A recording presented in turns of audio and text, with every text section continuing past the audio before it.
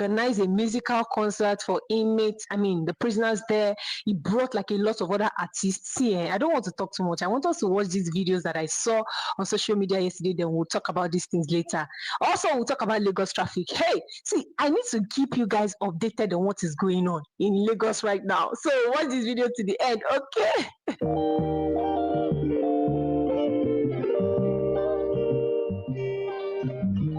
What you are seeing right behind me is a concert taking place in this correctional center, an actual dirty December in the prison.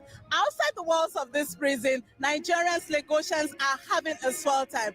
And it is also the reason why today an artist brought this celebration to inmates for them to pause for a moment from the harsh realities of being inmates and to enjoy, to dance, to laugh, to celebrate, and have their own dirty December in their own style. And so from all the inmates and back to you, it is a happy dirty December. I love you now. Today, no condition is permanent. Let me hear you say no condition is permanent. You know that God never forgets you. If you behave well, you don't say you become a yes, and you don't say you still become somebody, sir. Say you don't say I should play like this to be somebody, sir. Say you don't say president will come up for yes, sir. You don't say governor will come up for yes. You don't say billionaire will come up for yes. You don't say millionaire will come up for yes. You don't say for yes. You don't say doctor will come up for yes. I believe in you. I believe in you. I believe in you. Do you believe in yourself? Me, I come up from my house to come support you for you today. If you don't say you are special. If you don't say you are special. The world never forgets you. Your family never forgets you. And you are not rejected. Are you ready? If you are ready, let me hear you say. Ladies and gentlemen, welcome to December. Nigerians, let me tell you something. I'll be joining you in this traffic every December, every year from now on. The way I enjoyed Lagos, I said, the way I enjoyed, I'll be seeing you again this year. I'll be seeing you again next year. I'll be joining you in that traffic again the year after, the year after. I can never relate to people when they complain about traffic in Lagos. I can never relate because you see, to me, that traffic is where the enjoyment begins. That is the preamble of the enjoyment. You see how you people that drink do pre-drinks. That's how I see traffic. That traffic is the preamble towards the enjoyment that we're about to experience in the night. You know, when you have sat down inside one car for over 1 hour, listening to all the songs, thinking about the enjoyment that you want to go and have inside that place. My dear, when you enter into that venue, nobody is going to tell you that you're going to have a great time. I just heard that if you go for Dirty December in Niger, you will not pay for your food expenses. If you go out now, guys will be the ones paying for the girls. They basically split the bill among themselves. I say, what? They don't need to know you. I just heard that from one TikTok creator. He's talking about, as a guy going to Lagos, you're the one paying for everything. Like, literally, you're paying for everything. The only thing that a girl needs to pay is for her ticket and her apartment where she's staying. And sometimes you can squat with other girls. I said, whoa, Lagos, you're going to see me. You'll see me very soon because I'll stay in the Asaba area because I hear Victoria is a little expensive and Banana Island is a little $15,000 just to stay for a few days, enjoy life, chop life, and then come back home. It's that much. Even the best hotels here in America are not that expensive. Y'all really are rich because I don't know. What? Is that why all of you keep going to Nigeria in December for Dirty December? The Nigerian men have money. I've just seen a video of Don Jazzy saying that when he produced the song Baby Calm Down, Calm Down, you know that song with Rima that's gone like global? When he produced it, he spent like $5 million promoting it. A song like Calm Down now, we probably spent close to $4 or $5 million to get it to where it is. Guess how much he got back? 500 million. He made 500 million in profits from one song. Is that why all of you are going to the nightclubs in Nigeria to meet the producers? I get it now. Do you, girl? Get it how you can. Get it how you can. Girl, go and collect the coins. I applaud it. I welcome it. Go and get the money. 400 million for one song. Is that why everybody's going home? Ha, ha, ha, ha, ha. I never understood the link between Naomi Campbell and Wizkid back in the day when I saw them hanging around together. I think it was like 4 or 5 years ago, and I was confused because I was like, they're too far apart in age. They're not in the same circles and all of this stuff.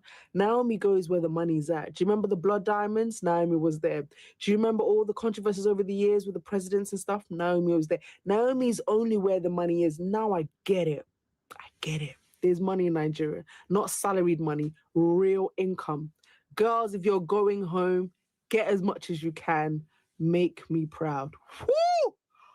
Yeah. Guys, I just can't believe it. Like, Nigeria has to be the best holiday I've ever been on. And bear in mind, I've been to Miami Spring Break. I've been to Dubai in September. I've been to all these party holidays, DLT Malta, the list goes on. But nothing comes close to Nigeria. And that's me being honest. Because I'm thinking to myself, why has every country I've been to not given me this sort of experience? Someone needs to answer that question for me. Because I'm thinking to myself, this place is not a real place. Like, if you come for a week, I promise you'll leave, in that week, you'll leave satisfied. You'll leave thinking that you've done a holiday. You don't even need to travel anymore. The day of December has to be the best place. Lagos, I promise you right now, you need to start making this a bigger place. Because the amount of traffic there is, I'm not even surprised. Everyone wants to come right now to Lagos, Nigeria, because we're #1 trending when it comes to the holidays. #1. People, I think, might as well just move here right now. People might as well experience this type of life all year round. Because I can't just be here for day of December and then go back to UK and then that's it. I need to make this an actual permanent stay. Because day of December, as I've said, you owe me nothing. Despite the rough start to Dirty December, I'm so happy that people are having fun and still posting their content. Because for me, I'm still living through y'all content. Like, I'm enjoying it. I'm happy to see people happy. Lani Olatono has assured Nigerians that the new federal tax law, scheduled to take effect in January, is designed to...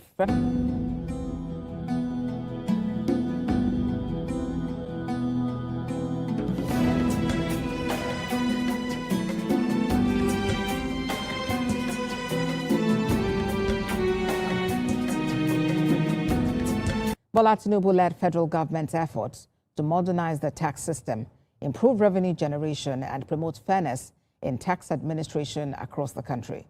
Mr. Olatono allayed fears among members of the public that the new tax law would lead to arbitrary deductions from personal bank accounts, stressing that the law does not grant tax authorities the power to withdraw funds from individuals' account without due process. The EKIRS chairman also dismissed rumors suggesting that Nigerians without tax identification number (TIN) would be penalized or have their account frozen under the new tax reform. We have to agree on some of the sharing mechanisms so that they won't feel cheated in one way or the other. So once that law now comes into effect, it's hopeful that some of these menaces will reduce. They are also looking for a way of making more money, but again, many of the local government or SCDAs they don't have professionals managing their revenue services. And it's not supposed to be any blockage of any road by anybody, nothing like enforcement of stickers by anybody. And law enforcement agents have been called upon to arrest anybody that is fan of that.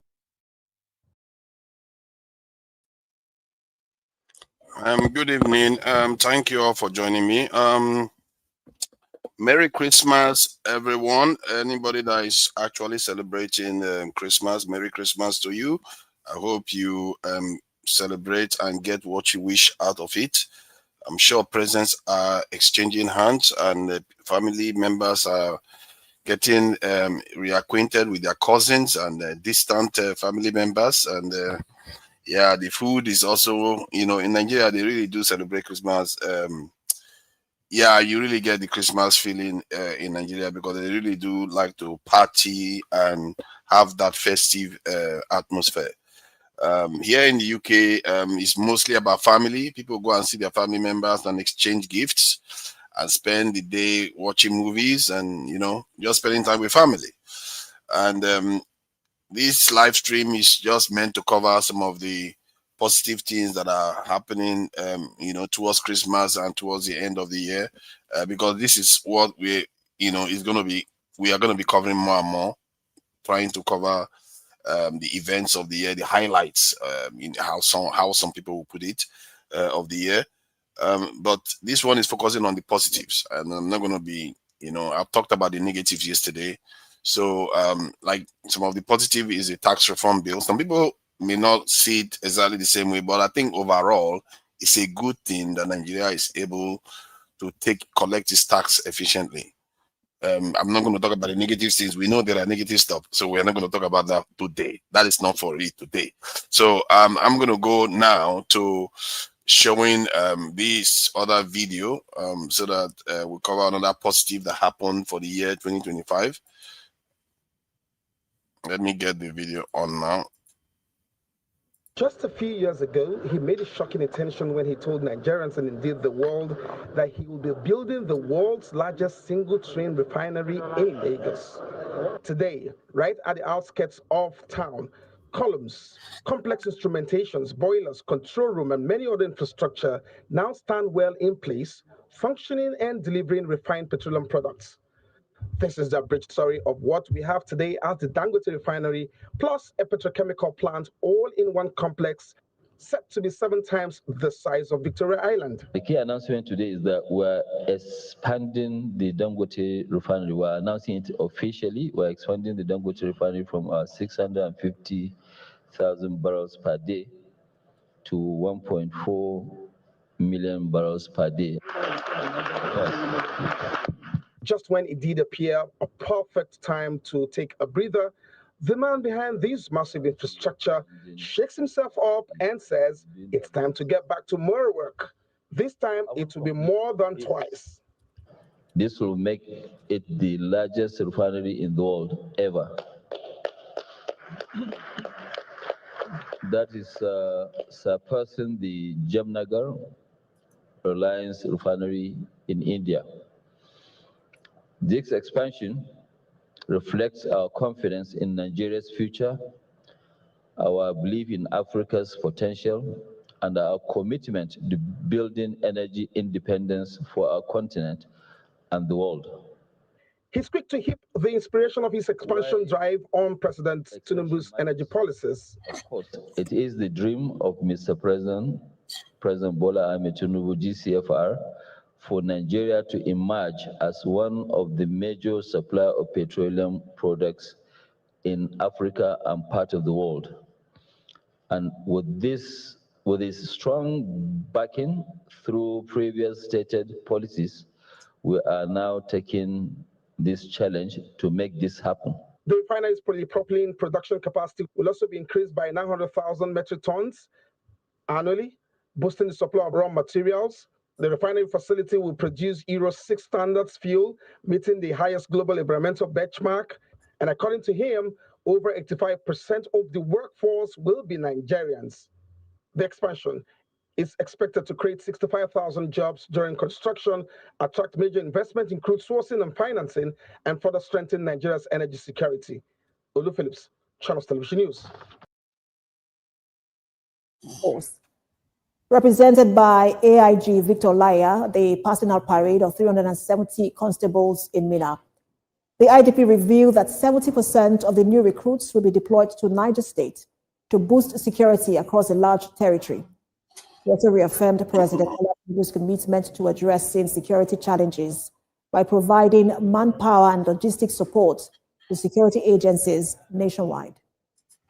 So that is the 30,000 extra police officers that are due to be recruited into the police force. There is also Dangote refinery that is also boosting production up to 1.4 million barrels per day. That is quite significant boost, and it will mean a significant shift in the way Nigeria exports, the way Nigeria exports goods, because now it will involve that extra capacity is basically addition to our national exports. That is quite significant change, something that we've not seen. I don't know when we've seen anything like that in our history, actually, where Nigeria does such massive exports. So that is quite a massive step forward. Funny enough, I guess you can always give the credit to the current president, but he wasn't the one that did all this, the groundwork. From what I gather, it was Jonathan that started it, and then Buhari was the core of it, because it was under Buhari the construction started and completed. That refinery is single-handedly one of the most significant development in Nigeria for the last 2 to 3 years. Without that refinery, I don't know what Nigerians will be doing right now. I really don't know what they will be doing right now. They will probably be losing it on President Tinubu right now, because things would have been very, very dire. Imagine the queues this December. The 30th December would have been something else. Who knows what they would describe it at then, stagnant December or whatever they want to call it. People will be frustrated, let's put it that way, without the Dangote refinery coming on stream. But that said, that is a good thing for Nigeria. The other one that I played was the tax reform bill, which was also a great bill that came, that was done this year. I don't know what I would call it great, but in the absence of anything that was there before, there was nothing really there before. So you can say at least it's a step forward. I don't want to say anything negative. I'm trying to be disciplined and stay positive. And so that is a good thing for Nigeria. If there's anything that I've missed, because there must be something, I'm trying to find more things that are positive. The Lagos, okay, let me play this one. I think I've not played one other positive for the year yet. Let me see if I can find it. Let me play that now, because that too is something. Even if let's see if I can get that on now. Yeah, let's play this. Stated that the project must meet the President's directive to ensure that the carriageway from Channel 0 to Channel 47 and up to Channel 50 is open to the public by December. He added that the contractor has been clearly instructed to comply with this directive. The minister further explained that the opening of the first section of the road will not disrupt ongoing construction. He noted that April next year has been set as the target for completing Section 1.5 of Section 2 full commissioning, excluding the bridges which form part of Section 2 contract. I've always been imagining from Channel 0 to Channel 750, and we have this kind of route. That will be a revolution in terms of, the economic growth in this country. Not to talk about 1,068 kilometers of, Sokoto Badagry. Not to talk about 465 of the Trans-Sahara from Calabar to Ebonyi down to Abuja. Not to talk about 439, of Akwanga, Jos, Bauchi, Gombe. The newly appointed Federal Controller of Works for Lagos State, Engineer Olufemi Dari, commended the minister and President Bola Tinubu for the attention given to the coastal highway and other road and bridge projects across the state. Speaking on the prolonged dispute involving Win Homes, Engineer Umahi clarified that the Federal High Court ruled that Mrs. Okeum and Win Homes Global Services Limited lacked the local standing to initiate the legal action, having admitted through their court filings that they no longer possesses any proprietary interest in the land. Where is the investment of 250 million US dollars? How did they pay? Where is the bank account? Where did you keep the money? So it's a fraud. From Lagos, Agbuji Korea, ITV News.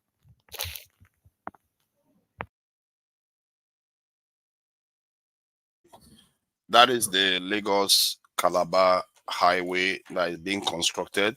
That is wholly a project of this government. If it succeeds, the government will be given credit for it, and if it fails, the government will be blamed for it. So that's wholly. That's one of the few things one can say totally belongs to this government. The tax reform bill is that of this government. The Lagos Calabar highway is that of this government, and the tuition fees is that of this government. And it's funny because nobody talks a lot about the tuition fees anymore. Maybe because it's just functional. So let's give credit where credit is due. The tuition fee scheme seems to be working. The universities have not gone on strike. I think it's going to the third year now. So, there is still a quarter of, at least a third of his term remaining. So we still have to keep our fingers crossed. So the universities have not gone on strike. Student loan scheme is working. So there are some positives, and one can take other positives from what Trump did. Trump threatening Nigeria may have forced the government to start doing some recruitment into our security forces. Like the recruitment into the police force, they are looking at about 50,000. Question is whether they are actually going to deliver on it. And in the military, they are looking at 20,000 in the military security forces. There is also the talk of state police that President Tinubu has, he seems to be talking to the Europeans and the Americans that he was going to succeed in bringing that to fruition. So it's something we have to look forward to. So there are not that many, I have to say. There are not that many, except I'm missing something. If there's something that I'm missing, somebody can show, point it out, the positives. And one other positive I would say is corruption. And the way Dangote was able to point Farouk out, and action seems to have been taken relatively quickly. So it's something that is positive. So some of the conversation we are going to have today is going to involve how to make those positives, amplify them so that we can get more of such outcomes. Has Valiant, welcome. Thank you for joining us, Has Valiant, and for the 2,000 naira. You see, this is quite a significant contribution. 2,000 naira is not a joke. The naira is a very, very strong currency. I hear the sound of silence. What do you mean you hear the sound of silence? Do you mean that what does that mean? 50K, I hear the sound of silence. What does that mean? I don't know what you mean. Okay, I think whoever says 50K. Yeah. I said 50K. They just said 30,000. Yeah, that is true. But there was 20,000 that was already due to be recruited. So plus the 30,000 makes it 50K. So just to be clear, you know how I like to produce evidence for what I'm saying. So I need to look for it and produce evidence before I go and get myself in another wahala. So yes, it's actually 50K police. Nigeria police recruitment. So yeah, that's what we are looking to take on. Police recruitment. Let me see if I can get the headlines out so that we can see 30K. Let me see 30K. Recruit 30,000. Yeah, 30,000 personnel. In addition to the 20,000 personnel, recruiting 20,000. So let's see if I can find that. So yeah, there are some positive stuff. Those are the few that I can pick out. If you guys can find anything else, you can let me know. I don't know how many positive things that has happened. Any other ones? I mean, so the ones I can find, I've managed to pull them up. I think some people talk about exports, that our exports have increased. I guess that too is a positive because Dangote Refinery is doing quite a lot of value added exports going on right now. So that too is a good thing. Let me see. I want to get these figures out. Makes 50K. Let me find the 50K figure. 50. It does it not exist here? Where is it? Where is it now? This Ojoro 50. I don't like it. Me no like at all. Boom. What do you mean boom? What do you mean by that, pants out? Hey, my goodness, pants out has come in here. What? Of all days, why did you choose today to come in here? Is it because I mentioned Dangote? Is it because I mentioned? I think it's because I mentioned Dangote. That's what got you here. Because you don't like to hear that name at all. Dangote, Dangote, Dangote, Dangote, Dangote, Dangote. No, Dangote, pants out. You have to admit, Dangote is a hero. He pointed at Farouk. That got his son, his children $5 million education in overseas. Dangote did that, and he's doing value added manufacturing for Nigerians, and he's brought the price of petrol down. You have to admit he's doing some good here, isn't he? Yeah. Well, yeah, and that was a good thing that he did. The reason is, why did he do it? Now, I brought a data that is an indirect data. I want you to make an interpretation for me. I wanted to see where I could post a link for you here. See, I'm looking at Nigeria has been exporting crude oil to United States at record. Nigeria holds a record for Africa right now. If you combine all African countries, right? Nigeria has been exporting oil to the United States, crude oil. So now, as a thinking person, as a rational person, which I believe that you are, because you try to use ChatGTP, I wanted to post a website. Or you could go ahead and Google it yourself. What is the record for exportation of oil from Africa or from Nigeria to the United States?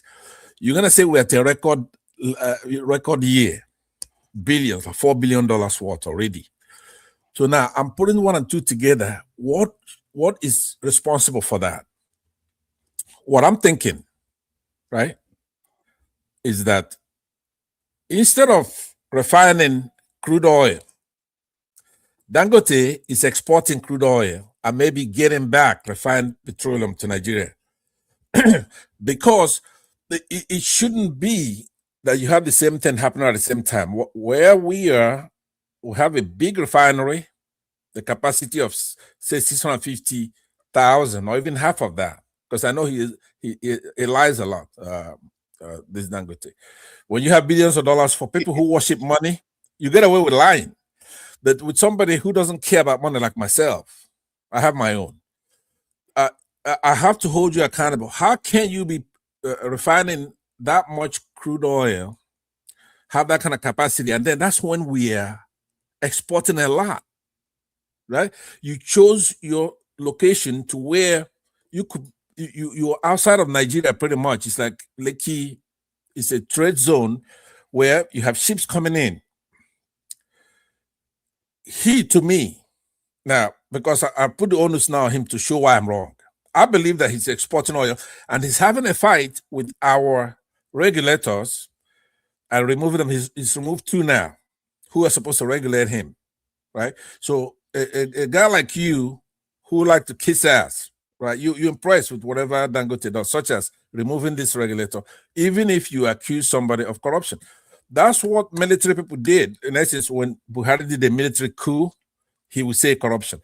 The first military coup in Nigeria that led to the war is corruption. So Nigerians are wired to be against corruption. So once you accuse somebody of corruption,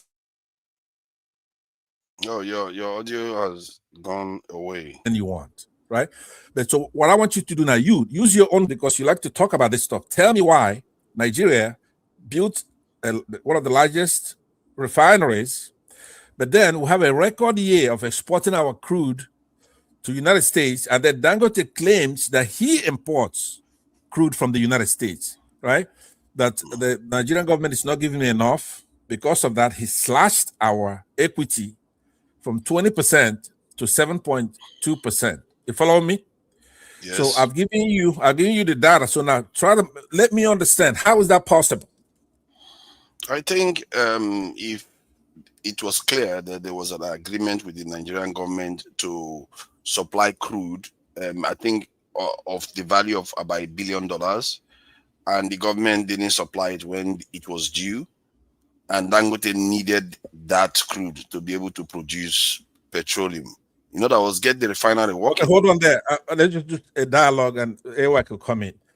When you go into an agreement with a second party or a third party, but especially with a government, and the government does not fulfill an obligation, what you have to do, first of all, you're smaller than the government. Somebody could come in tomorrow and take over that government. If you had an agreement, let's say with Nigeria or your Dangote, they're supposed to fund you or give you whatever to get 20% equity, and they fail on their side to meet an obligation. The first thing you will do then is to go to court. Right? You cannot, because government is stronger than you. You cannot on your own, use the tail to start wagging the dog. In essence, you cannot say to the government, I'm going to cut you down from 20% to 7.2%. The first thing you do when there's a breach of a contract is you go to court. And then you first of all, you're going to try to get the government to meet their obligation, right? Because they've already given you $1 billion in cash. So you're going to go to court, and then that court it's an arbiter is going to enforce the law and say, hey, look, government, you made this arrangement, you have to fulfill that obligation, pay that money. It's when the government fails to do that, then the court would give a judgment. And it's not automatic. That's the first thing the court would do, is to give you the judgment. Say, okay, did you you know won. that though? Then you're going to go to collect. That'll be where But did you know let me that just round up with that sentence, then you continue, because okay, it's good for me to be short, but I want you to be short. Yeah, so if then the government, you receive a judgment from the, can you hear me now? Can you hear me? A little bit delayed, but I think it's fine. Go ahead. I will let you Can finish. you hear me? Yes. Okay, I'll finish with one sentence. So it's after you get a judgment, it's not automatic. Then you go back and get the writ of execution to where you can then have the courts aid you. You cannot tell the government, I'm going to cut you down from 20% to 7.2%. That's illegal. That's fraud. We're Nigeria, so that it's a tripartite thing. You have our regulators, you have the government, then you have the people who own those oil, those resources. Then you have Dangote. Dangote cannot go and collude with the government like Buhari when they're leaving and say, okay, you know what, once you leave, I'm going to take a lot of that percentage, maybe give to your family. So because then it costs out the Nigerian people. So that's what I want to tell you. But more importantly to me, though, is how can we be exporting record crude oil to the United States and then have Dangote import some of that crude back to Nigeria? Thank you. Thank you for that.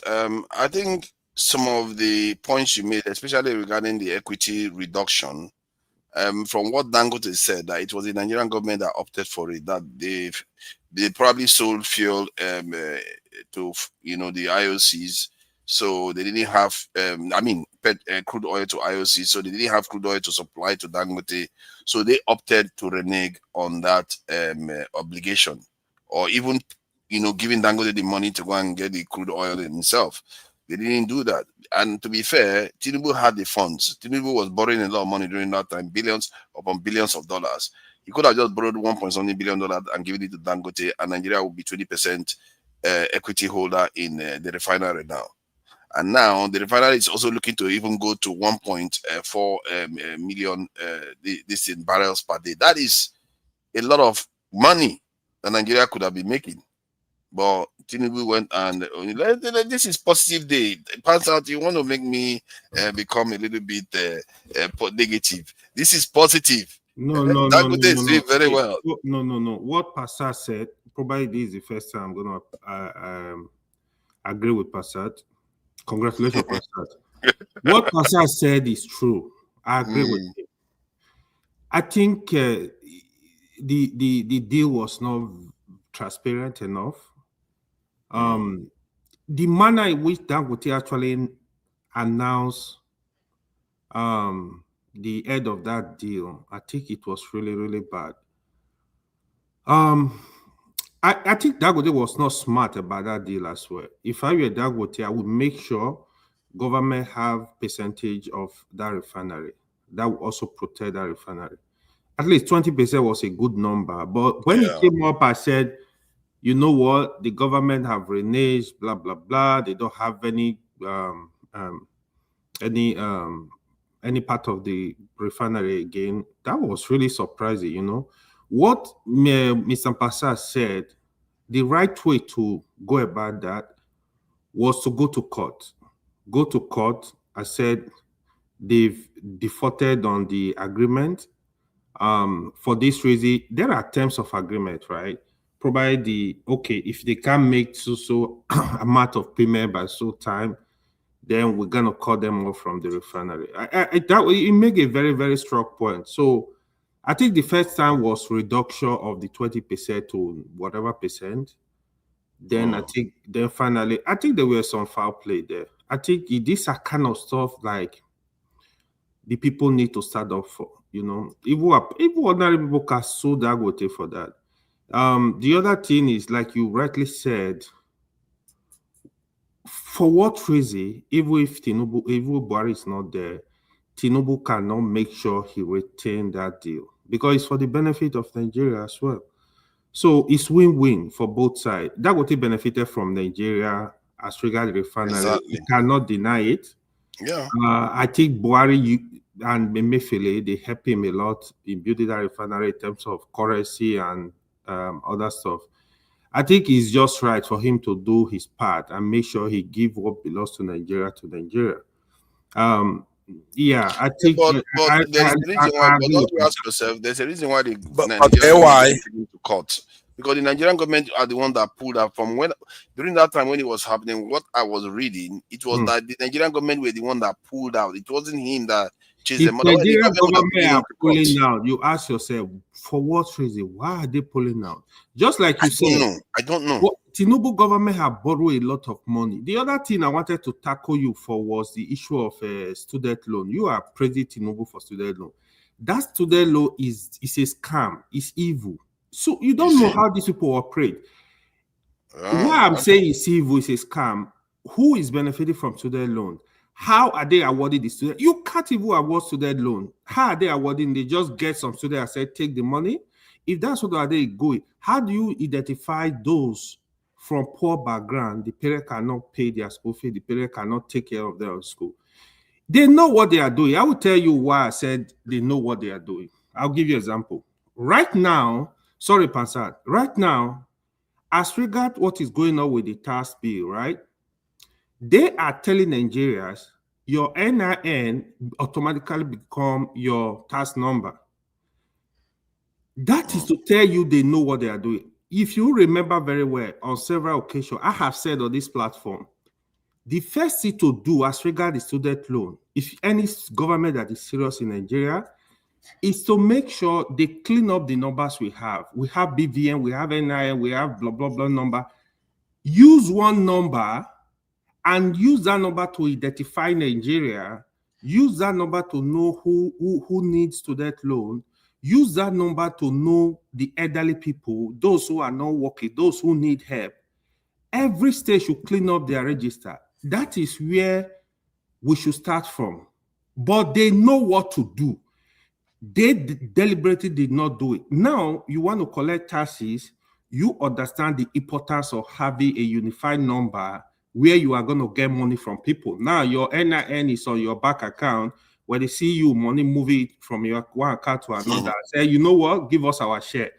These people know what they are doing. Nigeria needs to work together and really tackle these people seriously. They know, yeah, I agree. We need a unified number like NIN. Let every Nigerian have that number. So you can use that number to talk to Nigeria, you know. But you see, They are not doing that. You can clean it up more. Every local government set up an office online. Make sure every Nigerian that is born is registered under NIN. Anybody that died is registered under NIN. In that way, you make sure continuously you cleaning up this number. I will refer you. Part of the problem America are having with Nigeria right now, as regards the visa ban and all that bullshit, was they are not able to verify people. They don't know who is who. Really, this is a problem, but Nigerians are not recognizing it. You see, you are in UK.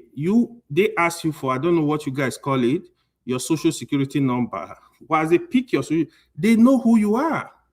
They know. Yeah, but that is true for Nigeria too, though. To be fair, in many cases, how is it true? Because you need NIN to even have a phone. Yeah, that's what I'm saying. They should do it now. They need to do it more in such a way that even police will take your NIN and know who you are. Attach it to phone, I agree. Attach it to everything, to bank. Attach it to the good, not only taxes, because you want to collect taxes. Now you want to implement NIN. Why don't you implement it and let everybody have, even for the sake of voting, let people use their NIN to vote. But they will not do that because that will not benefit them. They know the people will kick. I'm still curious about the scamming part where you said the tuition. Here is the scamming part. Here is the scamming part. There is no way on earth the government can identify people that need student loan. No way. How are you going to do it though? Have you ever people are claiming it, but people are claiming it now. People will always claim that is part of another set of corruption. You will see, you don't know. Here is what is happening. You will see that even the rich people, children of politicians, in the name of their politician father, will go and collect student loan. That don't need student loan. So the right people, the money is not getting to them. During President Buhari, they had a ministry of humanitarian, right? I call it Yahoo ministry. What is happening in the Yahoo ministry? They tell you they share billions of naira to people. When you go to your village, carry a microphone and ask for the whole village, who have received this money? So nobody. Are you telling me there are not poor people in your village? So who are they sharing the money to? You can't. There was no need to share that money. The first thing to do is to have a register. You are able to identify, okay, this person, this elderly woman is 80 years old. He needs care. You grant them health insurance. You can give to them for free. You have to build a country. The people you want to give the student loan, can you identify for example, their parents don't have jobs. You don't have the record. You don't know who is their father either. You don't know. How do you know they need? So that's what I'm saying. You people are so negative. It's not negative. No. All these are leaders that try that. You're so negative. I want the government to be genuine with Nigeria. You want to give her money, good. The intention is good. Let the money get to the people that need it. This is the problem. They are not thinking about.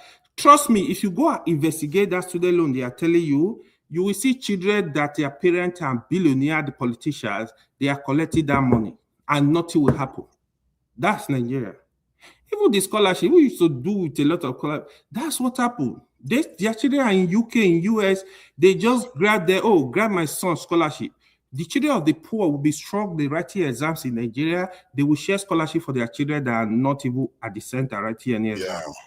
So these are issues. It's very. I know what this. Let me share something. Let me share a video that was made in Nigeria about this student loan. It's just a 2-minute video.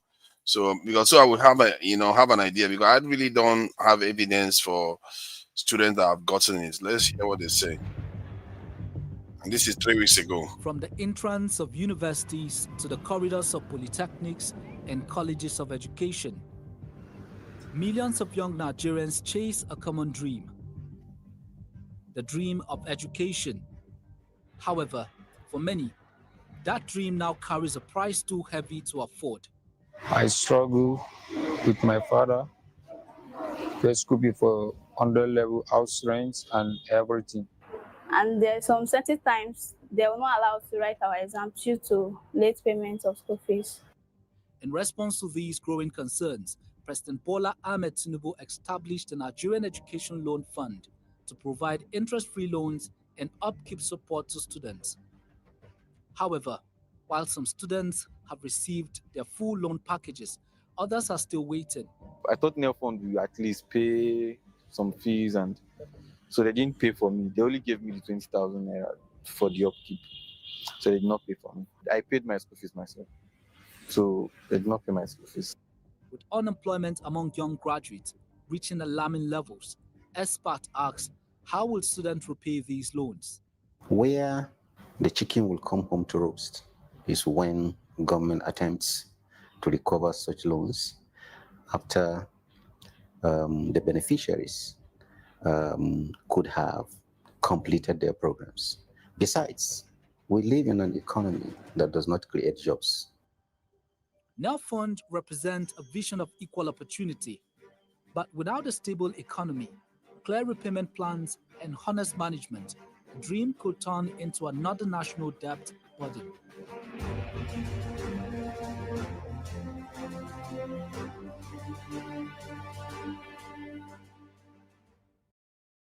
Nel Fund represents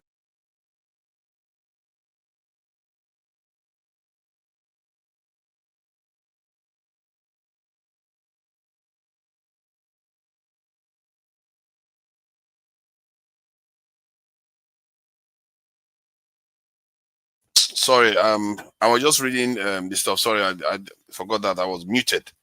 The NEL fund, if it is true that 500,000 got it, that is not nothing. That might be quite significant money. Father, sorry to cut you short. You hear what that man said. One thing here, right? First of all, government cannot even collect this money because they don't even know the people that are collected. There is no... See, if I were the president, now you want to implement new tax system, the best thing to do for Nigeria, why don't you make, even if it's first or second year in university, free for everybody? Why don't you do that? Make it free. You can go to the people, you said now you want to collect taxes. Okay, collect taxes.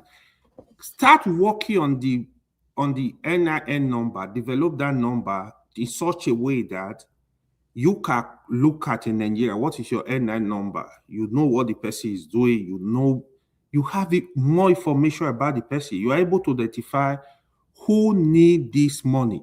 If anybody is working in government, in private sector, you make sure they implement their NIN so that can actually pop up in the database. We don't have database.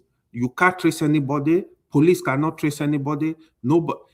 It's just a jamboree. Like the student loan is trash.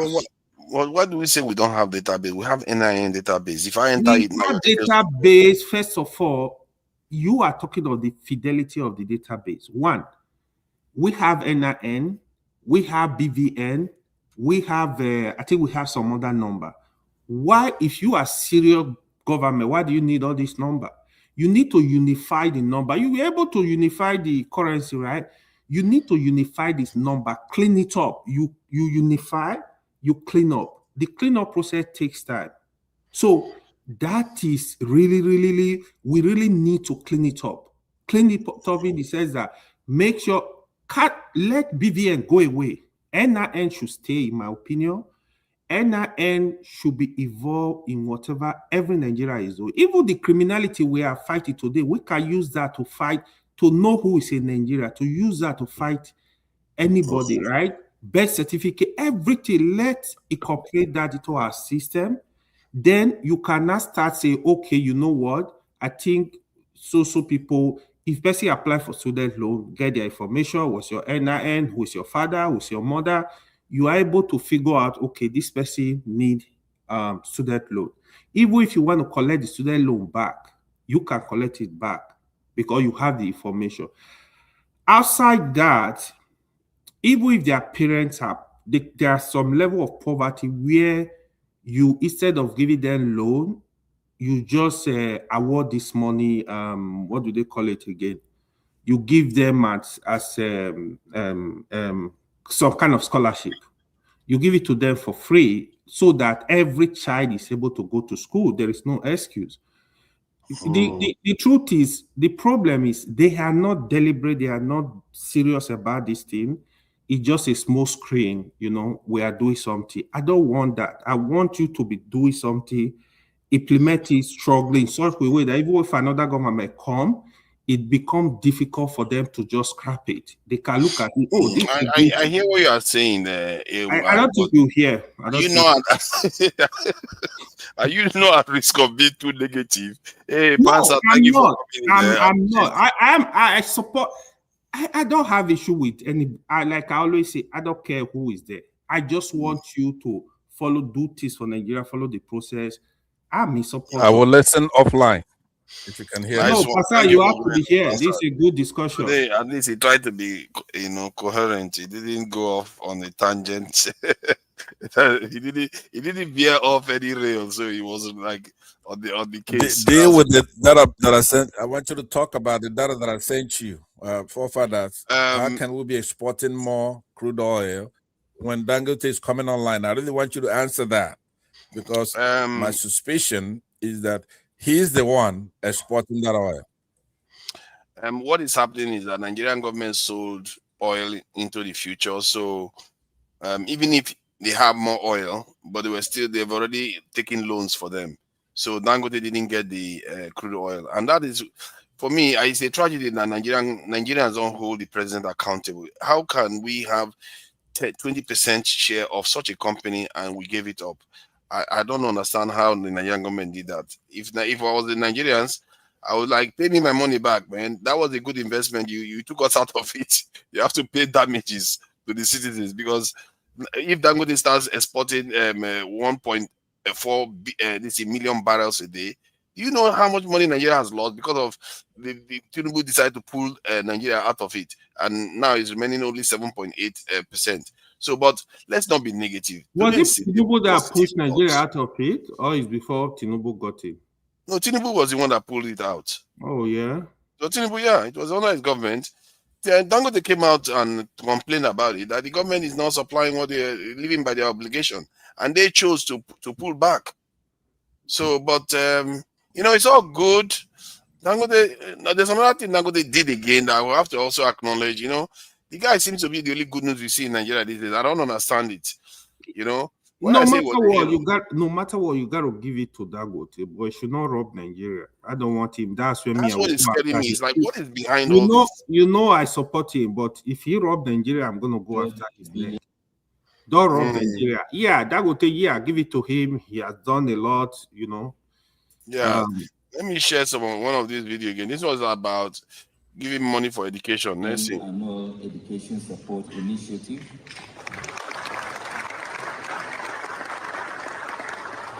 Which will actually cost us about 1 trillion naira over the next 10 years, but also to be reviewed on the 5th year. Beginning in January 2026, this initiative will 100 billion annual.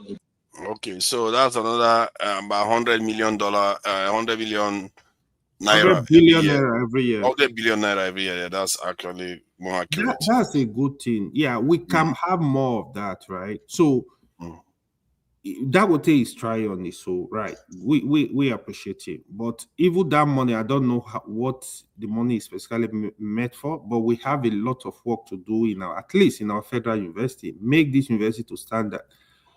The issue of that Calabar, what do you call it? Coastal Highway, you were it is a good thing, but like last week, a few days ago, we have a discussion here. Mr. Tony was complaining seriously the bad road in the southeast. Not only in the southeast.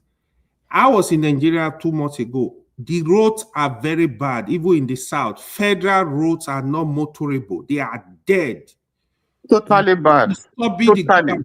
What is stopping the government? No. No. No, it's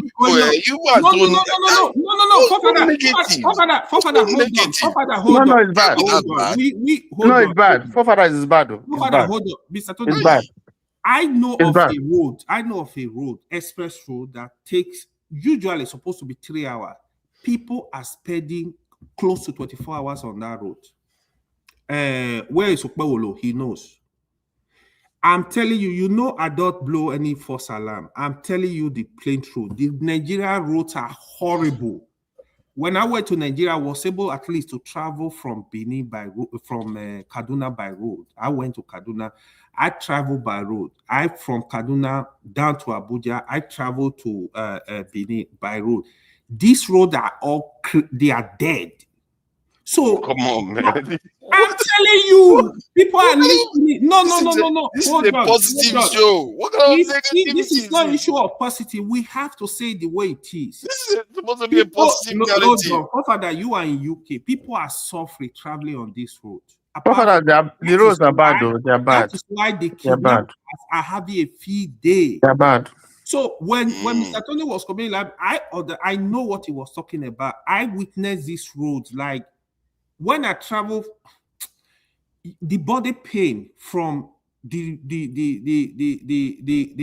hold up, gallop, everything, it's insane. So I don't see the excess. Yes, it's good to have a coastal highway. Perfect. I don't want to be the bad guy. But why don't you focus on this eternal road, the federal road, interstate road? What are you doing about it? That's why when this admission came in, when we were discussing the ministerial appointment, if I were the president, I know we have problem with our roads. I don't mind. I will still say it. I don't mind having 6 ministers in each zone, Minister of Works. Declare state of emergency on Nigeria roads. We have to fix the roads. I don't mind doing that. Even if I do that for 4 years, I have the result I need. I can say, okay, the next tenure, I have 1 Minister of Works. There is nothing wrong. Nigeria don't take outside the board. There is nothing wrong having 6 ministers of work in each zone. Make sure you have 1 minister. We need the roads to be fixed.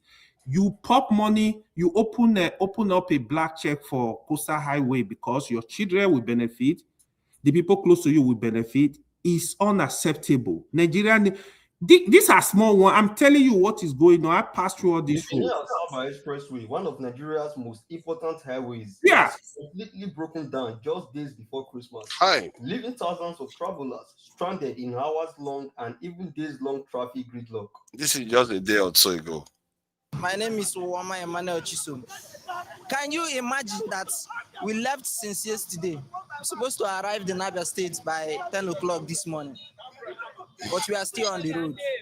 This particular road now is leading to Enugu, Onitsha, Anambra business road, but it's not good at all.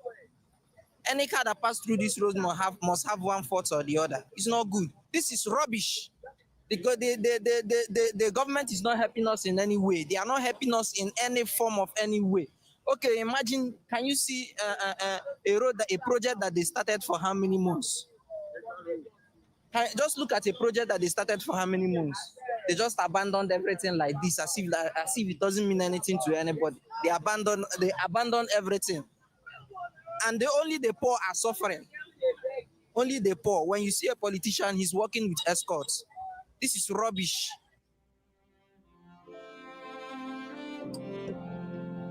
Absolutely rubbish.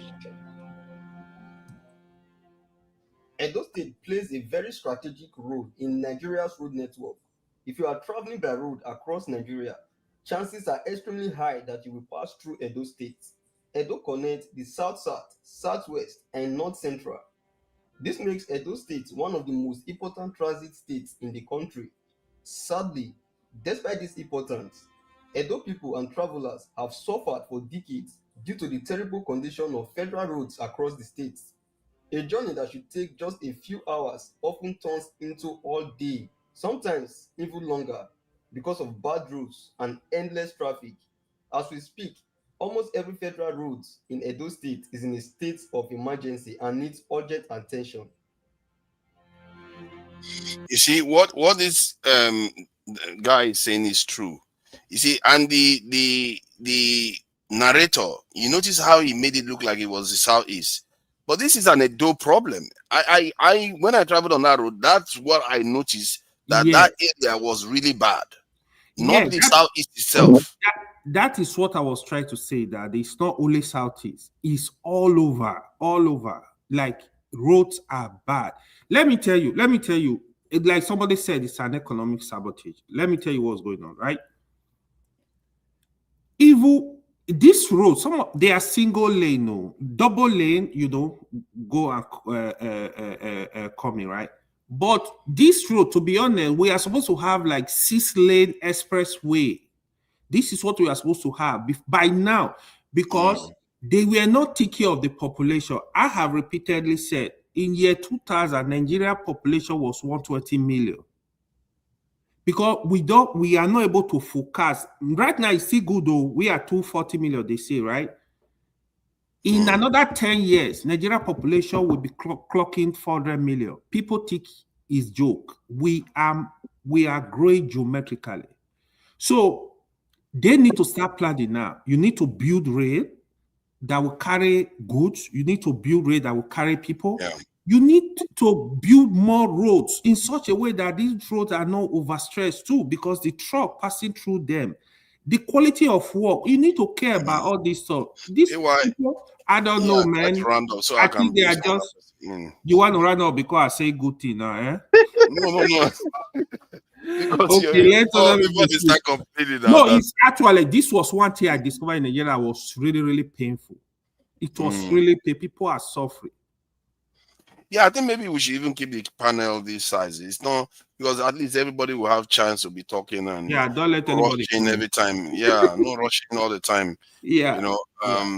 Okwegolo, this is it's a positive. We are talking about the positive. AY can be, I didn't know AY was this downbeat. No. This is No, he's saying the truth now. Yeah, but we gotta say the there truth. are some good things, but there are also, we have to talk about the bad things as well. Okay. So are there things that I missed though that are good that happened? Because I did mention the Dangote refinery, the student loans, Lagos Calabar Highway, 30 December is a good thing to an extent. Is there something that I missed that I didn't mention? Okwegolo? Don't say it's Okwegolo. Of course, man, you're smart. When you need to But be. don't say it's Okwegolo, that's a good thing. You are smart where you need to be. You just said it. Akpabolo is another. At least to the constituency that he represents. We are all smiling. So it's but I don't know why. On one hand, you want to be positive. You decide to show dead federal road in order to point it on my it's enemies of progress that keep talking about it. So I just thought I should show you. They just want to point it to my SLS. I had to show you. They are the ones that would let me go positive. They kept dragging me back. Tony was like, he's just telling the truth. That's federal government problem. What am I supposed to do? That's not Okpaholo's problem. That's federal government's problem. So you guys should try again. Even Okwebolo enter inside the gutter within the entourage in one of his state tours. It's under federal. Okpaholo is under federal government, so it's not. That's an embarrassment too. Okpaholo is not above federal government. Is it above federal government? All of us are under federal government, so it's subjected to that too. That's where we are. To be positive, but it's hard. It's hard to be positive. Positive. I don't think. First of all, I don't know. Pansat is not there. Pansat don't know what they talk about. You see. He has no idea what he's talking about. Dangote is not. Dangote know they import fuel. They import crude. There was a time that the crude from Texas, West Texas, and that is because the refinery they were under maintenance. So Nigeria become the largest country where America they export crude oil to. Dangote they refine it, supply domestic. The remaining one he send them back, but primarily he sent like gasoline and all that other thing back. Not necessarily the way Pansat put out. And investment there now, where mention, you have to give it to this government. But Tinubu he's still holding strong. I'm not sure they never get that yet. was able to continue the investments that the previous administration secured from China. They are still intact. Never hear any complaint from China there that they have been displaced, just like what is happening in Congo. American companies are going in heavily displacing, What inching. is that investment though? Is that What is the investment? rails, lithium factory, Lekki Deep Seaport. Seaport. Yeah. Yeah, and then pretty much in charge. I think they renewed their currency swap. Yeah. But So the satellites where they be for Sat 1, Sat 2, Sat 3, all of them know they work. they were okay. Maybe they don't stop. Maybe No America be don't no be succeed. no be Chico na go by. What are you expecting?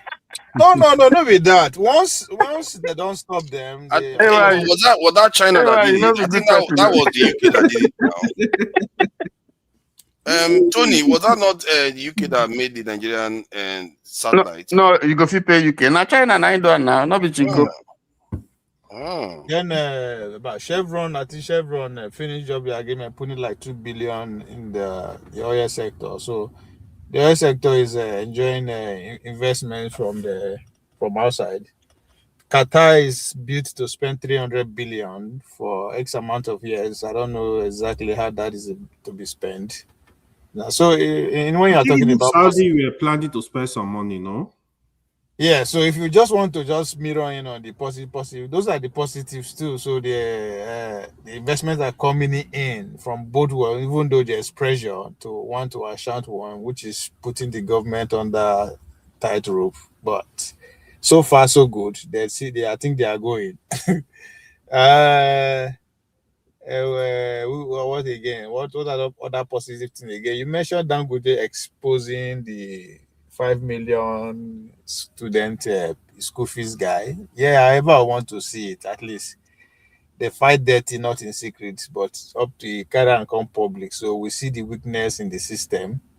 That if we really want to cause problem with them, is to go into investigative journalists. We know all these men, we know their children. At one point, we they go school together for Nigeria before their papa become a senator, minister, governor. So we know them. If we really want to actually go after them, I mean that's what Sahara reporters she already did with Sahara reporters anyway. So just go behind the scene and expose people then. But it's dangerous too. So Dangote can get away with it because either way you won't come after him, he's ready legally. Even juju self, I gotta get like people where they do juju for him too. So yeah, I think the positives are if you already want to stick with that. Those are things so far that I have seen. I don't know. I don't know. We don't do complain. So most of the good ones we know it passes by like that. You know. Obi is still going strong. That's positive. Yeah, I guess so. with all the bullets that are throwing at him from attacking the movement, attacking this major, so he's still here. So there is still hope, regardless of the cry of one party system. Atiku is still going strong. So there is still I'm not sure that one is. I'm not sure those ones are good news. Or they are just stating all the bad things that has been happening to Nigeria. So you see, competition.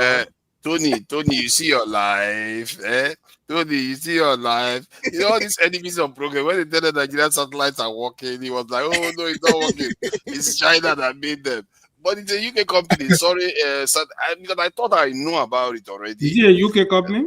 Yeah, it's a UK company. Sorry, Satellite Technology Limited. They built the Nigeria Sat 1 and Sat 2 and X. I don't know which one X is. And The two of third them are one. still working. I think it's the X one that is not working. No, But they are not working now. I don't know. What is the date? What is the date of that this thing? This one, it says as of late 2025, Nigeria currently has at least 2 functional satellites in orbit: a communication satellite and an Earth observation satellite. However, and they are not using it to operating beyond their original design lives. Okay. They already stayed beyond their designed this thing lifetime. Because I know they are not working. Otherwise, they go use they use them to You see now, do surveillance. why did But you? okay, I agree with that is not China. I think it's not Chico. I don't know where I got that from. Yes. Look at that. You You call them. could say, UK go collect the Is it contract. what you call Chinese people just now? Is it what you call Chinese people just now? You know, this kind of attitude, this kind of attitude is not helping. But you drag them into this, you try to soil their good name. UK. What's the difference between UK and China, though? Even you see, the internet is not working strong. Oh, they don't. UK is not. They call them Great Britain. They call them Great Britain again. They don't give them. We shouldn't have used UK. Forefathers, for the fact that a UK company handled it doesn't mean that the technology was from UK. That's another point. Even if it's an American company, it may not necessarily be that the technology is from America. You see, that's another side to it. Oh, look at that. That's an intelligent one. China. You see that? They want to see through it on China. Well, we are now. Let's exonerate UK. Business angle is always different from technology angle. It could be, but it may not necessarily be. That's what I'm saying. I'm not just trying to dispute. Yeah, I don't know where I read that it's China. You know what? Anyway, I think satellite technology is very sensitive, and generally, as some of our even building drones, they try to avoid Chinese companies as much as they can, except it's some passive component that can't talk. They just do their stuff. They can use Chinese component, but if it's a serious stuff, they will avoid Chinese DC products for especially space missions. Otherwise, why Nigeria might as well go to China now and get itself sorted out. But that said, so it looks like none of you want to say all the positive things that's happening. No, I can. I have some positive. If you allow me. I have some too. Okay, great. Let's bring. You see all the negative-minded people. Let's put them out there. Please go ahead, Tony. No, we're not criticizing because we love to criticize. When we see some positive, for instance, there's been in the foreign exchange market, there's been some macro economic stability. The naira has been relatively stable, floating over 1,400 and something, less than 1,500. Is that the best that we can have? No. But, the area where today is 1,005, 1,006, 7, 8, almost 200 and down and so on. So you can't plan. That has been a problem. But now at least there's some measure of planning that you can do because this stability has remained for quite some time. True. But the government still needs to do more. We see fuel prices coming down. Is it the best that can be? No, but it's dropping. It's coming down. I think Dangote is 600 and something. Some private people are saying 700 and something. But at least that's some relief for travelers, and we haven't seen significant impact in terms of the products in the market. In Nigeria, anything that goes up hardly comes down. No, there is drop in the price. Yeah, they say rice, for instance, has come down to 50 something. Even pepper, a lot of things, to be honest. Okay, so there is some progress. If you go to security, we see the cooperation between Nigeria and America is yielding some results. Now it looks like the government has woken up from its slumber. They have done some geomappings. American planes coming to Nigerian space with support of the Nigerian government, and they are doing some surveillance and passing some information, intel to Nigeria as to how to deal with those, security issues that we have. And the pressure from America, I guess, is also gingering government, making government to wake up and to stand up and to show that they are serious about fighting banditry, insecurity, and all that. So there are one or two gains there. We hope the government will sustain it. And then if you go to, rail lines in some areas, apart from the southeast, we see some progress being made. But what other areas? The only problem, some of the problems that we have is that government has not been transparent.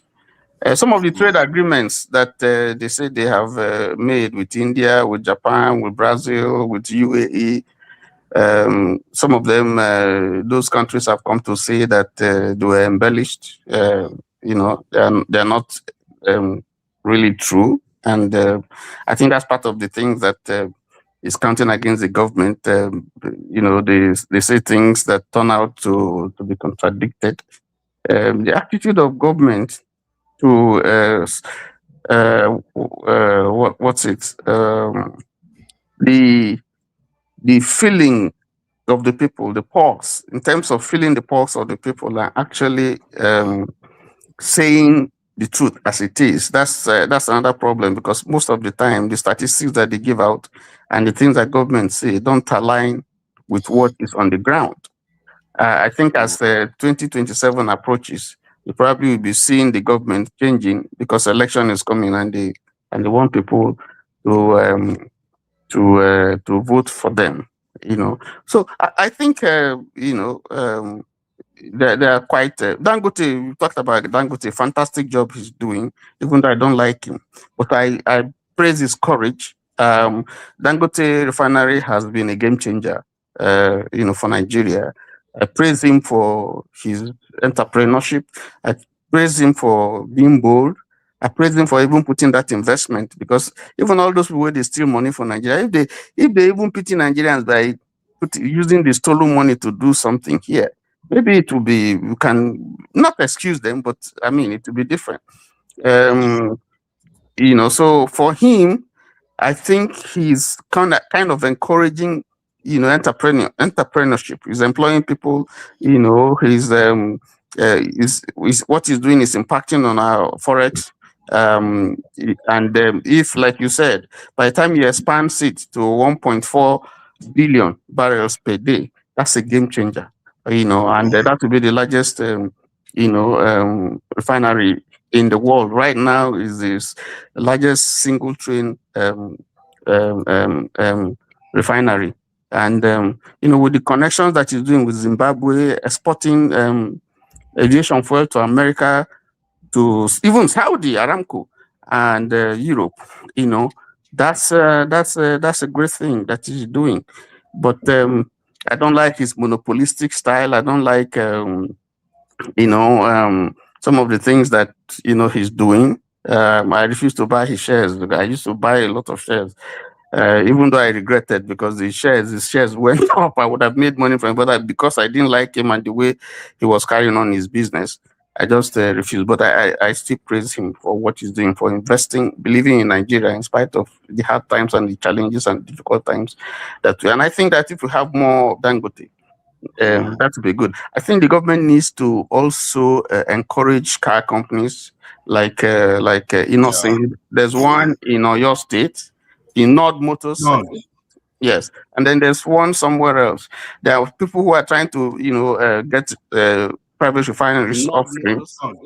Yes, I think there's some sort of confidence that's beginning to come, from Nigerians who are saying, okay, we can invest this money instead of just taking it to Bureau de Change and be changing, because it's no longer too attractive to keep your money, your dollars in Bureau de Change and just be doing round tripping, like the banks are doing. So I think people are beginning to, be courageous to put it in productive ventures that will employ people, create wealth, for the country. So I think those are some positives, that we can see. But the negatives are also there, and they're numerous. But since we are talking about the positives, I think let me just stop there. Don't worry, we'll get it. Don't chat to talk about the negatives. Huh? I don't know you invest in Nigeria stock market. I I want did. to get serious. My friends have been disturbing me. I will try and invest some money. I don't know what it is now, but I built. Let me start. I don't know what it is now. I built my first house with stocks. I was trading in stocks. Really? And yeah, Amazing. I was trading. I don't keep it for long. I trade. I watch it. Now stocks every day. I go watch, and once I sell, I buy. I sell. Nigeria market though. I don't. I do the other trade, but no, the market is good. It's favorable. Okay. Yeah, Nigeria market. I think if you know what you're doing, you can make quite a lot of money from it. Yeah, you could. Yeah, but at the same time, it has its own risk, multiple risk factors, because for some people that sent some dollars within the period this administration came in to buy stocks, it also hurt them. Yes. You understand? And I had similar experience. But now that the exchange rate is stable, I think we can plan around it. That's good. I will look into it seriously. Overnight, you lost almost like 200% of your wow your capital because of So you are forced to leave the money there for I don't like market that is manipulated. That's my problem with. That's my fear with Nigeria market. Some of them respond to the in the stock market. Any small thing can just cause your stock. The good thing about I like stock market that is fluctuates the good because thing about all you stock do have to market do is wait for it to go No, up. the one I'm even talking about is the insider trading. No, the good thing about Nigerian stock market is that it's not as the daily fluctuation like you have in advanced markets. It's not as volatile as The way news move the market here, news doesn't move the market like that. In Nigeria, really? I would have thought Nigerian one would be moving more. No, it doesn't respond like that. When the central bank cut interest rates, it was really in America, news move market like wildfire. That's what you trade now. Let me. I wanted to share some positive. Yeah, one of the positives. Let me say the positive. Let me say my own positive. Let him say so. Good. Go ahead, Steph. I will what are share the more things you've seen? too. Yeah, one of I'm on the negative side today. I will share more negative. One of the positives for me is Dangote. Yeah. But as I'm emphasizing on it, I'm also using the opportunity to also ask the government not to relent in regulating or monitoring any private business that has a kind of monopoly outlook. You understand? Until the system throws enough natural competition. If not, they shouldn't. They should try as much as they can to whatever thing. Am I audible? Yeah, we can hear you. Yeah, whatever assistance that was given to Dangote Refinery, the government should extend the same kind of gestures to any other person that want to establish a private refinery in Nigeria. Whether you want to establish a 50 barrel per day refinery, government should also equally assist them. Then for other sectors of the economy, government should also create the enabling environment, make desperate moves that will help those people to also have a better deal. By so doing, it shows that they're actually not, you don't need to have particular influence in the government to be able to get good deals. So government should be strategic in different sectors of the economy, just like America is doing when it comes to AI and stuff like that. Create the environment. If you want to provide incentives, specify those incentives. Let it not be based on any individual, so that as much company as they can be able to come in and take the advantage of the opportunity. That is one. Then number two, another positive is the Fintri, the governor, pardoned Jackson was it yesterday? That was a good news. Yeah. I believe the man should not have been imprisoned in the first place. So I welcome the pardon. And sorry, what did he do? So the viewers know. What did he do? He pardoned him. Pardoned him. He killed some a bandit that attacked him in his own farm. So there was a struggle for the weapon that the bandit was using to attack him. And he overpowered the bandit and killed him in the process. Just similar to the guy that was killing the Jews at that was the story said there was a Muslim that now intervened, which was rare to find. If the script is flipped, I don't think they would have received such help. But let me not go there. But just like in the case where you see on TV, when that guy overpowered the shooter with a gun, assuming that he killed the person in the process, you now charge him for murder. That's wrong. Yeah. Shouldn't have happened in the first place. But it happened. Yeah, it should not have happened. You know? So I think that was a welcome development. And they shouldn't just end in the pardon, they should also apologize to him. Yeah, but is there clear evidence that the guy was the bandit? No, it wasn't. The guy was trying to harm him. What they said is that having when you were able to overpower him. You should have run away instead of killing him. No, I think if the man was a bandit, yeah, he has the right to defend himself. But is it clear that that person was a bandit? Yes, he almost killed him now. He didn't hear what I said. He stabbed him now. He was stabbing. He has a stabbing this thing all over his body. The argument in court is that at that particular point you were able to overpower him, you should have run away. That's ridiculous. That's wrong. That was wrong. That's a capital offense. Even he's supposed to have been executed for being a bandit, trying to kill somebody. So the guy did what was done. In America, that would be like they would be like what? Self-defense. As a hero, yeah. Yeah, clear self-defense. That is it. Okay. Any other one? So on a lighter note, another good thing is that the political tension in the country is reducing because there is no more opposition. And according to Akpabio, maybe before the end of the year, all the remaining lawmakers would have defected to APC, and at least we're going to have peace. And apart from Abia State. Yeah, we're going to have a quiet transition in 2027 because so that's a good thing for the policy, at least.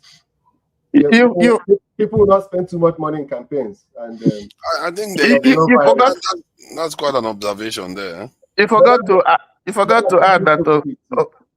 You forgot to add that Okpebolo taught us some new English that is now in our grammatical lexicon. I'm not even current. I didn't hear that. I think he's here. He will educate us on that one. Wait, so is Alessoti? Is he saying he's not going to contest for second term or what? No, he's contesting. Okay. I hear that the Ghanaian government they are trying to manipulate it to do a third term. I don't know what is it with politicians. They try to change the system so that they can I think the biggest one is the visa ban. At least our elite go rest. They'll focus on Nigeria. Oh, I think that's another They didn't ban all of them now. Is it all of them? Their children will go to the same school with our children. Maybe they there.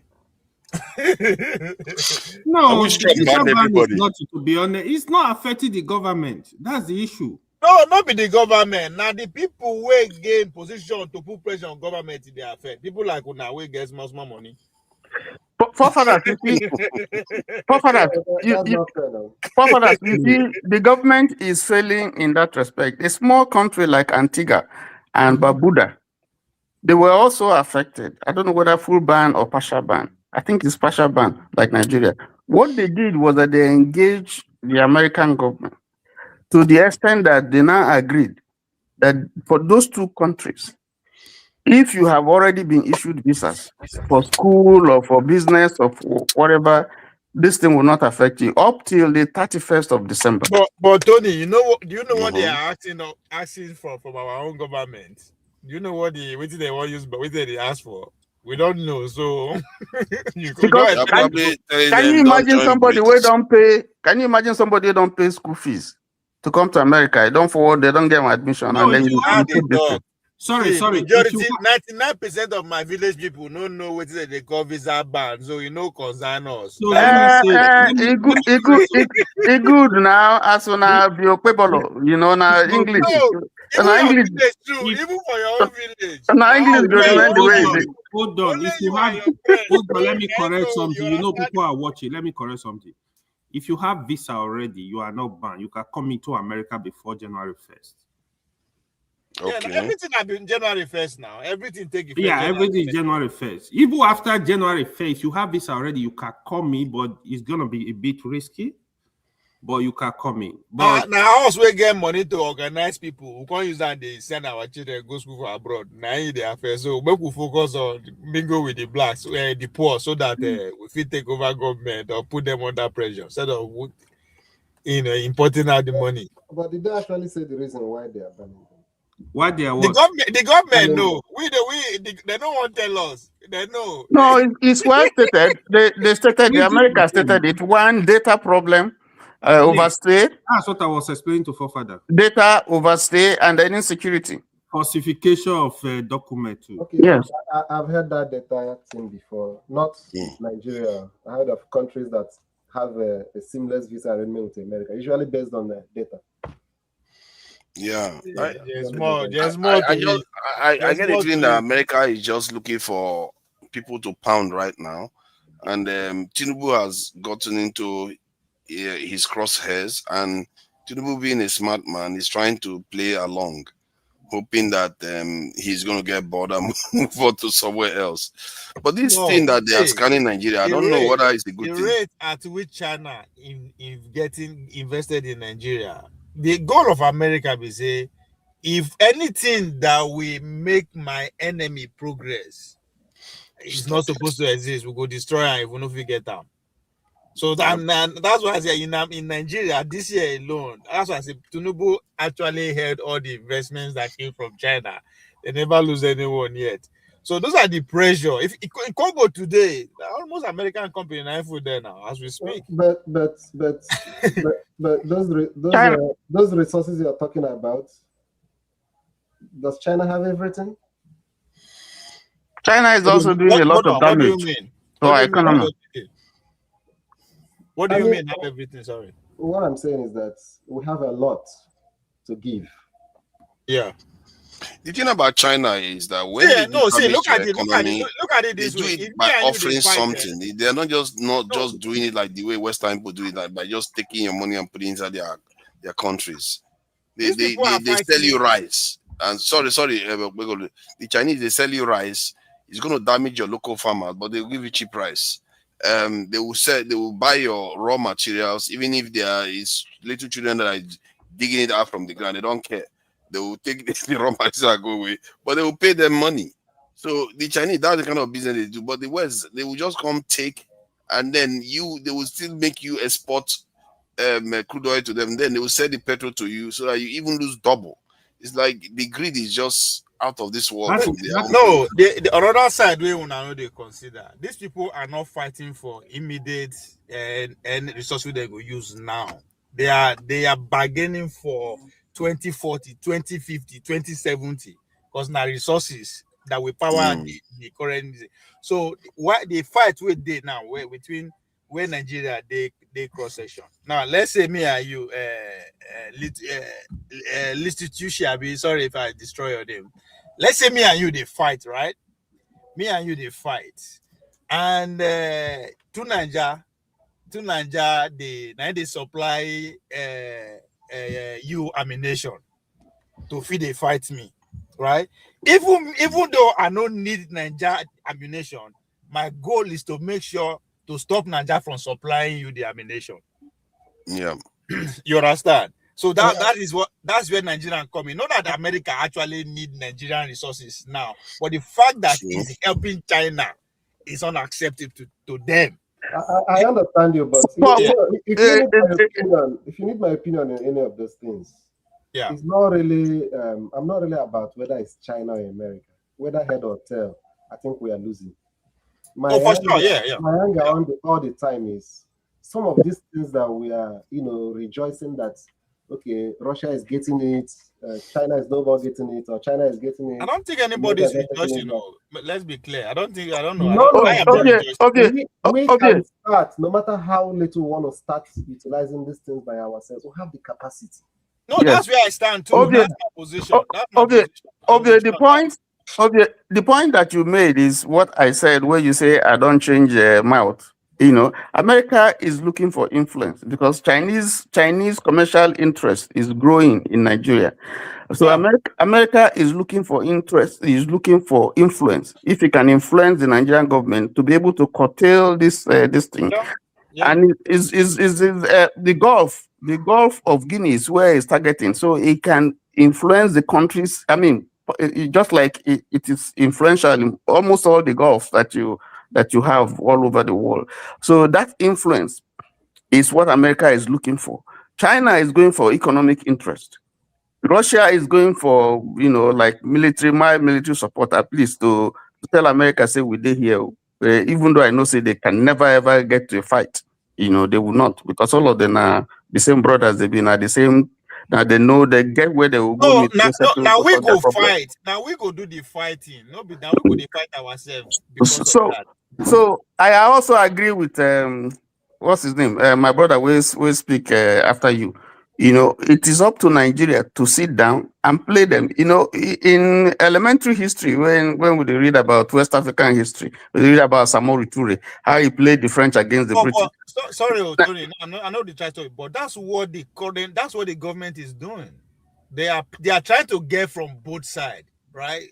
As I said, we don't know because we don't trust them, they don't trust, so they are not transparent, right? But I believe that's what they are trying to make sure they keep the both of them.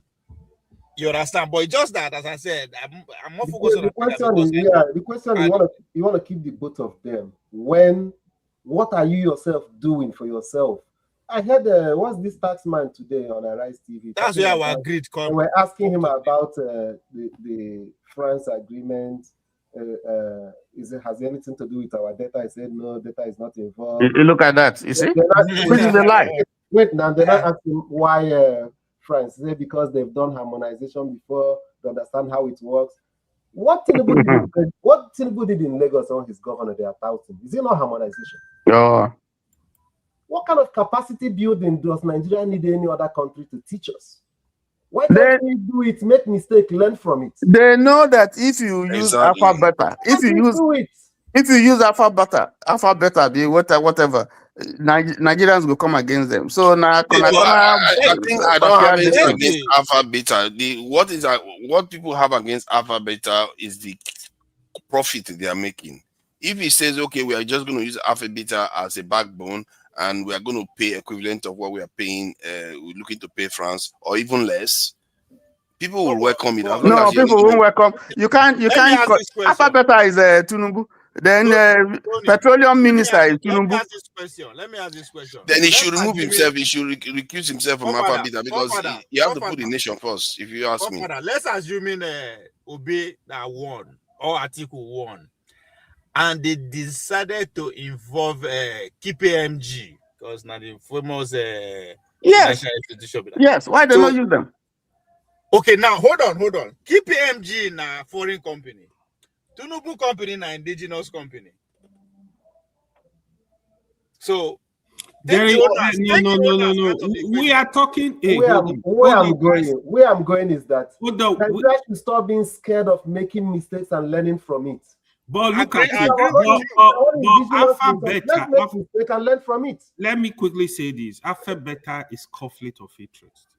You got to call it. That's what I'm saying. So that's why I say Moku take the owners, the names owner, because let's look at the reality. Because somebody have to own the company, whether we like it or not.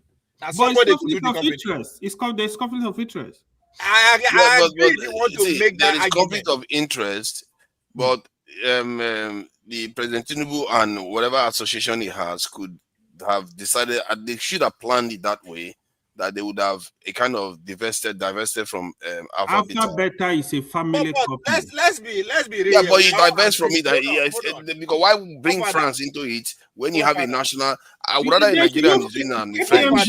KPMG are we are all assuming nobody can prove that alpha beta they do. So let's be very conscious of No, nobody is saying alpha beta is doing it. What one is saying is that he would have used alpha beta, but Nigerians will come against it because that's the pattern. The high tech is doing the Lagos Calabar highway. It's a family business. The query we should be having is what our brother. This is your name. I don't know if you pronounce that. It's what we are saying. Let's do try and error, right? That's what he's saying. But we need to now because we don't get all the information. No. The question that you guys should be interested in. You guys know that because, is it Ovia that said it? We don't even know what the truth is. Yes. You know that there's a company, e-Transact, and they later added another one that's going to be collecting the tax on behalf of the government. Yes. Okay. And they're going to pay them.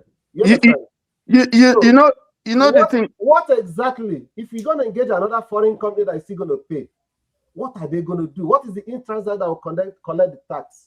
Why are the MOU? Why are they not breaking it open so people will know? Is it just after people pay money into e-Transact, you give them commission? They're not offering capacity building or what?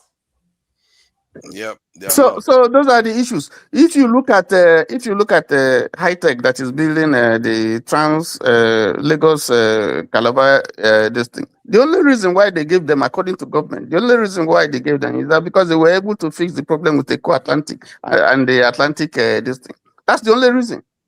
So to say that it's the only French company that can handle this is not true. I mean, I would think that if you go to ICANN, for instance, they should be able to give you names of people who can do these things. You know, I don't know whether they bidded for the job. I don't know how. You They know didn't. how. They just. Do you think they did when they handed it over to a French company? They did not. They didn't do anything. There are many other countries that could have done this for Nigeria, and what makes it very very sensitive. I was trying to be positive, but The this one, data. that data is very sensitive that they are handing over to foreigners. It's in real time. You know, my bro, problem is that let me first. whenever an opportunity comes for the government and its officials to convince me that they are patriotic, they will fail me. They keep failing. And when I criticize them, some of their urchins will say that I'm unpatriotic. Yeah, I don't blame you. I think they just keep failing. They're disappointing the people constantly. Papa, let us leave that. We are discussing the good things, so let us. Yeah. Let's be up. Look at that. Don't spoil the fun. Now he's the one that is now looking up the sign. Okay, let me play a video because there are quite a few videos I wanted to play. At least the December festivities seems to be bringing some cheer to Nigerians. So let me just play. It looks like Southeast they enjoy Christmas more than most in Nigeria, and this lady is complaining she's not finding it funny. Why not they go village with private jets? What's happening? Tell me what exactly is happening in Anambra State. Allow me to take you to a village. You are not allowed. Go back home. Monica, go back to Abuja. You are not allowed. Allow me. No. Haba. What's happening on this app?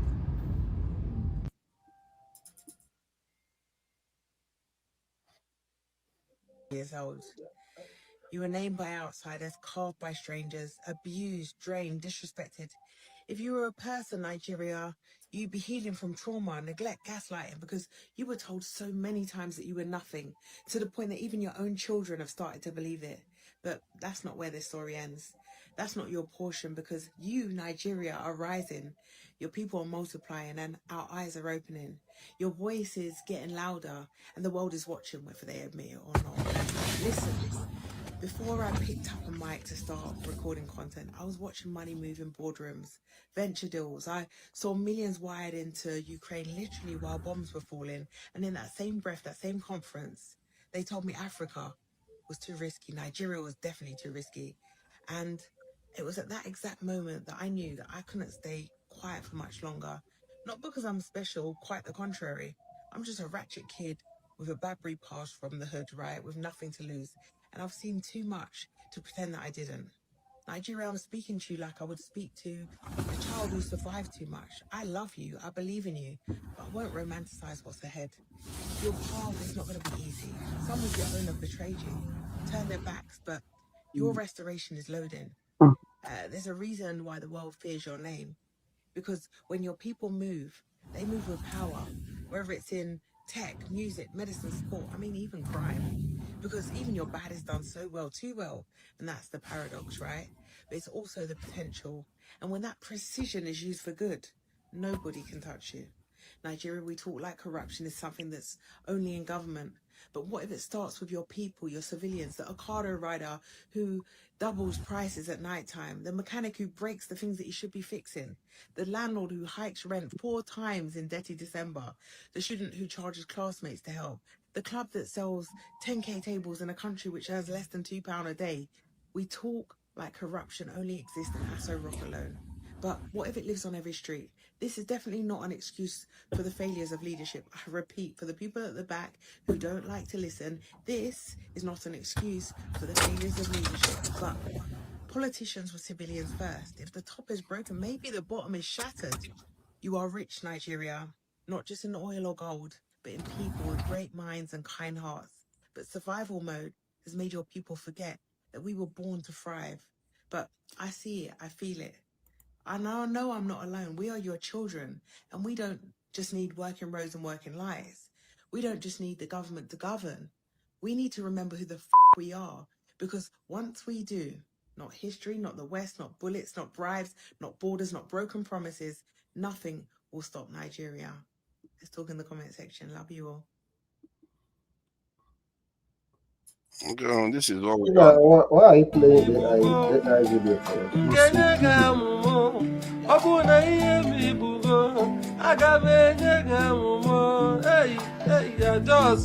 Forefather!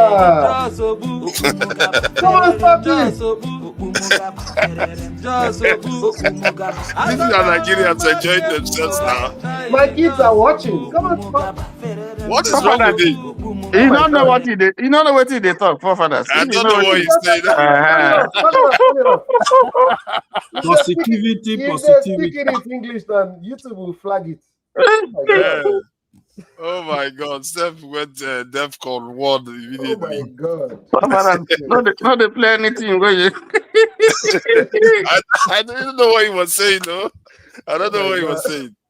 I thought I knew. Because I do hear a bit of Igbo, so I thought I knew what he was saying, but I did. Forefather, KJ is on the back seat. Bring KJ to give us the positive about Is Nigeria. he on the backstage? Where did you get him backstage? I He's see on. him here now, Abi.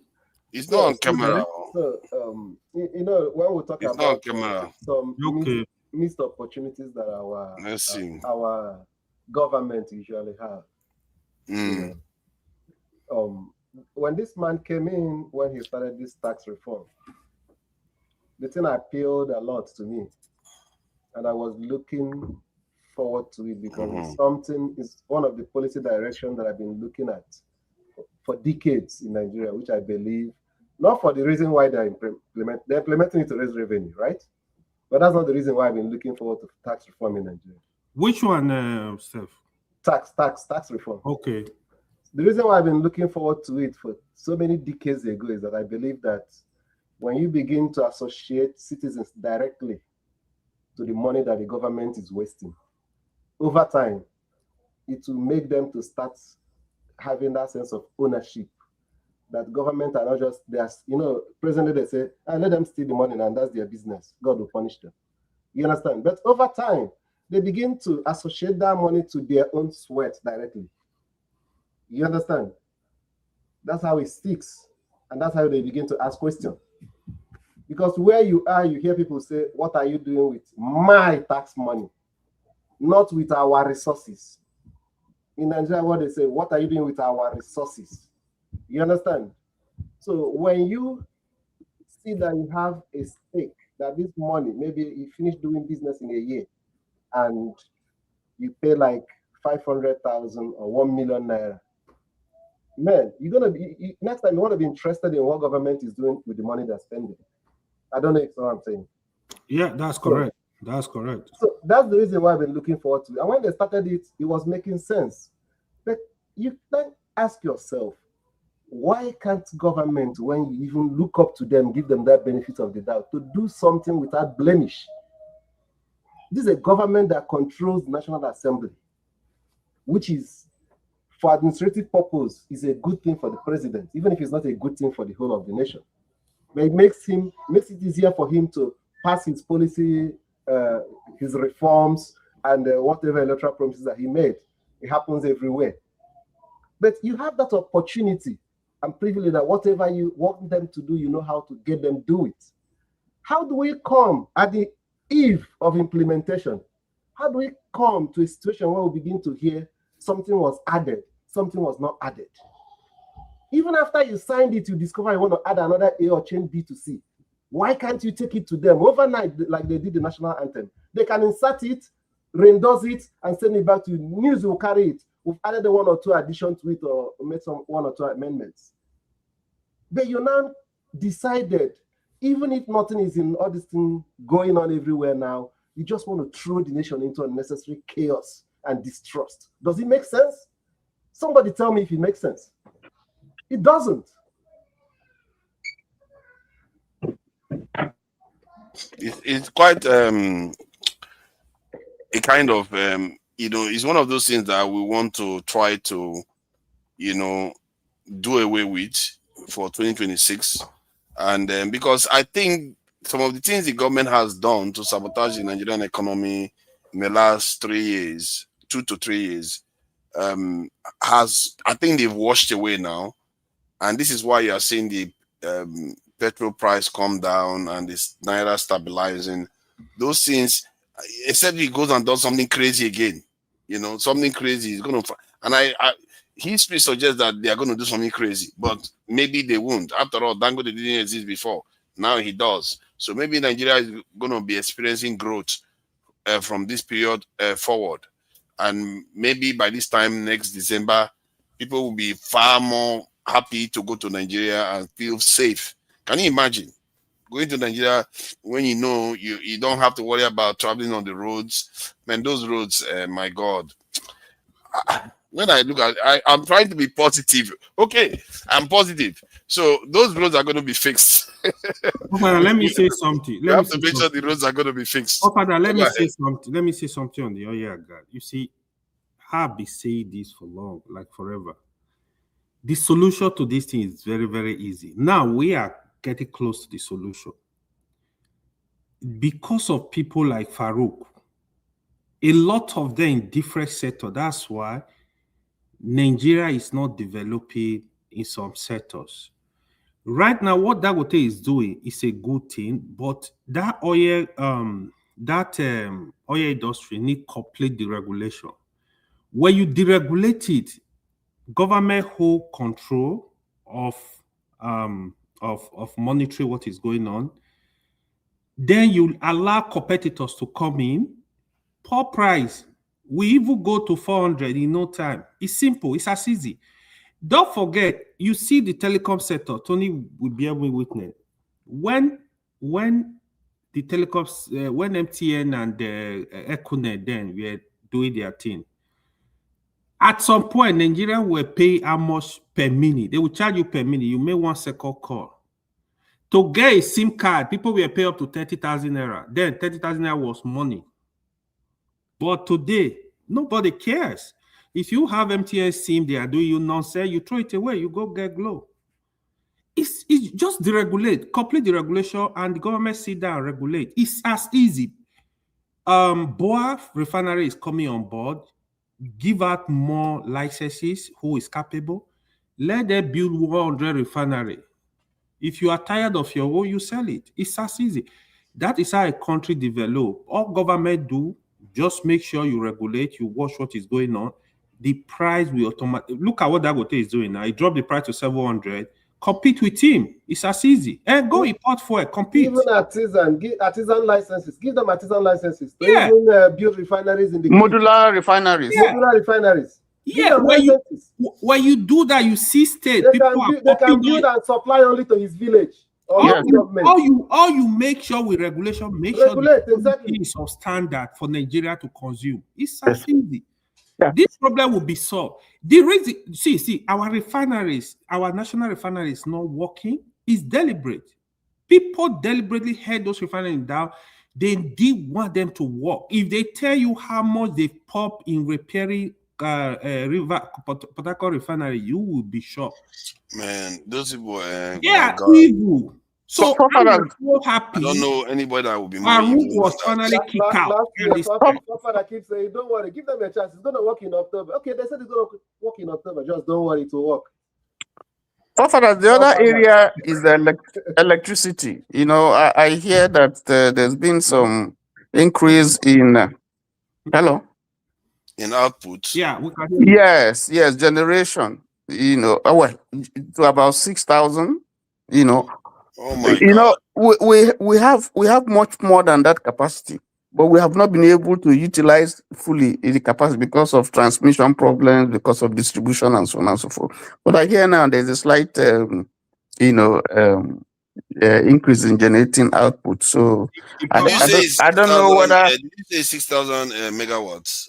Yes, I don't know whether that has that has affected distribution in a significant way. You know, I don't know how. That is not good news. It's still erratic and comatose. We are talking about good news. That is giving us bad how many news. were you producing before? About four, 5,000 It are has there. always been at 4,000-5,000 now. It's always been like that. Oh my yeah, God. Yeah. At least for us to even get serious at all, we need to at least have 20,000 in no time. Then we can push to 100,000. For us to get serious. You know what I think? Electricity. To transform Nigeria, one of the good way to do it is if you want to aspire to become a leader, start now. Start now. Study all the things you need to do before you get into office. Study all of them deeply. Understand how you're going to get them done. If it's a road, power station, all those things, study it so that once you get into office, it's execution. We know. You said this year. We know all. Look at that. We know all those things. All the gems are releasing. This Paparazzi, is the best I can tell you that we know all those things. We have the facts. The point is that in each of those critical sectors, there are cabals that are holding it down because they're benefiting. That's whether it's power, whether it's petroleum industry, power, what other areas? Security, even your ports, because our ports can be more competitive, more cost effective than that of a Benin. It can, but there are bottlenecks that they're putting. Singapore is making a lot of money from his port reforms and from this thing. There's so much that we can get from ports. There are so many ways. There's so many ways to finish off that Benin problem. First of all, you build your own port, you make it tax free, and then so that you drag the traffic to that area, even if it's for 2, 3, 5 years. You drag all the traffic to the Nigerian port because once they use and diversify. Make all the other ports, exactly. Various other parts. And they will see the benefit of coming to Nigeria because Nigeria joins to Cameroon, joins to West Africa. So they will see the benefit of operating from Nigeria. I really think there are ways to do these things, and that's why you need to plan first. Not all these leaders that get into office, then they start coming up with their plans, or during campaigns. That's when they come up with their manifesto. You plan how you're going to do this thing, not just plan it on paper. Look out for the people that you're going to use. The companies that are going to produce all those things. From the get-go. Timeline, all those things you want to know. Have a manifesto is a key. That one, you don't even need to release it publicly. That's something you know that you can do. So that once you get in there, you just Let me emphasize on that point you said. You see, a lot of these governors we have, I can tell you, more than half of our governors, they don't even understand the issues. They don't even know what to do. That's not their intention. They are just there to grab whatever they can grab. Yeah. They don't even understand what is going on. The other area that the government should be looking at, if we also want to fast track development in the country, there's been so much over the years. There's been so much investment on roads, and we're not seeing the impact. If we can invest a lot on the railways and our waterways, it will relieve the pressure on air and on road. Yeah. And then we won't have these roads damaged, bad all over the place because the pressure is so much. Yeah. And we keep building roads. Instead of us to be doing, we don't build train lines. It's crazy. Most nations, they invest heavily in train lines. Yeah, because they move a lot more people and goods than going by road. So you see that point right now, right? So that's why when we discuss all this regional issue. See, any government that is serious, you want prosperity of Nigeria. I want to build a rail line, for example, cargo rail line. It's so easy. Look at the commercial city, or look at all the zones. From Kano, move to, you have one in Onitsha, you have one in Lagos, you have one in Port Harcourt, you have one in Benin. Strategic location, doing it's crazy. It's crazy that there's no train line between Lagos and Port Harcourt. They don't think that's the problem, because all this strategic area, because if you feed Onitsha, for example, it will feed the whole of Southeast. So they cannot move their goods. Who is going to Enugu should move his goods. Who is going to Imo to move his goods. You do it that way. You make politically, they don't forget hold on. You start from there. You make those ones very strong and intact. That's the first phase.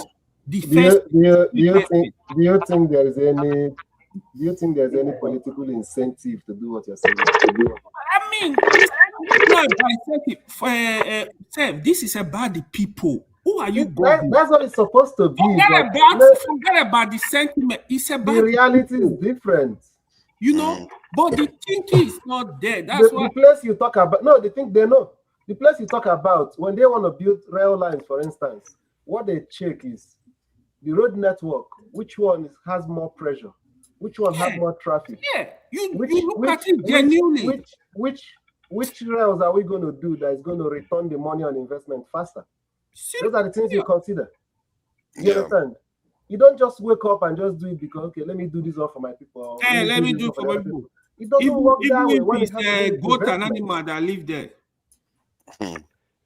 All right, let's bring in the new joiners.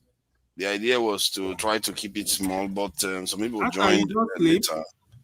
And it's not going to be a very long session because it turns out that talking about positive things about Nigeria is not always a very long discussion because there's not that many positives to talk about. But it is. People talk about something that's also not going well in that particular area. So I think it's all positive so far. Okay. Yeah. What do you make of? Yeah. Join. Go ahead. Then Sendika will go. Okay. You see why you are struggling with the positives is because it reflects perfectly reality. It is very difficult to do, but very easy to destroy. And unfortunately, we are a people who have normalized destruction. Destruction through corruption, through bureaucracy. What is that noise? What is that noise coming? There's something like in a is it like a bucket? What is going on with the bucket around you? It's not a bucket, it's a teaspoon. Let me tell you. Yeah, it just sounds like a bucket kind of. Okay. All right. It looks like the noise is gone. I think it's from you, sir. It's from him. Yeah, unmute yourself. Unmute yourself. Trying to say is that perfect. What we are discussing reflects perfectly reality. It's very, very difficult to build and very easy to destroy. And unfortunately, we are a country that have normalized destruction through corruption, through immorality, through lack of accountability, no transparency in government. In fact, the things that worries me more about the government in itself is the fact that they do not take it as something very necessary and strategic to communicate their policies to, the citizens, and to communicate it in such a way that the citizens understand that it is in their interest that such policies are being made. Most of the time, they do things behind closed doors and they keep mum. Even this thing that is happening with the National Assembly about the tax that somebody is padding and changing, there's a lot of distrust around the country. But let me not talk about that one. Let me talk about the good thing that I observe and I want to talk about. Okay, so I want to focus. I actually sent a message around it about our indigenous, arms manufacturing. A lot of Nigerians do not know what is happening in this sector. However, we are making gradual progress.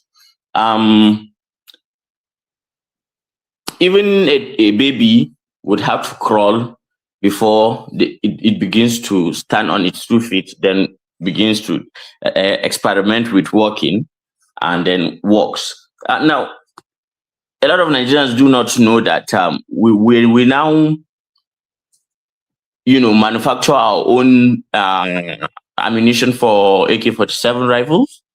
There was a new law that was an overhauling of the DICON Act. I know a lot of you know about DICON, but it has been moribund for a long time. But it's now actually active. And there is this bilateral agreement between Nigeria and Pakistan and Nigeria and Slovakia around these things. These are the kind of countries that are willing to, share technologies with us. We have to start somewhere, right? And I think it is good that we are doing this. We'll reach a stage where we would be the de facto arms manufacturer in the whole of West Africa and probably the African region as a whole. I don't know whether you know about this Proforce. I think it's a Yoruba man that owns the company. They are actually doing a lot of armored personnel carriers, mine resistant, vehicles that the army use and go into dangerous fronts. And their designs are quite good. In fact, some African countries are beginning to, send their orders. And even the Nigerian army is having to kind of say, oh, no, Proforce, you have to dedicate all your time to producing for us first, because you have not yet, served our demands before you start exporting. So imagine the potential that is in that company. But now the eyes of the world is watching, and I hope the powers that be do not sabotage this kind of initiatives, because usually we begin and then it is sabotage. We begin and then it is sabotage. This time around, I hope we actually carry it through. And a lot of us are not talking about Operation Snowball. I don't know whether you guys know about it or you don't know, but I keep talking about it, and I've not had anybody repeat it. Okay, so you remember? Sorry, what is Operation Snowball? Okay, it's an internal. Okay, it's a DMI operation, like Department of Military Intelligence, that was conducted after the killing of a general, around Damboa in Borno. You remember the general that was captured and executed by Boko Haram? Yes. All right. Now, imagine it had to take the capture and killing of a general before the DMI did its homework. And what they discovered was a bombshell. Let me divulge this to you if you don't know. More than 35 arrests were made within the Nigerian army alone. And what surprised not even us civilians, the military investigators that were doing that actually did the operation, was the fact that a lot of police officers were involved. 35 army, that is to include Air Force, Navy, and land army, and then 22 police officers. These 22 cut across normal police and mobile police. Now, what will interest you guys is that of all these guys that were caught sabotaging the efforts of the institution that they swore to protect, and even the lives of their fellow brothers at arms, is the fact that most of them are junior officers, constables, privates. I think the person with the highest rank was a major in the army. That's the person that was, caught with the. And do you know what they had in common, all of them? Most of them had one thing to do or the other to do with the armory. So what was essentially happening was that the people who are in charge of these armories are actually taking from the stockpile and pushing it into the black market. Imagine a country like Nigeria spending billions of naira every year to buy this and produce these arms and ammunition to provide security for Nigeria. But these same arms and ammunition are becoming a source of insecurity to Nigeria, a fundamental flaw in the way in which we audit and store and account for these arms and ammunition, and the fact that I don't want to blame it on low wages and all that, because at the end of the day, if you swear an oath, to do a job, you should keep to your oath no matter the circumstances. So it was simple the way they were caught. One Sergeant James, operating in Giwa Barracks, Sergeant James was caught with a balance of 2,500 naira in his account. But what gave him out was the fact that he had a transaction of more than 45 million naira within the space of 7 months within his accounts. And it coincided with one thing: his deployment as one of the officers guarding the armory. This sparked alarm bells, and when further investigation were made, it was then discovered that it was not only in theaters like Borno that these arms and ammunitions are being stolen away by the same servicemen and sold in the black market. It's all over the country. So arrests were made in more than 22 states and Abuja. And even though the military wants to keep it mum, the reality is that they have found, a very big hole. And how to close that hole now is going to be a very big challenge. Usually you don't keep officers as people who stand guard in armories. Usually they are low-ranking officers. And if those low-ranking officers are paid pittance and they feel as if they are not being remunerated enough, you can see how it can be easy for somebody who is not morally upright to see the opportunity to make a quick buck. Now, they were not only making quick bucks. The person that was found with the least amount of money was 25 million naira. This is something that they will not get even if they were, working for more than 10 years. So the investigation is still ongoing, but the DMI made some press releases. You can search it online and see. But where is the good news here now? You are telling us now bad news. I thought we were talking about good news. It's good news now. It's good finding a problem and the beginning of.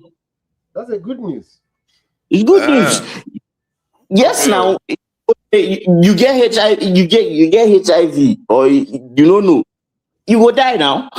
But if you know in time and begin to take retroviral drugs, you will survive. Okay, that's anti-corruption kind of, isn't it? Yeah. When people, take and the sensitivity of some places that corruption can penetrate.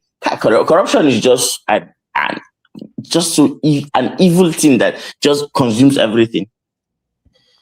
Okay. Any other positive from you before we go to Central Gas? Yeah, the positive is that hopefully the coming back of the now Honorable Minister of Defense, General Christopher Musa, is a good thing. And the reason why I say that is because right after he came back was when we got, he actually instituted the investigation before he was sacked. And then, nothing was heard of it. Immediately he came back as Minister of Defense. The results of the investigation now had to come out. You get what I mean? So that's good. One. Two, is the fact that I know a lot of Nigerians see his suggestion of fencing Nigeria's borders as something that is too radical or is not practical or anything like that.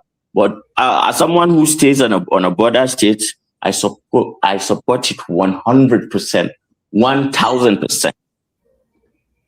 Yeah, makes sense. That I think most Nigerians will support that one. God bless you, my brother Valhalla. God bless you. Okay, let's bring eccentric guys in.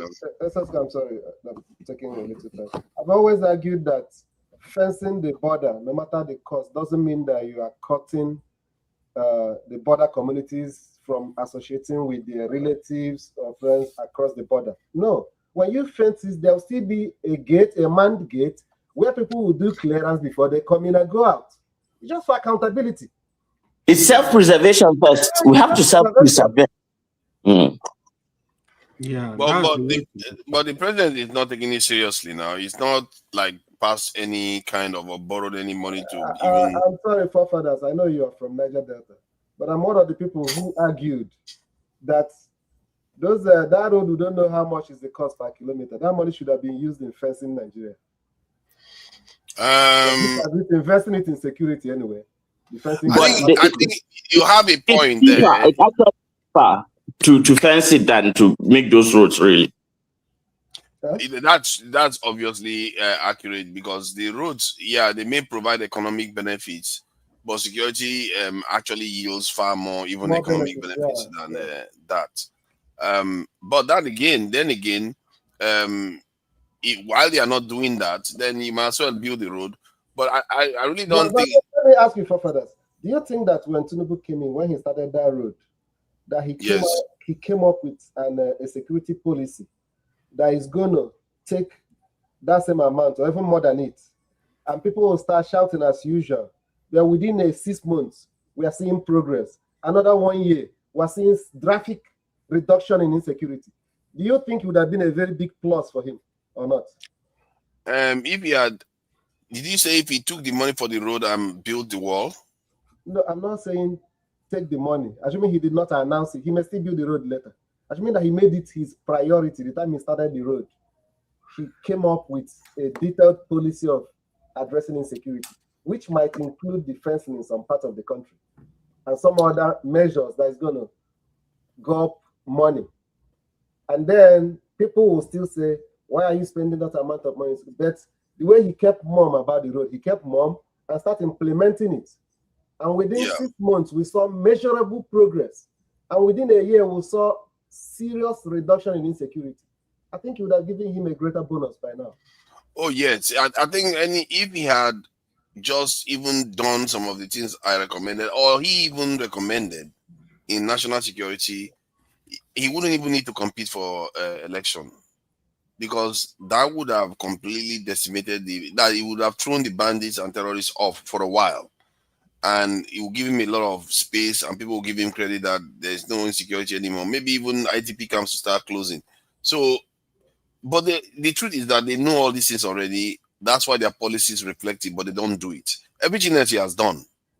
He has done the Naira unification, fuel subsidies, student loans, tax reform, but the security one that he promised, he still never, even till now, he's still not done it. Because I think, was it Niger too, the lady that said that he told her that if he tried to fix the security problem, his life would be forfeit. So maybe there's a reason why our politicians don't try to fix our national security problem. Because it's a very simple problem to fix on paper. There is one thing, and it's being kept hush hush, but that's the only way you can make sense of what is happening, especially with the bandits.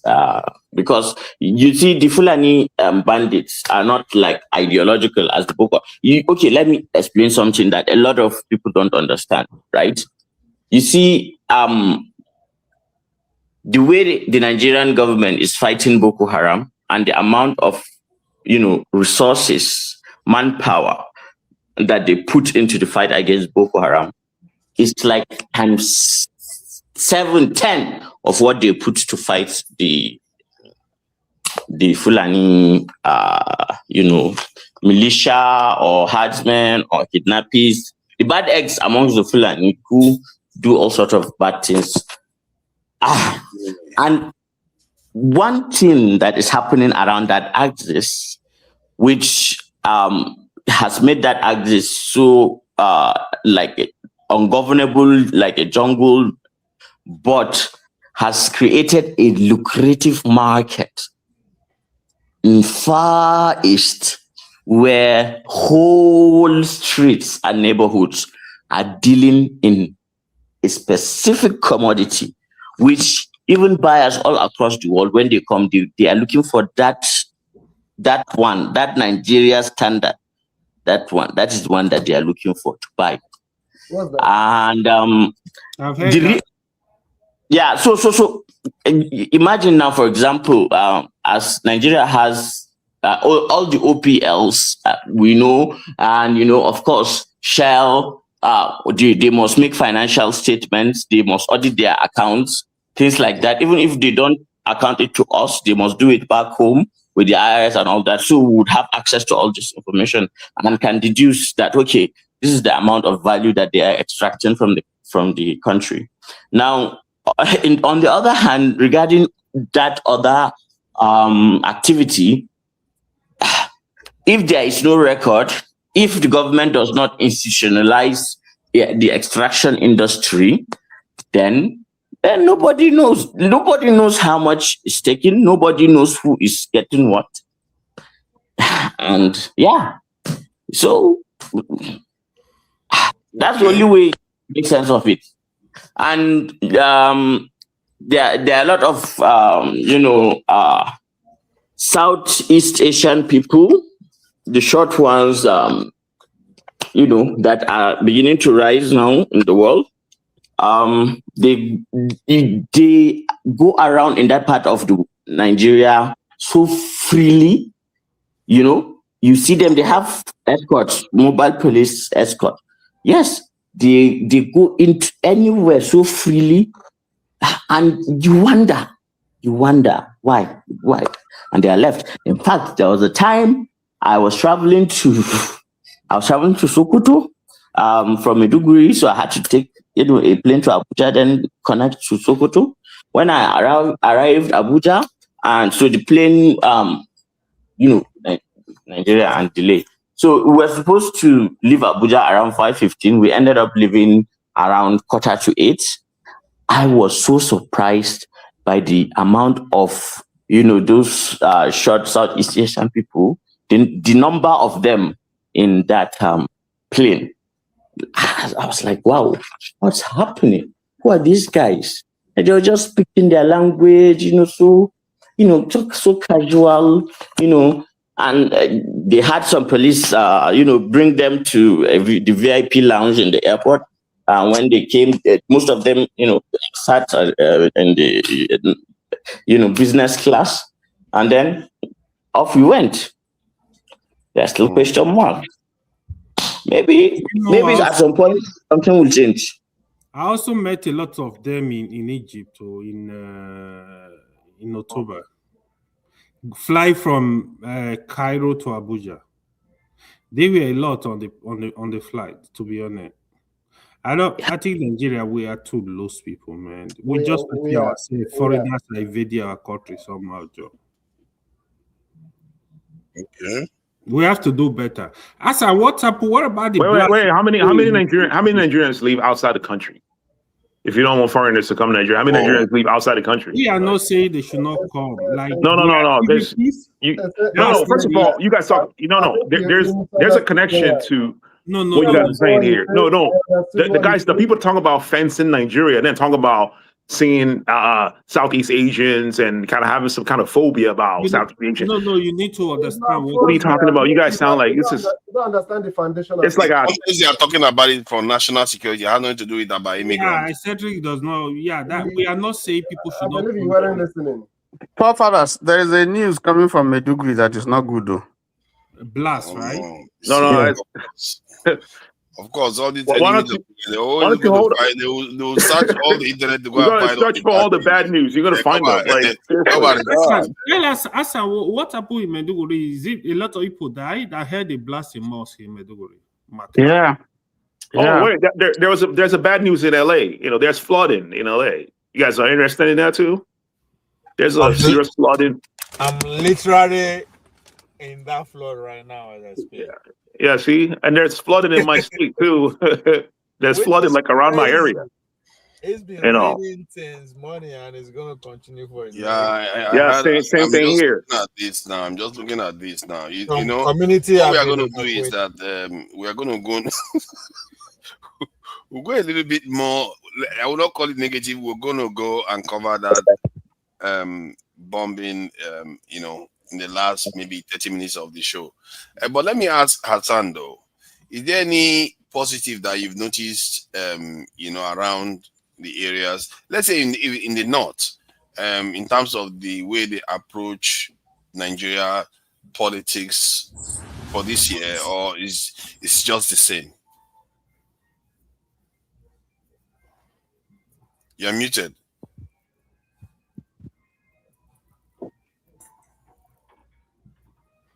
Right now, the consensus in the north is that Tinubu gets another 4 years. Okay, that's the consensus.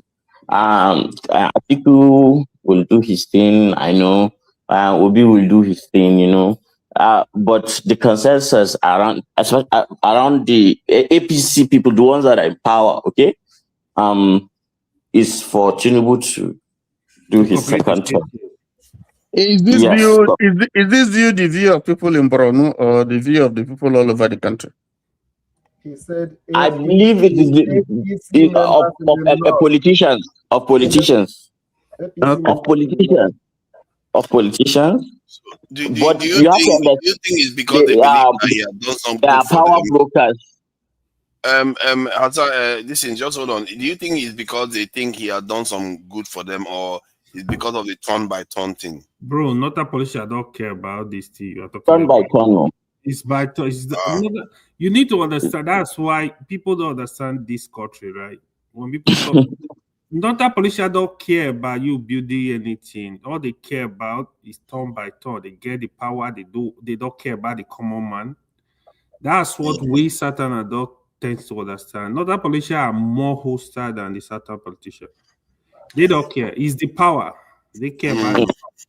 Yes, but they are. I guess the question I'm asking, in a way, that's what I'm asking you, Valhalla. That the northern streets do you sense any form of awareness that they are beginning to feel like their elites are not on their side? You know how the southerners feel somehow that the elites are not on their side. Yes, there are, and but it's coming from religious leaders, not not political leaders. Okay, how about the population? So it is the religious leaders that. How about from the population? Do they feel like their leaders are, so far they've not seen any much of a progress? Let me tell you the no bullshit truth. They don't believe that they have their interest is on the table. They know that their interests are not on the table. They know. So it's not as if they engage the process in such a way that they think they are protecting their interests.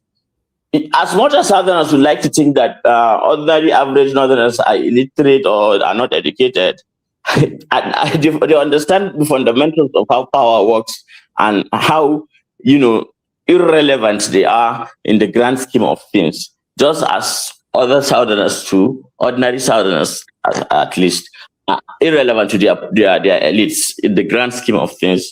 It's still the same thing. Yes, you can argue that the North is worse because of our population and the lack of enrollment in school and things like that. But the bottom line is that they don't really engage the process like that, and they are kind of. If I think there's anything that the people or the average person in the North will want to see is a drastic change. This is Mr. Google Counter High. What was that? You guys noticed during that was it protests or they were that a lot of people in North were carrying Russian flags. Yeah, and those young guys, I think they were put in jail now. They suffered quite badly for it. Yeah. So the further is that democracy doesn't work. That's for the average northerner. They have given up that it doesn't work. So they think maybe if the army, because there's always this nostalgia about the army and what it's like, especially for the young generation that are coming up. They didn't experience what the army, but at least whatever they see of importance, they say, "Hey, it was during the army that it was during the army that." So you can kind of maybe understand. I don't know, but they are powerless. The problem is that I think politicians have proven themselves to be quite oblivious to their responsibilities, and they are so irresponsible. I don't know why politicians are like that. Why you would think that they would be more responsible compared to the military, but the military is more responsible than the politicians. Because for me, you believe as civilians, you would think you want to behave yourself so that the crazy guys with uniform, don't come and kick you out. But instead, they're just acting crazy. It's like they want the military guys to come and take over even because of their silly behavior. But thank you, Valhalla. Let me go to Eccentricas. I don't know what Eccentricas has seen that is good. I know that the video, come on. I know that the video, I've forgotten who played that. Was it KJ? Was it KJ that played that video of, or the video of that philanthropical group that built a school in the Riverland area? That was quite. Yeah, I think it was. Oh, I forgot who played it. Was it Dr. Damages? Yeah. Was he? Dr. Damages, yeah. Yeah, it was Dr. Damages, yeah, it was him. Yeah. I remember it was I think it was on Sunday or I think yeah, it was on Sunday. Saturday on Sunday, yeah. What are your positive? Yeah, positive you've seen this year and how you can build on it. Oh man. And I mean in Nigeria or anywhere in the world. Or Nigeria. Mostly Nigeria, yeah. Nigeria. Any positives? Man, oh boy. I thought you had a lot of positives. Dude, positives. I mean, I don't know on an individual level. I'm pretty sure there are people doing things positively out there. I don't. Honestly, I do not know. I mean, we can philosophize over like things they could do to make things better, but because the core, like based on what I've heard, the core issue is the issue of corruption, right? I used to be like skeptical about this whole corruption thing. I feel like it's like a blanket word to describe a lot of things, but I mean, it kind of makes sense. It describes everything, right? Like the military issue, military selling their armories, to the bandits. I know Ukraine had the same problem. Ukraine have the same problem where they sell some of the some of the military equipments that they get in the black markets, right? It's the issue of corruption, and I was thinking about the whole corruption thing. I was like, man, what if Nigeria digitized all the transactions? Actually, the major monetary transactions, if they digitize the whole thing, where there's a paper trail, right? If you do any transaction, it has to go through the digital system. You won't be paying cash. I don't know if that's gonna like solve the problem of corruption. The thing about corruption is that I think this is another angle I need to shed a bit of light on. You see, society is a weird thing. When society is a strange, like when people break the law, if a large number of people break that law, the law becomes irrelevant. Because society will feel like to uphold that law and punish the wrongdoers will be counterproductive to society. So laws, to an extent, have breaking point. If too many people break it, that's the problem with corruption. Too many people are breaking the rules, and it's hard to solve because of it. I think humans break rules everywhere. I think there's something about breaking rules that's psychological. of course, Nigeria has EFCC and ICPC and other type of watchdogs, right? But they're not strengthened. I don't know, like their leaders, the ICPC leaders and EFCC, if they're appointed and like their tenure, you know what I mean? Like they need to have like a longer tenure, and I think that's gonna remove corruption in that organization, the watchdogs, right? Because those guys are the ones that fight corruption. And ICPC, also, are you talking, is that international organization or local one? ICPC is like Nigerian, right? Oh, I don't know about it. Yeah, ICPC. Yeah, Father, you don't know about ICPC? You don't know about ICPC? So it's only AFCC, DSS, NIA. They have a code of conduct bureau, like CCB, right? No, ICPC is just like it's redundant with TFCC. To be honest, it's almost the same thing they're supposed to be doing. Independent corrupt practices and other related offenses. And yet we still have corruption when we have so many institutions chasing just one specific. Yeah, I think ICPC was before EFCC. So. Oh yeah. Oh really? Yeah, I think. I mean, those organizations can be reformed, right? They're supposed to be one. To be honest, supposed to. Do they have such organizations in the US and the UK? Sure they do. No, like corrupt practices organization in the US. Do they have? Of course, they have organizations that deal with like financial crimes. FBI will just take you to court directly. But that's my point. There's no special organization for. So there are special. So ordinarily, right? EFCC is supposed to actually be under the police force in such a way that, for example, not that there are units in FBI that deal with this kind of financial corruption, right? So there is a case they draft you there, but I think the reason why Obasanjo just pull out the EFCC, separated it, is because of the high level of corruption. I think EFCC has to do with like financial crime only, like high. But they're supposed to be under the police. No, hell no. No, they're not supposed to be under the police. They have. What do you mean? Hell no. What's the job of the police?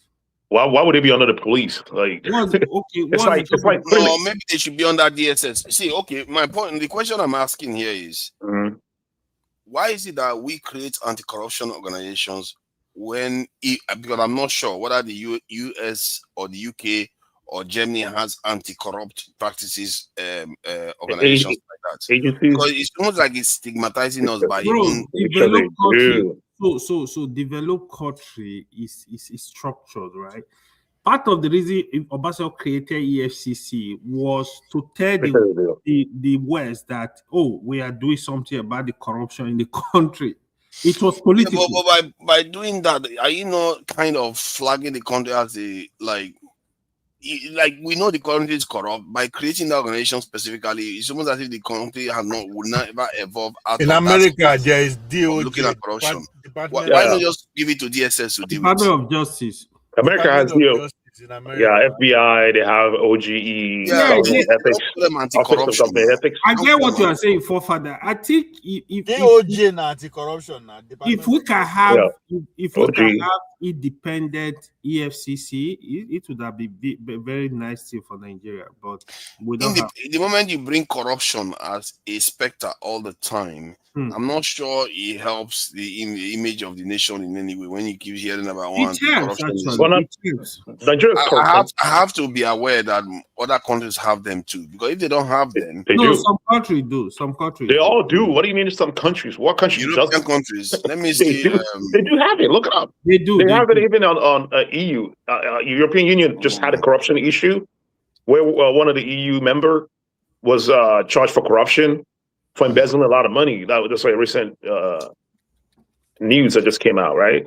But they are not even like independent. That's my problem. Yeah, they're not independent because the executive almost appoints all these people, right? That's the problem. They need to separate from the executive. Do you know what Obasanjo used to use in EFCC America? They have the FBI, they have the DOJ, they have the IRS, they have the Security and Exchange Commission, they have the Office of Inspector General. They have the U.S. Department of State Bureau of it. All these ones are all the same thing with AFCC, whatever you call them. They're the same. And then they have an Office of Government Ethics. OGE. Yeah. In the United States, so EFCC, it was at some point, it was very political. Obasanjo used to use EFCC to go after opponents. He started it with Ribadu. He started it, yeah. With the current So NSA, everybody call if you don't align with OBJ, we just look for something and follow you to where you are going. EFCC will carry you. Yeah. OBJ, I think they said that many, like in the EU, many of the in your country you have a serious fraud office, SFO. You have a National Crime Agency. There you go.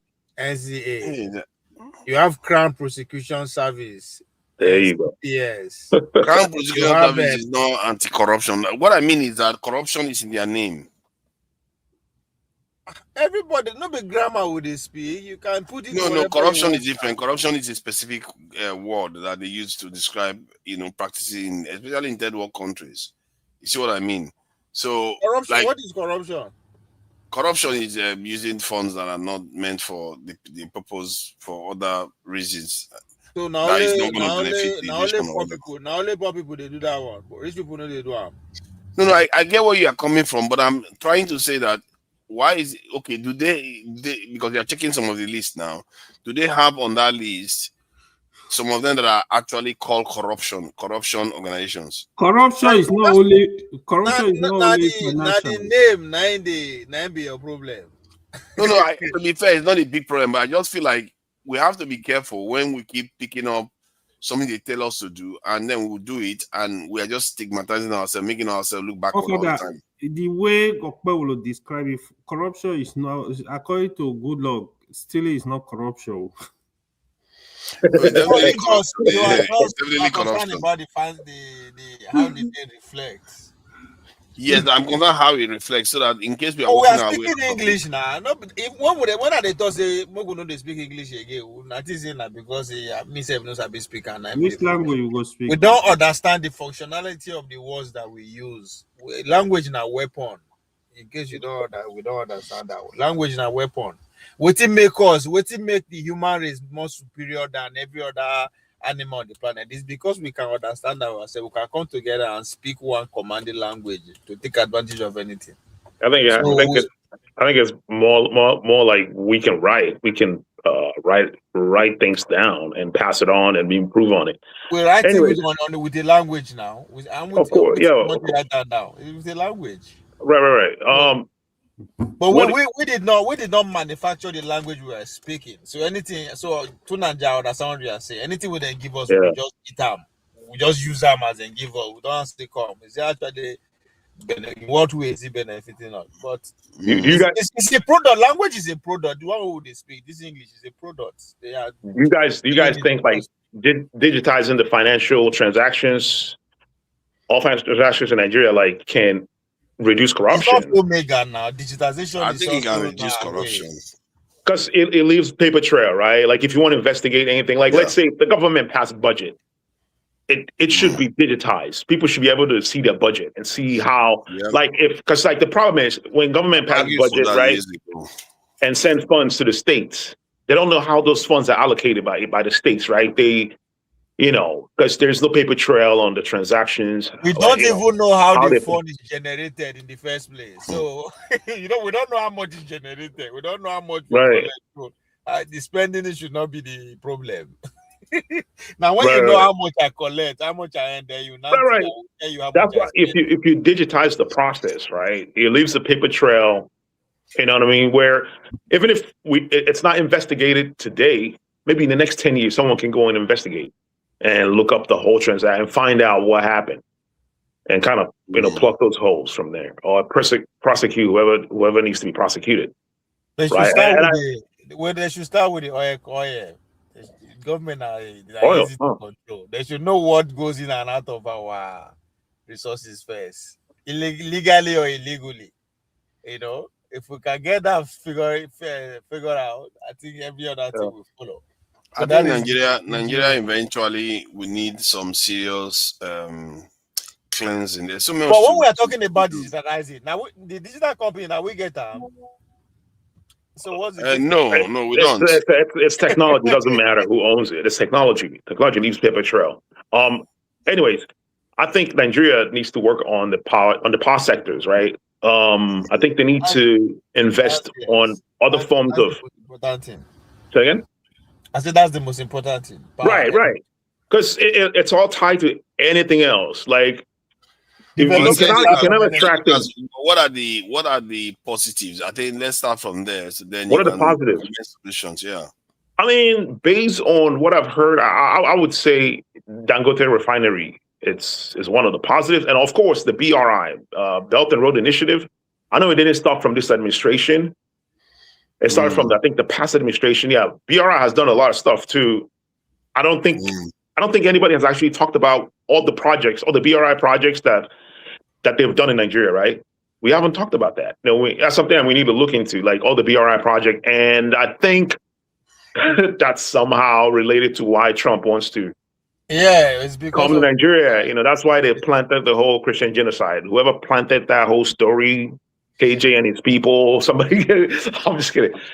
Anyways, the BRI projects, you know what I mean? I think they should extend that also to other regions. Like someone talks about, having like advanced train projects, like in. Of course, they need to work on transportations, other forms of transportation, because there's road problems. The roads in Nigeria are pretty dilapidated. So you are still talking about problems, positive things that have been done positive. already. Oh, okay. Well, I saw a video of like you getting married without your Fulani girlfriend. Dude, I need me a Fulani girlfriend. Where's Hassan? Yeah, hook me up, bro. Let me say positive. Let me say one positive. Yeah, the train. I saw a train, man. I saw like infrastructure, train infrastructure that was built. It looked pretty. It looked pretty awesome. I said it can look at Hassan. Look at Hassan. That's a positive train line. Hook me up, man. Hook me up. The Fulani girl. What we are going to do now? I need the Fulani girlfriend. That's positive. I said I have an Igbo girl that I'm planning to marry. Oh God! Hassan, me, I need Shua Arab. Look at that. That was Shua Arab. It's me.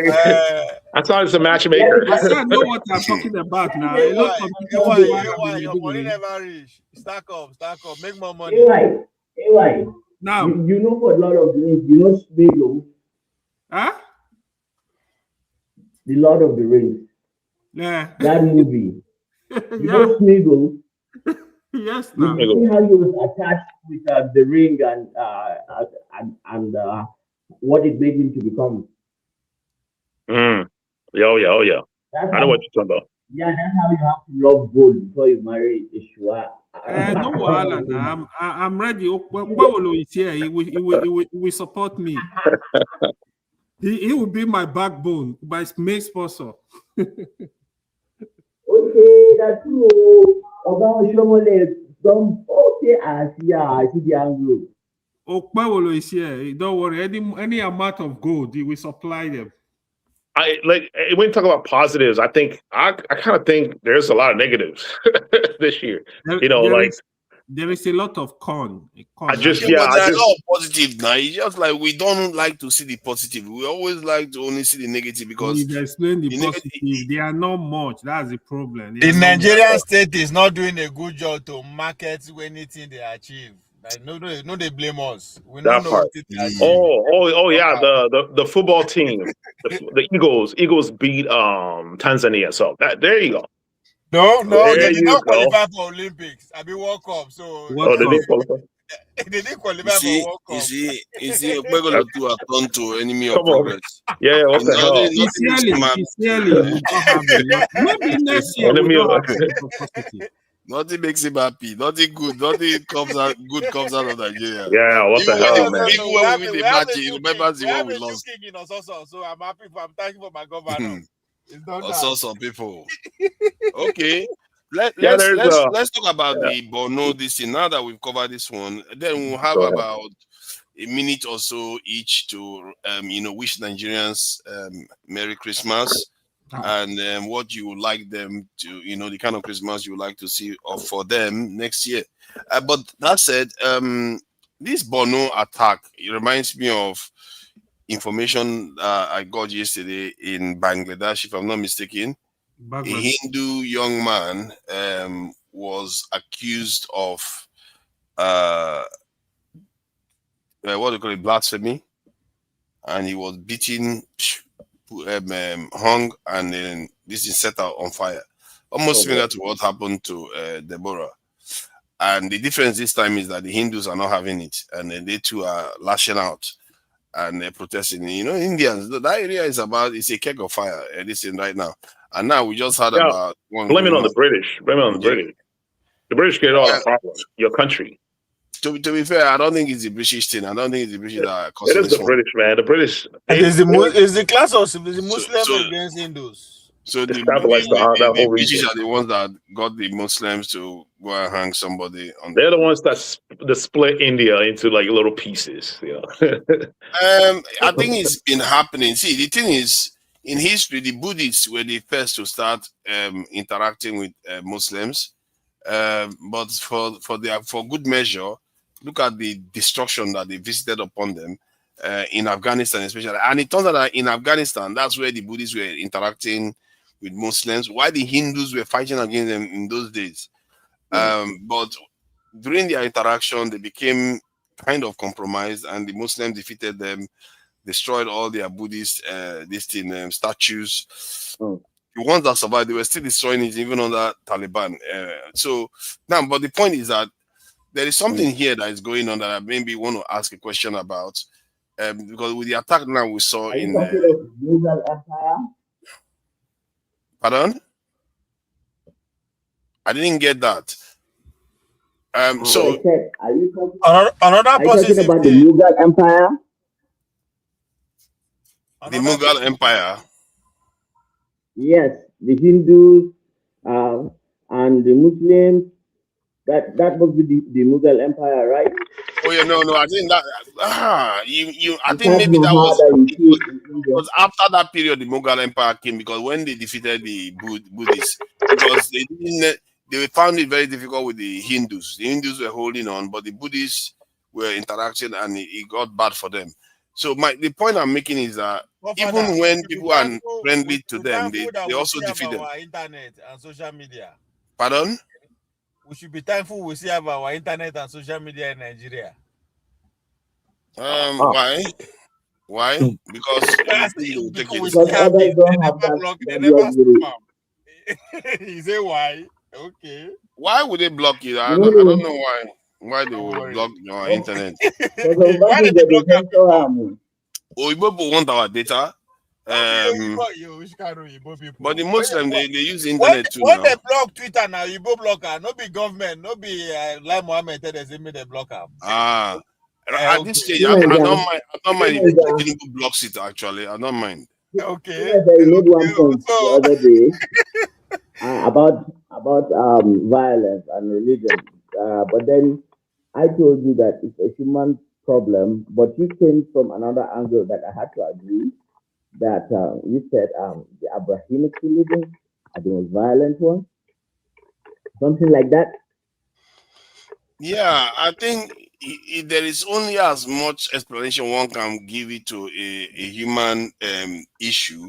As a matter of fact, based on my analysis this week, because sometimes some of these thoughts come into my head and I start to do a bit of analysis on it. Like I try to find out in the world as we exist now for the last 5 years, which religions are responsible. There are people that practice these religions that are responsible for most casualties in the world. 5 years. Why don't you start from European War I, European War II?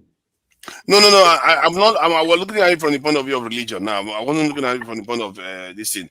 And it turned out that the Abrahamic religions, by far, like 80% of casualties in the world today are fought by people of Abrahamic religion, while they are actually about 50% of the population. They are the majority. Yeah, they are just about 50% of the population of the world, but they generate about 80% of the casualties of conflicts. The answer is simple. Because they are still competing within themselves. One has to. No. What you have to understand, right? is look at the origins of the religion, the Middle East. Look at the topography, look at the climate, look at the hostility of that region. If not that now that there is a vast oil wealth, these are literally people who, you know, walk barefoot most of the time, harvest dates and wear camels, living very, very, very, very low key life in the past. And then because of the nature and harshness of that, place, it is survive or die. You get it? So, and it created a culture among those people.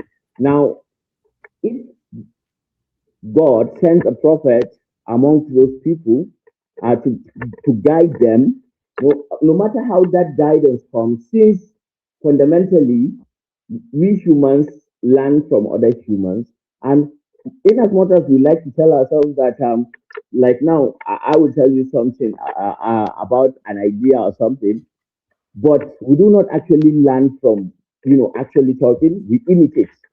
So it is the imitation, even a baby, even children, it just a human thing. It is through imitation that we learn.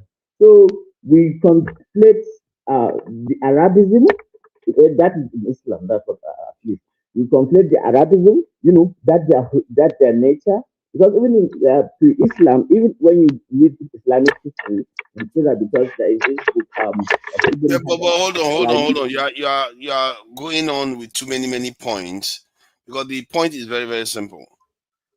I talked about the Abrahamic religions that are responsible for disproportionate amount of casualties in conflicts around the world. That people that practice them, their nations tend to be responsible for most of these conflicts.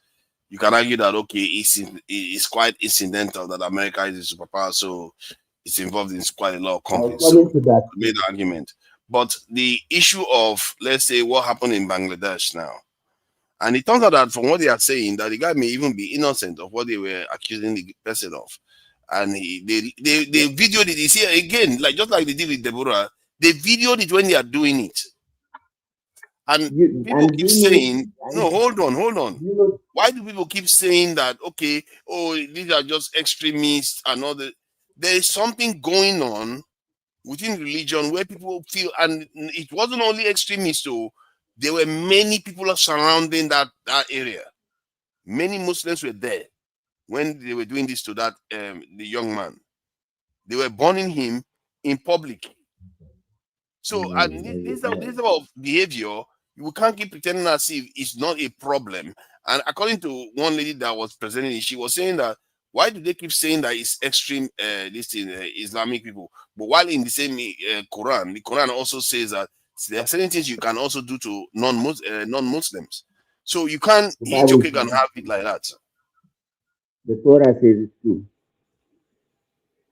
The thing that It these doesn't seem right, and this is a problem for everybody to deal with because if you are practicing Islam like me now, if I was the one that was in Islam, we have to do something to tame these people because you can't pretend as if you are not seeing that these people are actually doing like the slightest thing you do to hurt them, death. It's like why? Forefather, Trump's administration just killed, I think, 100 and something fishermen, people on a boat, so-called, drug peddlers or whatever. How would you classify that crime?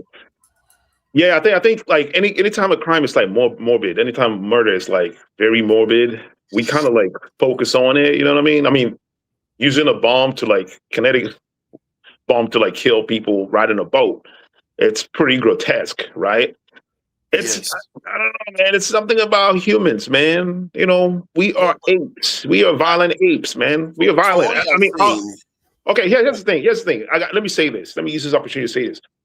Like people talk about empathy and all that stuff. If you think about it, our empathy, we show empathy to our own kind, to our own species. We don't extend that empathy to other species. You know what I'm saying? Like, dude, yes. like you said, I've thought about stuff like this, and my conclusion was that humans are we're inherently psychopathic, right? We are crazy. inherently, because all the good things that we do is what we do for our own kind. What about to other kinds? Because I mean, look at what we do to the planet. All the stuff that we do to the planet. I mean, in order, if I see a house, if I see like a fruit fly, I will kill it without even thinking. Like at some point, I started to think, wait, this fruit fly is a very complex organism with so many mechanisms inside of it that's working, and it has life. I'm like thinking that fruit fly actually has a purpose. It wants to procreate and live its life. I don't know how many hours or how many days, but something in me triggers me to just smack it, boom, and it just dies. Like, you see what I'm saying? Like, I don't know. Maybe it's something about nature. Nature is kind of. I think what you are ascribing, what you are describing, is not necessarily the same as this action. I know human beings are, they can be very, very bloody and everything, but that is the act of a nation against another. But in terms of because we know we have Hindus, and Hindus have their own dark side too. I mean, when I kill a fruit fly, okay, why is it different? No, it's not the same thing. Hold on, let me see, because the context is different. Why is it different? Because you have to listen. Because let's say if you kill a fruit fly in this town, Mm-hmm. a Hindu kills a fruit fly, a Buddhist kills a fruit fly. The context is the same for all of them. But what we are talking about is when they are killing human beings. Now that's okay. I'm not when human beings are involved. That's when the context we are talking about. Like Hindus, they have their own dark side. Let me see what my point. The Hindus, they have their own dark side too, but it doesn't manifest itself like this in the face of like where they will just, if somebody steps out of line, then the person ends up being burnt. You haven't researched it.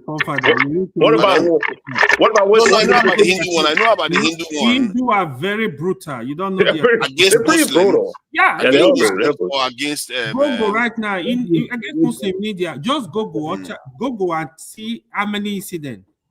Just Google. See, hold on. The reason, you don't know what is going on in that region. Calm down. See, I know the history with my own lifespan, I know a little bit of the history, because in the somewhere in the 90s, early 2000s, India was facing a lot of attacks from Islamic extremists. You know that.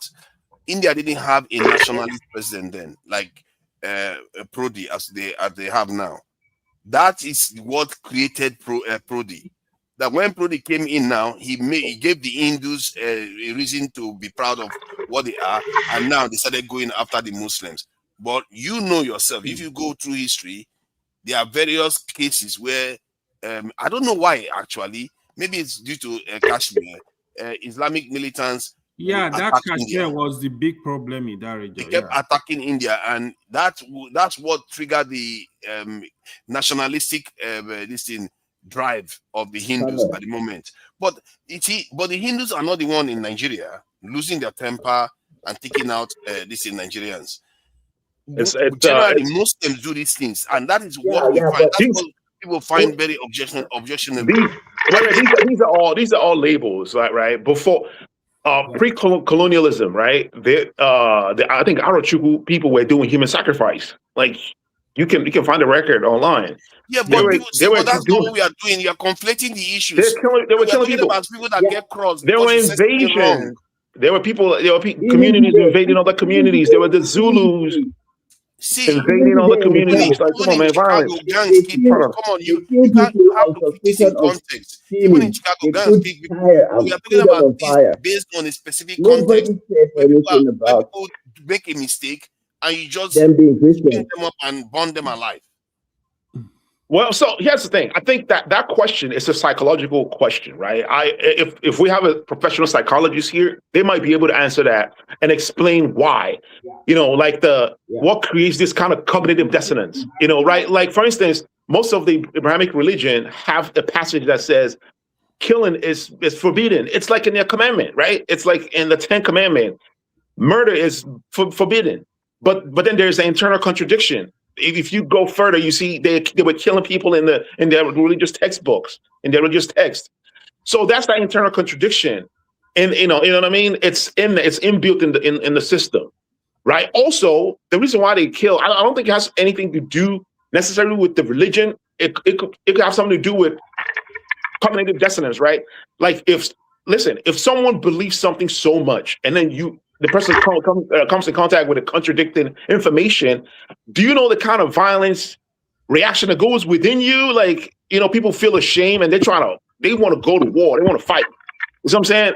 It's though in religion, like someone could say, "Oh, you say something about my prophet Muhammad," and then so they kind of create justification for to remove cognitive dissonance. They say, "Okay, you say something against Muhammad, it's worth me harming you, causing harm on you." You know what I mean? So people do that cognitive dissonance thing in so many in gangs. It could be just stepping on someone's shoes, and then the person just goes off and just shoot up the club.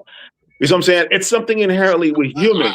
You know what I'm saying? Like, I think, General, I hear what you are saying. I think you really touched on something there with that cognitive dissonance. I think what came to my mind was that a religion can come across so peaceful in so many ways.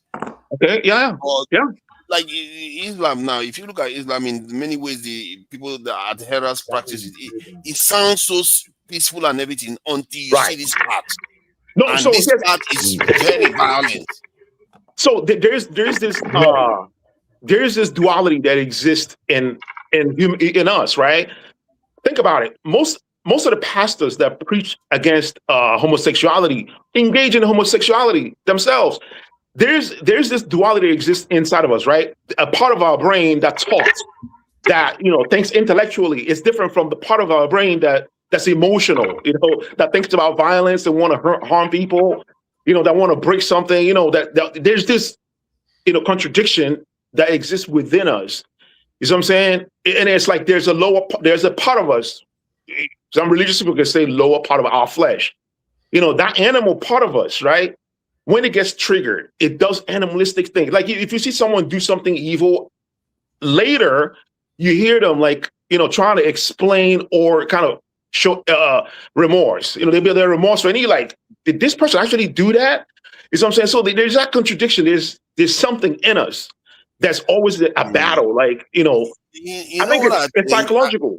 You know what I'm saying? I understand how you are going on the psychological level. I'm not sure I can compete with you on that front. You seem to understand the idea, but I used to dabble in psychology before, not anymore. I feel like there's going to be a backlash against Muslims if this does not stop, because you're going to get a kind of Christian, Hindu, and Buddhist alliance. Right. So you can't. Because Christians are not doing it anymore. Christians used to be like that. Let me. No. Do you know about the? Do you know about the? Have you heard about the? Let me answer for father. No. Have you heard about the KKK though? It's like a Christian. They used to be like that. Christians used to be like that. That's what I mean. Father, okay. Let me ask you a quick question. You see. I don't know why you guys don't pay attention. Okay, like the killing you see in America, who are the people doing it? All this mass shooting, the killing. Oh, no, not the people. They are not Christians. They are not Christians. But they're not doing it. They're not doing it because of Christianity. Yeah, it's different when it's like tied to religion, like the case he explained. But what Estetica is basically saying, right? You see, even in Nigeria, at some point, let's say in Lagos, for example, at some point, I don't know if it's still happening. When you hear ole in Lagos, they're just gonna put fire on your head and you're gone. People were doing that, like even if you are innocent, if anybody call you ole, I'm wrong. I will just but that one is also stopping. That one is because of criminal behavior, not because of a religion. Yeah, that is good. That is good. But even when you look at the dude, what you just explained in psychology, there is a name for it, right? Like when people are in a group, they lose their individuality, like some kind of group think. That particular thing is dealt with in social psychology. There's a book called Social Animal, the first and second edition. I'll recommend anyone to read it. If you're not interested in psychology, try to get Social Animal, the first edition and the second one. I think it's something to do with crowd behavior. Yeah. People in the crowd lose their individuality. Yeah. They lose their individuality, right? And then they kind of lose their own individual identity when people are in a crowd. Like, it's well-studied stuff. Like, when people are in a crowd, they lose their own individuality. Like, they stop thinking about themselves, their goals, their beliefs, their own personal principles, and they act like the crowd. You know what I mean? Yeah, and the other thing, right? For that, you see, Muslims are not supporting this foolishness.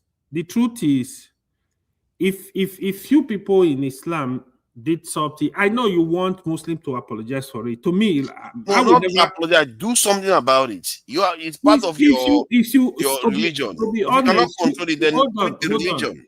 If you really watch it, right, even in the north, you call. To be honest, those crises have really, really reduced compared to before. Most time, this thing is ignorant. There is no religion. There is nowhere in Islamic religion where they tell you go slaughter somebody because he insulted the prophet. They are doing it. They are not doing it once. They are not doing it twice. Explain it they to repeatedly do it. Let me explain it to you. These are emotions. There is no anywhere. What is it in the religion that let me explain emotion? to you. This is the problem. You know, allow me explain to you. I'm trying to because when you try to say something, then I ask a question. In Islam, life is sacred. Every life is sacred. Even if you mistakenly kill somebody, let's say you drive, you mistakenly kill somebody. In Islam, you are supposed to pay for that life. Wait, okay. So, okay. Hold the thought. Hassan, check your message, Hassan. So, when it comes to cognitive dissonance, right? Like you place values on things, right? Okay, what kind of value do you like? For instance, let's say stealing something, right, is wrong. There's a reason. There's a cognition that's dissonance to that, right? So, but if you look at in a religion, the belief in like a supreme being or a prophet, right? We place so much value in that we are willing to sacrifice other cognition that are dissonance to, let's say, murder, right? Like in Islam, you are willing to sacrifice that cognition that murder is wrong over you could insult my prophet, right? So how do you? These are things that go on internally. We don't even know how. No. Here's another thing that we do. Here's another thing that we do that we don't actually pay attention to. Look at your work area. When you go to the break room, where do you sit? You always sit in the same spot. Even if you don't, look at other people. They always sit in the same spot. It's called territorial psychology. And if you sit in that spot, they get angry at you. There are things that we do subconsciously that we don't even know. So that's part of it. Religion is like a gang. And a gang, the reason why a gang member would kill for the gang is because of the the commitment. Like if you go through a lot of commitments to be part of something, an organization, you are willing to protect that organization and that organization's belief. So it's like that cult-like thinking. You find it in religion. That's why people in religion are willing to do extreme things for their religion. Even though there's nowhere, I believe you, there's nowhere in Quran where it says you should murder people. We are on the same part. Let me add something to what you are saying. Eccentrica, actually, I don't know if you are a psychologist. You seem to understand a lot of aspects of psychology. The thing is, Muslims love their prophet quite all right. You have to know if you are close to a Muslim, they cannot compromise their prophet. They love their prophet. There you go. So that is a point. You are very right? There you go. I'm not in support of you by somebody in the name of the person insulted your prophet. Like what I would tell my Christian and non-Muslim people around Muslim community, I'll say, you have to respect. That's a red line for most Muslims. Even they can even like stay away from you for that, right? But I don't even see reason why somebody. It's just like somebody father. Like I would call a Cedric. Don't even go there. These are red lines. I will know it's somebody father or mother. So here's the thing. Here's the thing. Those cognitions, right? They are tied to like some kind of your self-esteem, right? There's an aspect of self-esteem behind that, right? So like someone that's like let's say a religious person, all they know is religion. Their self-esteem is like in religion. So if you destroy that religion, they have nothing else to hold on to. If you create cognitive dissonance, man, on something, trust me, look at how they act. Like for instance, if you call out KJ when he says something like bigoted, look at his emotions. He gets really animated. Don't let KJ come here and fight anybody. No, he's like a. He's not a 545 now. He gets super animated, right? And think about it. The IPOP people, IPOP members, when you say something about Connell to them, that could kill you. That could murder you. If you say something critical. But the issue still remains that It's the same thing with religion. Even if, because I'm trying to get to the bottom of this to an extent, because something is going on here that would need addressing, because I fear it's going to be a problem for Nigeria too. Because when you, like AY said, they love their prophet a lot. You know what I always say, even to children and everything, I always say, if something is a problem, it has to go. If you see that love for your prophet is leading to loss of life constantly, maybe you should tweak it. The love is killing people. No, the love does not. Nobody is killing people. It's a no. It's that's listen, man. That's not it's like a man that loves their wife so much in such a passionate way that if the wife wants to leave him for some other man, he will kill the woman. Yeah, that's not love anymore. That is dangerous. This is different. It's different. How is it different? You can't do that. See, there is no reason. There is no reason to take human life. We need to establish this first. We know, we are in agreement on that. But there is no reason. But the fact that there are few dissidents that engage in these activities does not make it right, does not make it supported by the Muslim world.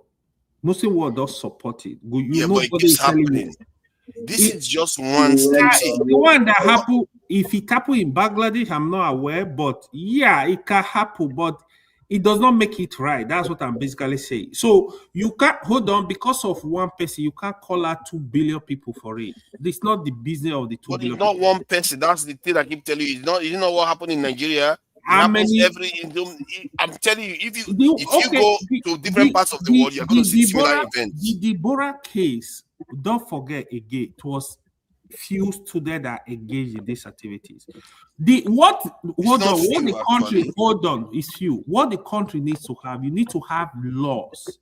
I have canvassed for laws that protect human life, that protect that is against hate. You know, what's it called? Your thing is, these people, they are doing it on behalf of your religion. Something that other religions they are doing it on behalf of their stupidity, not see. Okay, if that was the case, if you take general population from other groups to other religions, you will see the same behavior. It must. The only thing that is missing, that is different with this one, is the religion. Because if you will be, otherwise you'll be seeing Hindus do it, you'll be seeing Christians do it, you'll be seeing Buddhists do it. No, but we have to recognize that there's something in there that is triggering. What really happened? What really happened in Bangladesh? Do you know? They said, all I know was that they said he blasphemed. The same thing as this is it Rebecca in Nigeria or Deborah in Nigeria. They say he blasphemed, and from what I got, evidence is showing that he didn't even do that. First, they beat him up, like so many people gathered around him. They beat him up. I think they even beat him to death. Then hung him. Then before they bumped him on top of. This was in public, and they were videoing it. Go to Twitter, you see it, or X, you see it there. They were videoing it, showing people what they are doing, like they are trying to terrify people. This is the kind of behavior you see repeatedly in different scenarios around the world. They even do it to Muslims sometimes. They do it to fellow Muslims when a fellow Muslim says something wrong. I think every country should have laws that way, because somebody will not do. Countries should have laws that protect citizens. You know, like they have laws. How many laws can you have? You gotta implement. When the problem with that is that you are okay. Let me put it this way: what you are seeing there is just the surface. Before somebody gets hung, it's just the surface. It tells you that before they get there, they have so many things that they used to push back that you can't debate with. There's a streak of almost unquestioning loyalty to religion that is going on that doesn't seem right. That's what right. It's not right. Just like Cedric explained it, it's not right. that's evil, no matter how. Religion is like a cult, right? It's like a cult. It's like a cult. It has the cult tendencies. You know, when he creates cognitive dissonance, that people don't know how to deal with it. I think that's why education. See, listen, I used to be a Christian.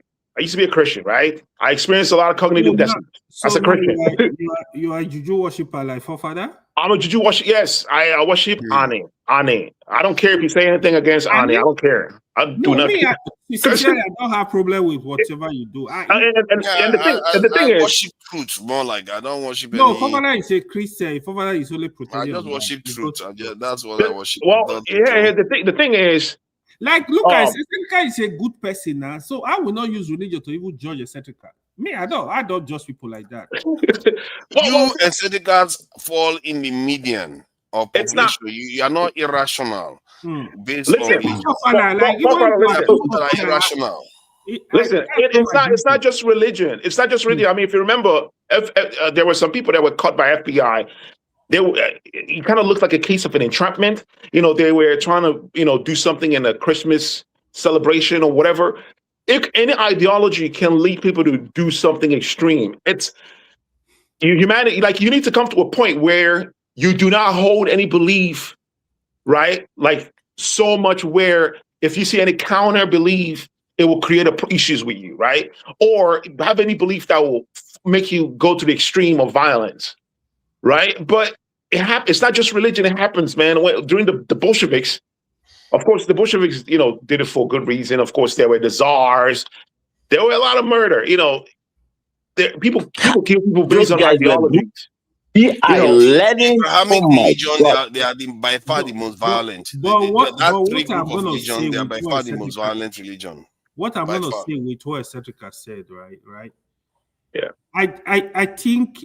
No matter the religion you believe, no matter what you believe in, I think we all know what is right and wrong, to be honest. Ordinarily, we're supposed to know, like, okay, this thing is wrong, this thing is right. Even if your pastor or your imam or whoever is telling you, PJ, be able to identify that. I forgot the initial. AY. The concept of knowing what is right and wrong. They are violent religions and they go for violence. They wake up in the morning and they choose violence. That's basically it. Because not really. People don't choose violence. Like I said, it's something that triggers that violence. Like the concept for their religion. That's what, and they were willing to take human life for it. Listen, that's why we created societies. That's why societies create laws, to prevent these tendencies, right? Knowing what's right and wrong function when people are willing to follow it. Why are there blood libel laws in Europe?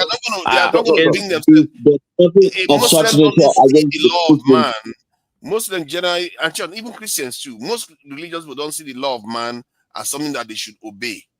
They don't see it. It's only secular people that actually believe that.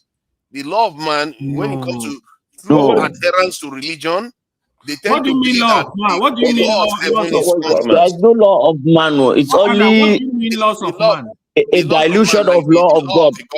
The law of a government. And corruption of law of God. Okay, hold on. Fafa, that's not correct. Like in Islam, you are supposed to obey the laws of the land. Yes. What if he contradicts your faith? No, it doesn't. No. If the law of the land says they should go and draw the picture of Muhammad, would you obey? You will not obey it. No, you there put are your religion first. No. Hold on. What you see, you don't understand the concept of Uzur. So when you say law of man, law of his state, you have to obey it. It's not like that is unreasonable when you telling somebody go draw the picture. Why are you telling somebody to draw a picture of man? What kind of stupid law is that? Because they want, that's my point. The point I'm making is you that can't do that. You don't hold people have certain rules that they put above the state. You have to admit that. Would you let me just make one point? Just one point. If you don't agree, but let me just make this point. Why is it okay to make blood libel laws, anti-Semitic laws, in Europe against anybody who says anything that the Jews consider to be, against them, and you could face serious consequences for. But instead, it is encouraged for people in the West to attack Islam and generalize and stereotype them, because it's a Christian civilization that is ruling the world now. That is why this has been normalized, because there is a Zionist agenda and all that. Therefore, we are not applying the same standards that we applied on Muslims on the other religions. This was a literally carrying out a genocide. Yet somehow all of everybody's attention is on the Muslims, this, Muslim that. It's evil. There's always evil. Listen, it's the same. It all falls within the same frame of my argument about the whole cognitive dissonance. It's like, of course, you're absolutely right. The people of Jewish religion just committed freaking mass murder. Like, it committed genocide, literally. Dude, I've watched so many of the pictures and videos. It kind of messes up my own internal principles. It messes up something within me. It created a cognitive dissonance within me. So I got to a point where I was like, maybe nature is inherently violent. Because if you look at the Big Bang, how stars are formed, it's also a violent process. And humans exhibit that same violence. Nature itself is violent. If there's look at the earthquake in Japan that destroyed Japan, right? Atom bomb, all that type of stuff. We understand that nature and humans are violent. It's inherently violent, but it's where it's been deployed, because we are just hearing that in Maiduguri again, there has been an attack in a mosque, if I'm not mistaken. I think it's in a mosque, actually. It's in the mosque. You see, I was actually expecting Fofana to talk about it. You see, that's what I want to talk about now. But so you hold on. There is reason why I'm raising that. So tomorrow now, people will come and say, "Oh, it's Christian genocide." If it was church, now you hear the noise. That's why I'm telling you, but these things are very common. You don't even know who is doing it at this time. And there are a lot of attack in the mosque that people will not, because we are from South and is dominated by Christian, they don't tend to talk about this stuff. That's why when people talk this idea of Christian genocide, I say it's just a smoke screen. No. I don't think it's smoke screen. The reason why I see that. Let me tell you why. Let me tell you why. What Nigeria should focus on, there is a high level of insecurity in the north that is killing Nigerians. When you go sit down, take statistics, you have a genuine person, you will be shocked at that number of the Muslims that are slaughtered in the north. So that's why the argument does not even make any sense. Hear me when I say this. This is very important what I'm about to say, because I spent some time studying historical this thing. Maybe not deliberately, I was just reading documents of how Islam spread to Asia. And if you look at Africa, like the Kush Kingdom, I was trying to find out, what happened to the Kush Kingdom, because they said it lasted 1,000 years after the Egyptian, these pharaohs and all the rest. So how it ended, because they were Christians first, even the Sudanese, they were Christians. But what Muslims were doing was that when Islam rose, they will come there, they keep giving them slaves. In the end, they too were defeated again. Even when they fed them slaves for centuries, they too were defeated and converted to Islam. So in other words, they do exactly similar stuff that the Europeans do in the Americas. They will get stronger and they will come and destroy you. And the same thing happened with the Buddhists in the East, where the Buddhists were the ones that were interacting with them, while the Hindus were fighting against them. The Buddhists that were interacting with them, they destroyed them. So you see, the pattern remains the same. It's happening in Sudan right now too. The pattern remains the same, whereby sooner or later, the religion wants to expand and they are violent. It's not like they are just preaching for you and it just ends. It's not. Let me add to what you are saying. Let me add to what you are saying. You gotta be fair to yourself. You see, these are all the way to blackmail Islam. Islam is a religion that naturally grows. Even as me and you speak today, hold on. As me and you speak today, look at from the West to the Africa, to all over the world, into Japan, nobody is shooting any bullet. Islam is growing at a very fast rate. It doesn't matter, it's just natural. This thing they are telling you is not true. Did you see the recent experiment? with what I just said. Why then? Okay, if it is growing naturally, why are they? Hold on, calm down. If they are growing so organically, why are they so violent?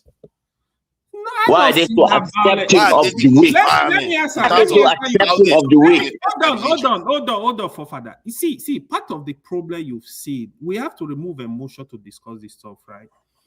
The problem that is happening in Sahel today, who created it? Do you want Muslim to say the Christian country created the problem? And that's a fact. There was a country in Libya, peaceful, one of the most peaceful countries in the world. People are living well.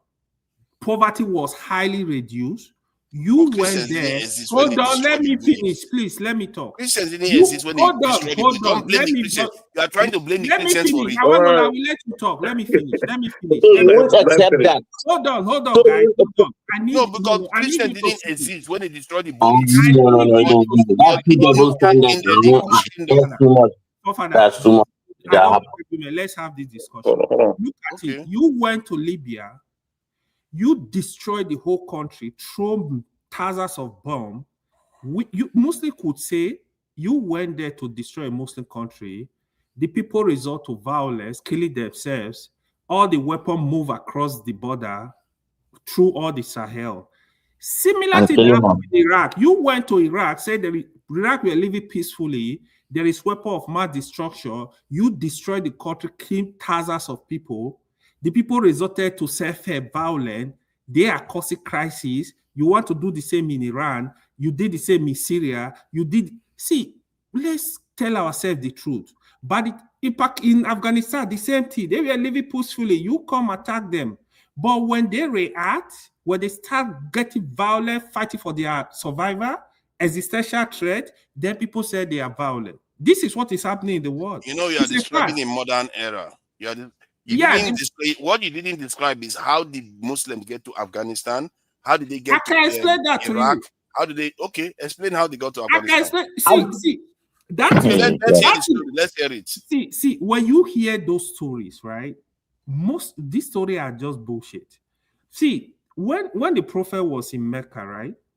Even the Mecca people, they did not actually accept the prophet when he was a prophet. You know what the prophet did? He migrated to a different city that was almost dominated by the Jews.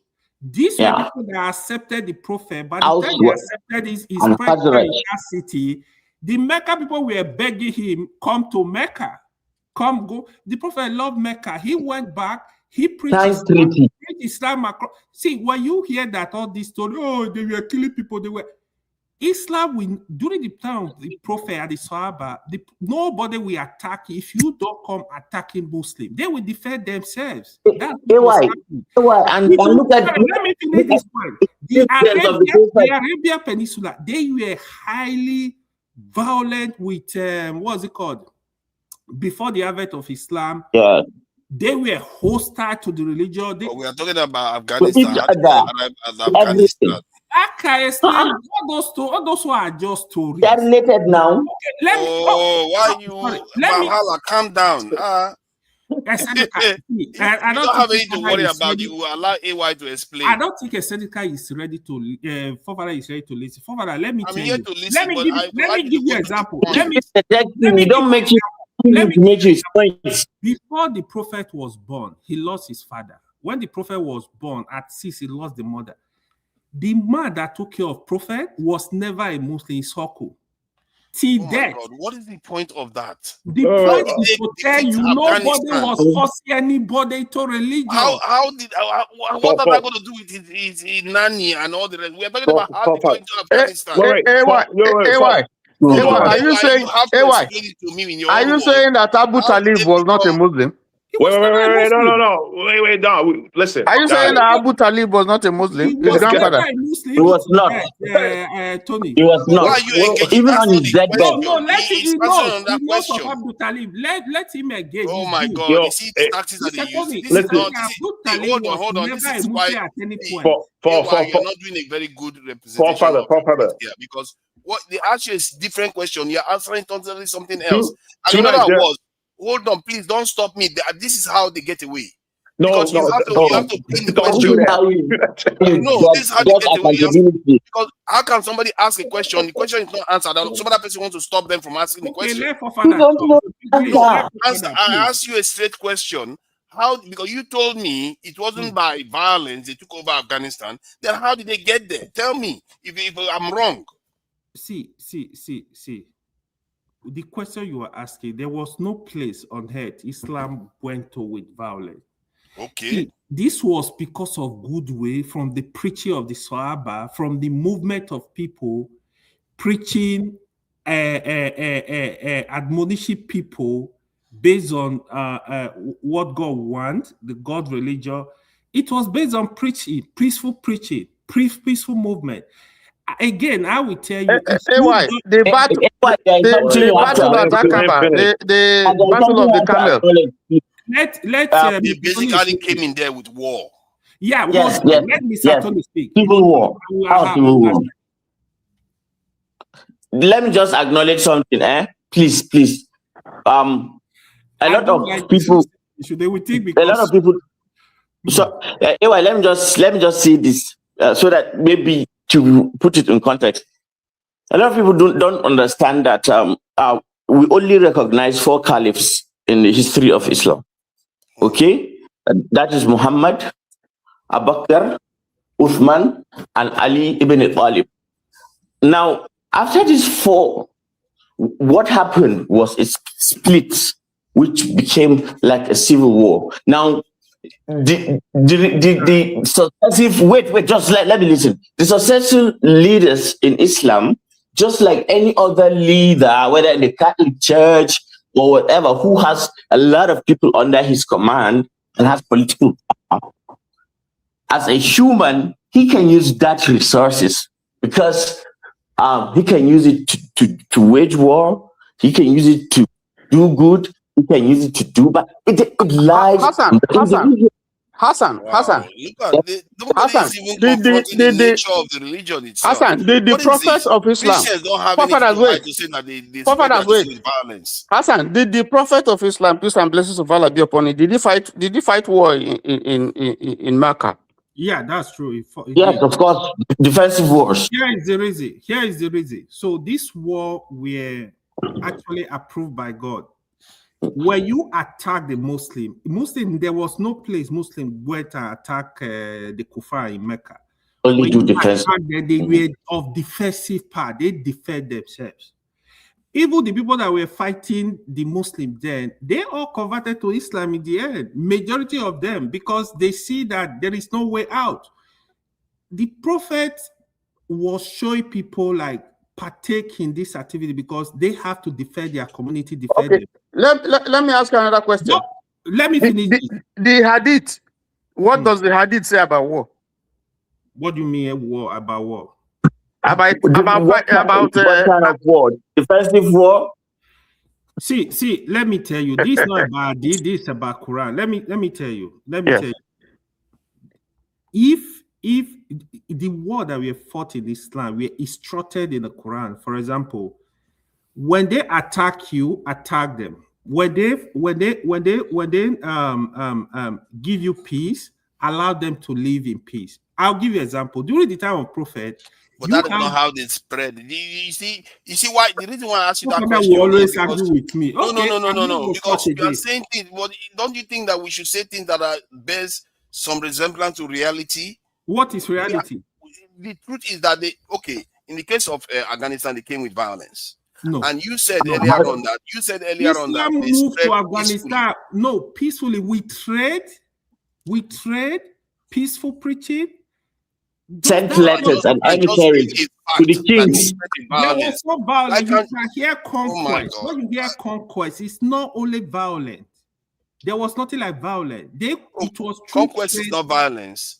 Wow, forefather, I know you. I'm talking about violence. I'm reading it right here. You want to show you?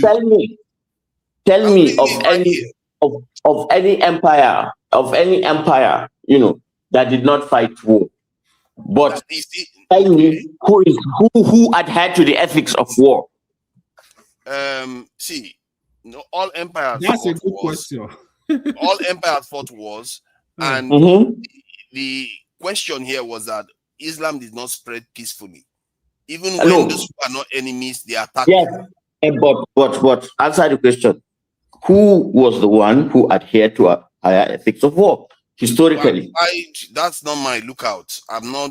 Yeah, you don't want to see the truth. That would be an assignment for you, forefather. That would be an assignment. No, why would that be an assignment for me? You have to be open-minded. You have to be open-minded. No, it's irrelevant to my point. I'm not disputing whether they adhere to human rights laws. Your question is operating on a preconceived notion. I've already heard this. I don't know why this. I don't know. The preconceived notion is that Muslims are violent people. Yeah, that's a preconceived notion. This notion. Violent. If you listen to Fox News and all. Hold on. Let's not confuse it. You see, you want to confuse the discussion, so we'll not get to anywhere. No, but I'm not going to let that happen. There is a you see that. If you don't want to have conversation, we should just close the channel and go. Because we have to try to get to some truth here. It's not about me saying that all Muslims are violent. I'm saying that they display traits you don't see in other religions. Like which religion? In Christianity. So you don't know the history of Christianity? I see, but now I'm talking about now. You don't know what the crusade did? Hey, my God, forefather, I know what the crusade did. I'm not denying it. You see how I'm accepting it. Forefather said Forefather said the Abrahamic religion, which is Christianity, all of them, Islam, and Judaism.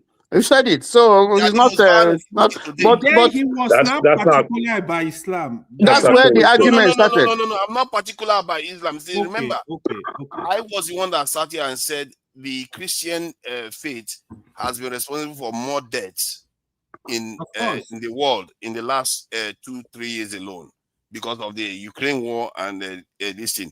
But it doesn't mean that the Muslims are not even from the center of the world. No. I'm just trying to keep it contained for now. Okay. But what I'm describing here is something else. Okay. Where the Christian faith itself that is responsible for most casualties in the world. When you say something to them, they don't go about just burning you alive because of their religion. Forefathers, are you saying are you saying the Christian faith or people who are Christians? Nations that are Christian, that are Christian dominant nation, and they are technically not even Christian. They are more like many of them are secular people. But that said, Christian has a violent history too. We know that, even against fellow Christians, we know that. I'm not excusing that, but I'm saying today, the state they are all in today, at least they can live in this world that we are in today without triggering unnecessary violence amongst each other, because they can tolerate people saying things about them. Hindu can appreciate appreciate the fact of the least tolerant. Hold on now. You are okay. Am I wrong to say Islam is the least tolerant among all the three today? Of course you are. You are very wrong, actually. Of course you are. Okay, now prove me wrong, please. I would like you to prove me wrong in front of everybody. Let me just quickly tell you. Then I'll finish. You see, to be honest, you could say in Christianity they allow anything goes. Because Islam does not allow, it has border. People think, Muslims are too hardcore. For example, you see a priest coming out telling you, he can wed man and man, doesn't matter. Islam, these are red lines. You can't discuss it. You can't come to the mosque or you want to do this marriage. There is no law that will tell anybody to do it in the mosque.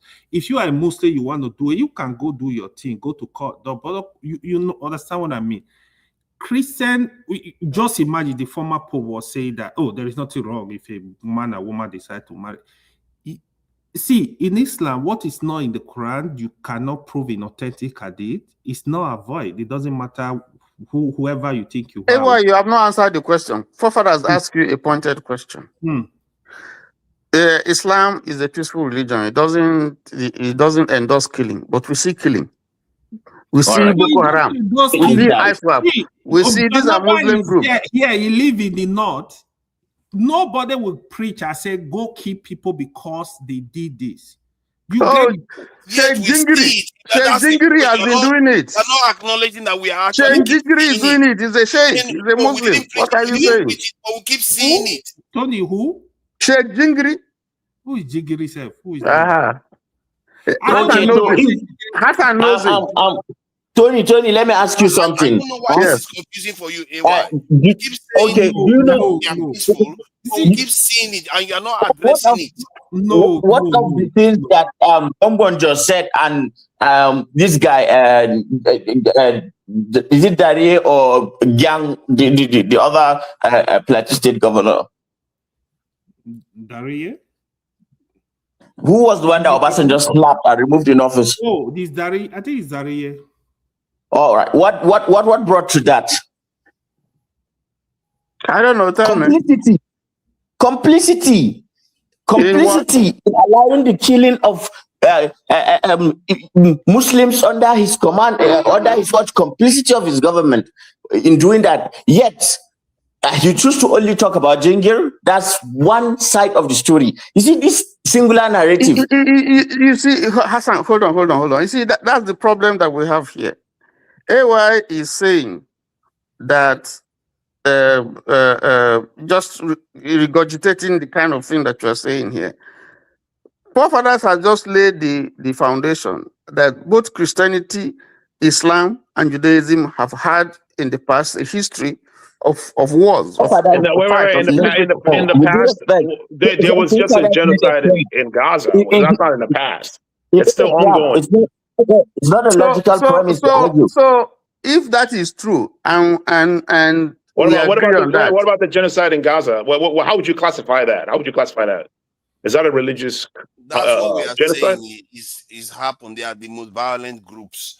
We are already who are the most violent groups? Abrahamic religions are the most violent groups in terms of religious groups. Okay, what I'm going to do with more violent? Okay, I agree with that. Who else agrees with that?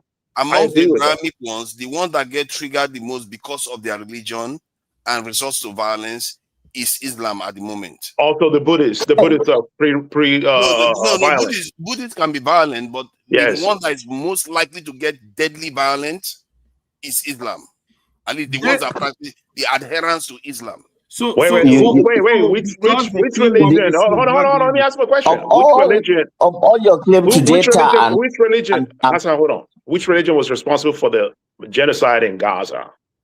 Which religion? I think you can say it's is it Judaism? Okay, yeah, that's right. That's right. Religion. That's right. Judaism, yeah. How many people were killed? How many people do you think? Like, what's the number? I don't know. 60,000, 70,000. Some people say over 100,000. Okay, the war in Iraq, right? How would you classify that? Is that like does it have some kind of religious connotation to the conflict? Here, the reason why I'm asking you, because there's actual evidence that Bush called Chirac, which was, like you said, the Prime Minister of France or whatever, and told him that this was predicted in Ezekiel. He was using religion as a justification for the thing they did in Iraq.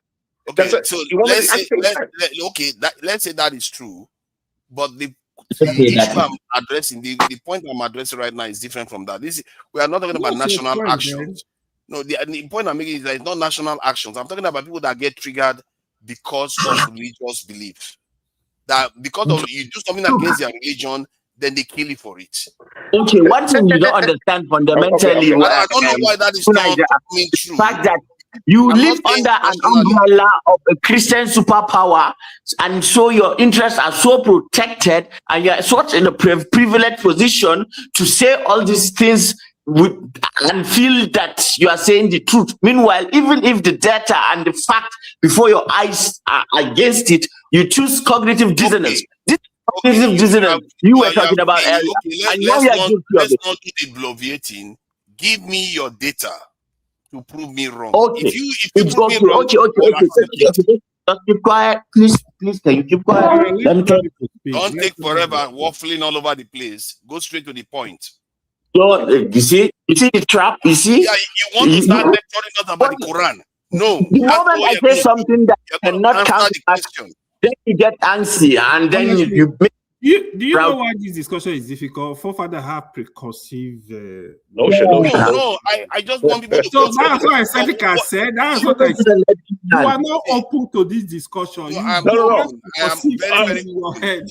You know what I noticed, Ewa? You know what I noticed when you ask most Muslim question, they want to start teaching you about the Quran. They want to actually start proselytizing to you. Instead of them to give you the answer to the question you're asking. I'm asking a specific question. If he wants to answer, he can come and answer the question. I understand. He's asking a pretty specific question. He's saying, like, which religion could, harm you if you say something about their prophet or their God? Exactly. It's a very specific question. When you ask them, they'll start wandering around. It's a goalpost. You move that goalpost like this. That goalpost can be moved. You can still move that goalpost around if you want. You are not seeing what you are doing. That's an interesting question. The point started from the Bangladesh issue, Deborah issue. I linked all of them. So these are just isolated cases, Forefather. It's not isolated when it's happening everywhere. Like where? Okay, Bangladesh, Nigeria, where? Just name the continent. It happens almost every continent Muslims are. Hold on. I got this. Remember, there was yesterday. There was in I think in Sweden. I don't know. Someone took a Quran and shot a gun in the middle of it and left a note that says, something about thanks for coming, but now you can go home, and left it in a mosque. It didn't result to any type of violence, In some regions that could cause violence, of course. Right. That could cause violence. But in this particular instance, there was no violence, right? Someone shot a gun inside the Quran. And we know what that means. It's a threat. And the person is saying, hey, go back home. Thanks for coming, but go back home. You can look it up online, right? Which country was that? Sweden. That's why. Don't forget. No. See, that's why because they know. Hold on, because they know if they did that there, go ahead. The whole population will expel every Muslim in that country. No. Are you saying that? Are you saying that if, like, let's say someone retaliated and did something they'll blame it on everyone? Given how Europe is right now, that would be a big problem. Listen, man. And they know that. If you want to elicit a response, right? You could elicit any type of response that you want. If you want to elicit if you want to prove a point, you could do something that could lead you to prove that point and say, hey, look, they're pretty violent. Because this is how they react. Do you think that anybody would dare to do that? Let's say in the northern Nigeria. If you go to some, not make it out of that place. I can't answer that without even you finishing the question. If you go to some, I agree with you. It's not a reasonable thing to do. If you go to some why would you kill a human being for shooting a book? I agree. It's a book, nonetheless. I agree. I don't see why you would harm a human life for that. But it's a threat. It's a violent threat. It's a threat. It's a symbolic threat. Everybody mute your mic. Let's move. It's millions of people all over any moral position to tell anybody how violent mute your mic. It's a symbolic threat, right? It's a symbolic threat. We know millions of Latin Americans.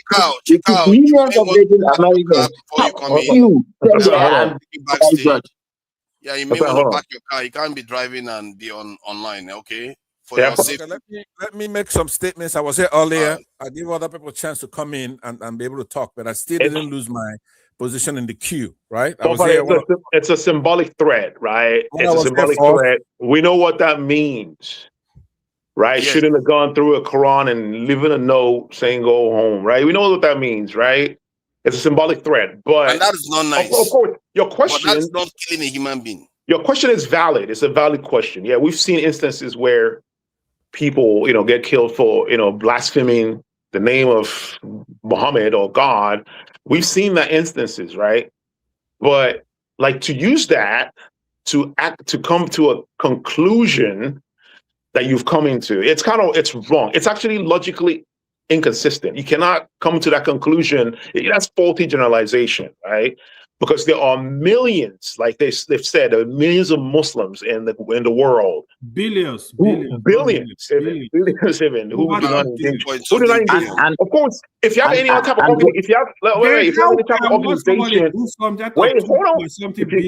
If you have any type of, you're making my point. You're making my point. If you have any type of Christians, but they are not the ones busy getting triggered and killing somebody and burning them on the stage because somebody said something about Christ. That is my point. I don't understand how this is complicated. I'm not saying that I'm saying they are passionate to the point where they take somebody's slide because somebody says something wrong. It depends on the grace people walk on eggshells. When I was here earlier, if you're a Christian that you were in that position, I don't think Muslims would be. Hold on. Okay, let's bring new voices in so that. I'm not only a new voice. It's my AY, turn, you should have right? just answered my question. Would have been gone a long time ago. Before now look at all of them. It's all your fault. It's all your fault. You didn't answer the question. That's what caused all this wahala. You were busy going left and right. That's what caused all this wahala. According to your I need your help to mute AY. He didn't let you talk before. Eh? So now let me say this. First of all, when we're talking about Islam, we're not basically talking about the tenets. There's a lot wrong with the tenets. That's what we're talking about, right? Who are you in our country right now? What we're talking about when we talk about Islam is both doctrinal and scriptural issues that they have. It's the same thing. It's the same thing as Christianity. Like it's the same thing as Christianity. Let me land. Okay, I need your help. Hold on. That's not. I got this. Hold on. It's the same thing as Christianity. That the text is saying the same thing as Christianity. There's no difference. I'm framing what I'm saying to say that I'm not going to talk about. No. Your framing is wrong. You're not going to use the wrong premise to arrive at your terrible conclusion. The framing is intentional. Let him speak now. Let the man speak. Let the man. Let's hear him out. Let him speak. No, he's a bigot, man. He's a bigot. I'm not gonna let him. Okay, can I say something, Uncle Pastor? Attracting bigotry over here. Uncle Pastor, before you speak, I just came in. I just wanted to say something. As a viewer watching from the background, I just wanted to make something clear to everyone. Please, Elijah, you're talking too much. You're giving me a headache. I'm working from home, and all I'm hearing is your voice. You're talking more than the panelists. Go to work. Please, no, I didn't ask you why. Please mute yourself, or I'll mute you. Please, Elijah, can we hear from the panelists? And can we just have one voice? Because I'm on the comment section and listening to you all. We can have all the voice coming in at once, because whatever you guys are saying, when everybody's speaking at once, it just takes everything out. So please, that's all I'm here to say. So can we just have one voice? And Nigeria moderates and stop being a panelist. You're not a panelist, you're a moderator. He's a panelist moderator. No, he's not. No. AY, I'm not talking to you. I'm talking to him. Thank you very much. Are you going to send us Christmas? No, I'm not sending you anything. Not sending you anything. No, I'm not. Today is all right, Dr. Adama, thank you very much for bringing order here. Yes, Uncle Pansat, please let me greet all my favorite Uncle Pansat, Uncle Jonaba, Uncle Tone, Stakun. AY. He's not I'm not your favorite anymore. It's okay. Bega. Go do it for me. Eccentric walk on my biko, but you're talking to you've become too Nigeria. We're in a kuzoku too much. Man, that's too Nigeria, man. Too Nigeria effect. Yes, it's too Nigeria effect. So please, can we hear people talk? Why we the viewers, so that we can understand where the conversation is going to. If everyone is chiming in and the supposed to be moderator talks more than the panelists, everything we are saying gets lost. So to Nigeria, right. I'm watching you. So let's get back to it. Thank you, everyone. Bye-bye. Go asleep. Bye-bye. All right, back to business. See, I don't know why people feel like I just want to talk. Everybody wants to tell me what to do, but it's okay. Let's carry on. Don't mind them. Don't mind the who is the Let's next give time. because Let's give time. end this on Dr. Damage, they will just go only to 2 Nigeria and then nobody will come and talk to me like that anymore. It's just not appropriate. But that said, let me Pastor has spoken. Who else? John Abba hasn't said anything. Steph has been quiet for a while. Shikau is back. So let's bring Shikau, Yonaba in, and then any other new person. I think almost all of us have spoken. Steph has spoken. Bahala has spoken. So who wants to go first, Jonaba or Shikau? Okay, Shikau is a driver. Okay, please go ahead. You are muted. We can't hear you. You're not muted actually, but we can't hear you, even if you are not muted. Oh my God, what happened? I can hear you now. Oh, I'm on Bluetooth. Let me take it. Can you hear me now? While he's doing that, let me finish. Yeah, we can hear you now. Hello? Yeah, we can hear you now. Can you hear me? Let me finish what I was saying before you bring him in. I'm here first. He's delayed. Yeah, he can't even hear us. Have some respect. Okay, right? I'm have out. some respect. Let me I think finish. Sekau is calling from Africa. Let him speak. Yeah, if to Niger, it's my turn. It's my turn. Mute everybody else and bring me back up there. Take AY down. so now let me say that we often, when we're discussing the issue of Islamic terrorism in our country, we go off tangents, right? The problems we have in the country is that we have human rights issues, women's issues, things that are just not compatible with democracy. Else, what do we care about who somebody's worshiping? Right? If you go and you have blasphemy as a foundation to kill people or do whatever it is because somebody has an opinion about somebody you're worshiping who he's not worshiping. That's what the problem is. Therefore, we've waited for decades for some Muslims, like the kid here, Hassan. You want to be a part of us, you want to be one of our friends, you come around here and we talk about everything else, but you do have to go back and talk to your people and say, you know what? People have the right to worship whoever they want to. These people don't care. This is not the topic, Pastor. You are talking. No, hold on. I'm almost done here. You have to live with it, right? Endure it. You're going to go back and say, you know what? If we give women rights, if we at least obey the constitution of our country, these people don't care who we worship. They don't give a damn. You can worship whoever you want. Pastor, can I ask you a question? No, hold on. Let me ask you this question. Let me land here. Let me just ask you. Hold on. You know, I could turn around and be bad, right? Right? I'm being nice, right? So mute the guy so he doesn't interrupt me. So all I'm saying is that I'm on your side by what I'm saying. I see John Abba, who I disagree with vehemently, nodding his head. You have to go back and tell your people. These people don't really know about our religion. They don't care what our religion is. What they care about is for women to have rights, for the constitution to be preeminent. It's a secular constitution. You couldn't come out here making any other argument. What are you going to say? Because the people you're dealing with, it's like what's happening in Nigeria right now, right? You notice that Trump is bitching around Tinubu, telling him what to do. And he has to do it. He has no chance of saying, let me think about it. Because Christians that you are doing those things with, killing those Christians you're doing, have more gun power than you do. In that sense, if you go turn it into a war between Muslims and Christians, then you're going to be wiped out. Christians have more power, more ammunition, more education, more technology, more whatever than you do as Muslims.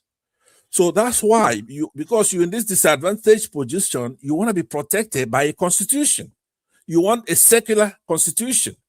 You don't want it to be that the religion with more firepower dictates what happens. The same thing is analogous to Igbos. You see what Trump is doing? Igbos could do the same thing. Igbos could take over that Nigeria in weeks. If you don't have Britain, right, or another power. Ojuku said the same thing. No. Well, I'm gonna tell you. Have we moved on? No, we have not moved. You have to. I'm almost done. Look, if I'm almost done. To say something? No, I'm almost done. So when Janab is nodding his head, it's redundant. If whatever I'm saying, he's agreeing with. So what I'm saying is this: if I make mistakes or I say something wrong, when it's your turn in the next couple of minutes, you poke holes in it. I'm trying to tell you that Britain is being the one prompting up these people, okay, stopping the Igbos from taking over the country when we did it. Forefathers, when they say, or AY says, the Igbos says the same thing, how long did it take for us to take them over? Or your place? The Biafrans ran through there like hot knife on border, went through Benin in one afternoon, August 9, 1967, we took them over. Right? And we were on our way to taking over. I'm almost done. You don't want to hear of his history. Google it. We were on our way to take over the Yorubas, which should have accomplished the next day or two. We'll take over the Yorubas. But Britain found some oil in the South, and they weren't going to let that happen. So what they're doing, if the United States comes in like they're doing now, for the first time, you have the United States say, our beloved Christians, we're not going to let anybody do anything to them, right? If we have the United States coming and hold back Britain, how long do you think it's going to take the Igbos to take over that country? In no time. It's the same thing. You still want to take let me conclude with this.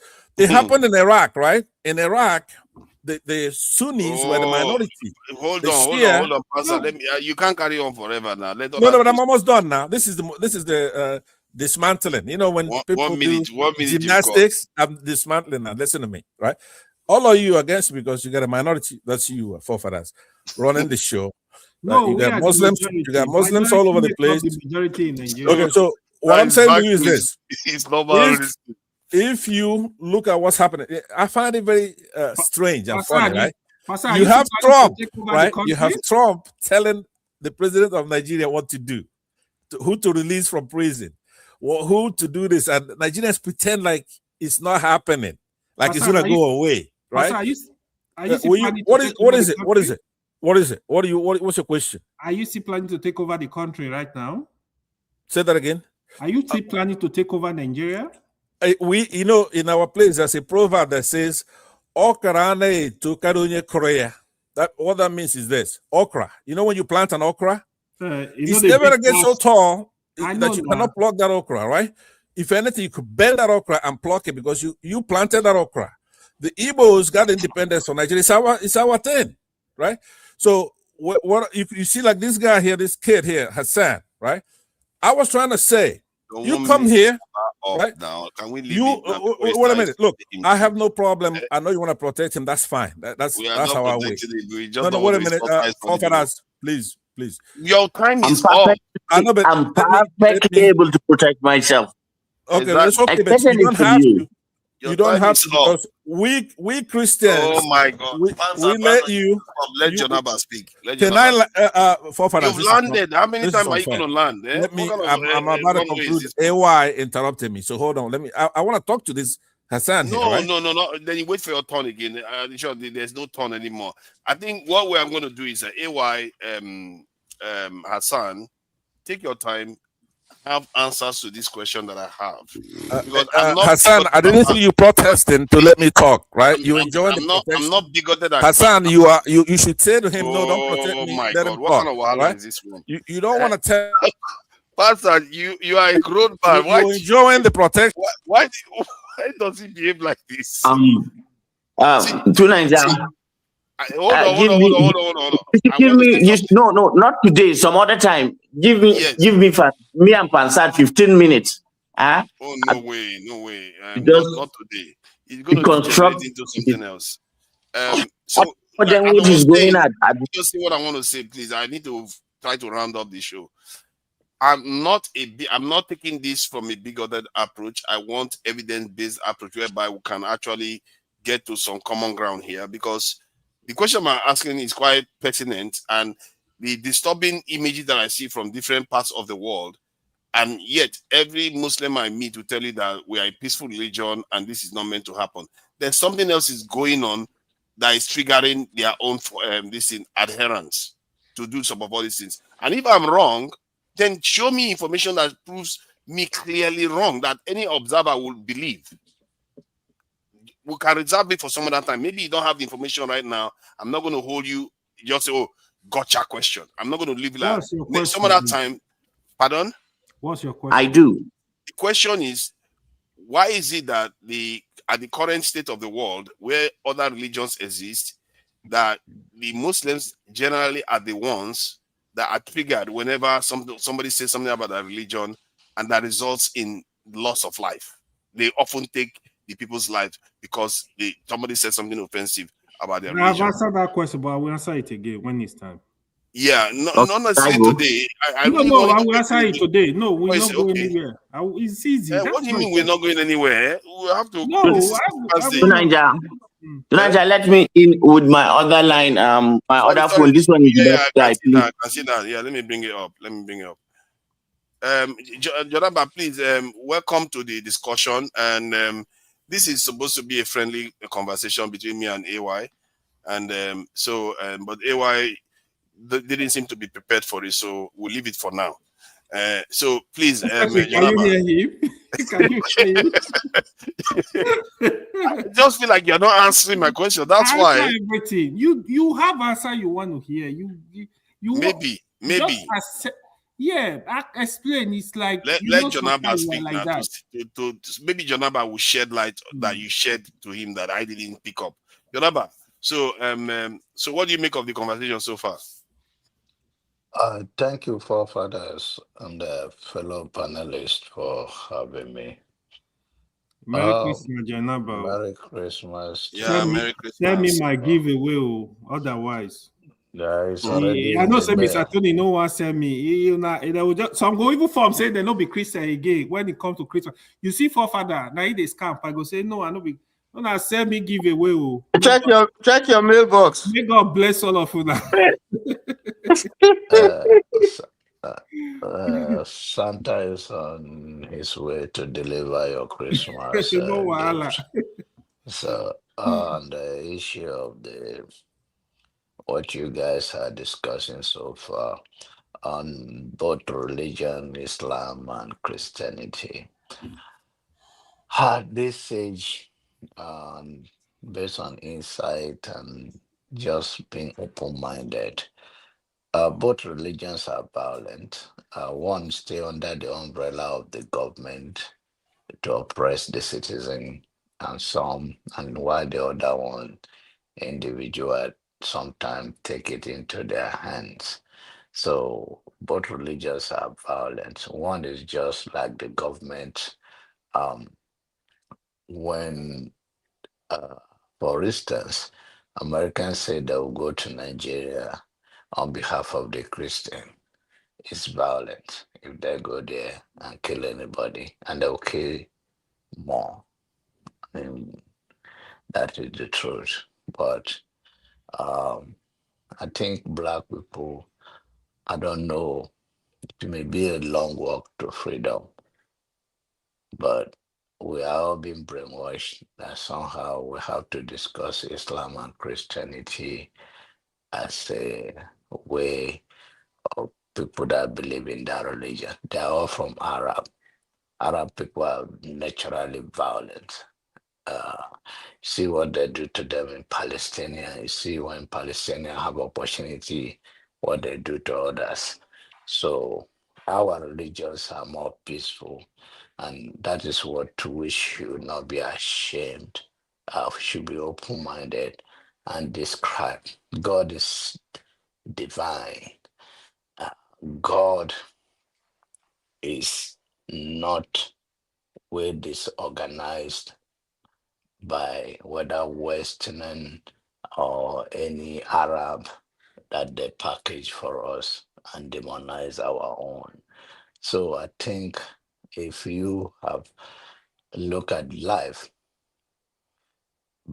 you look at it as an ideology that maybe you were brought up with it and you wrap your faith around it. Nobody will blame you at this age, but do more research for yourself. All of these things is just a power struggle.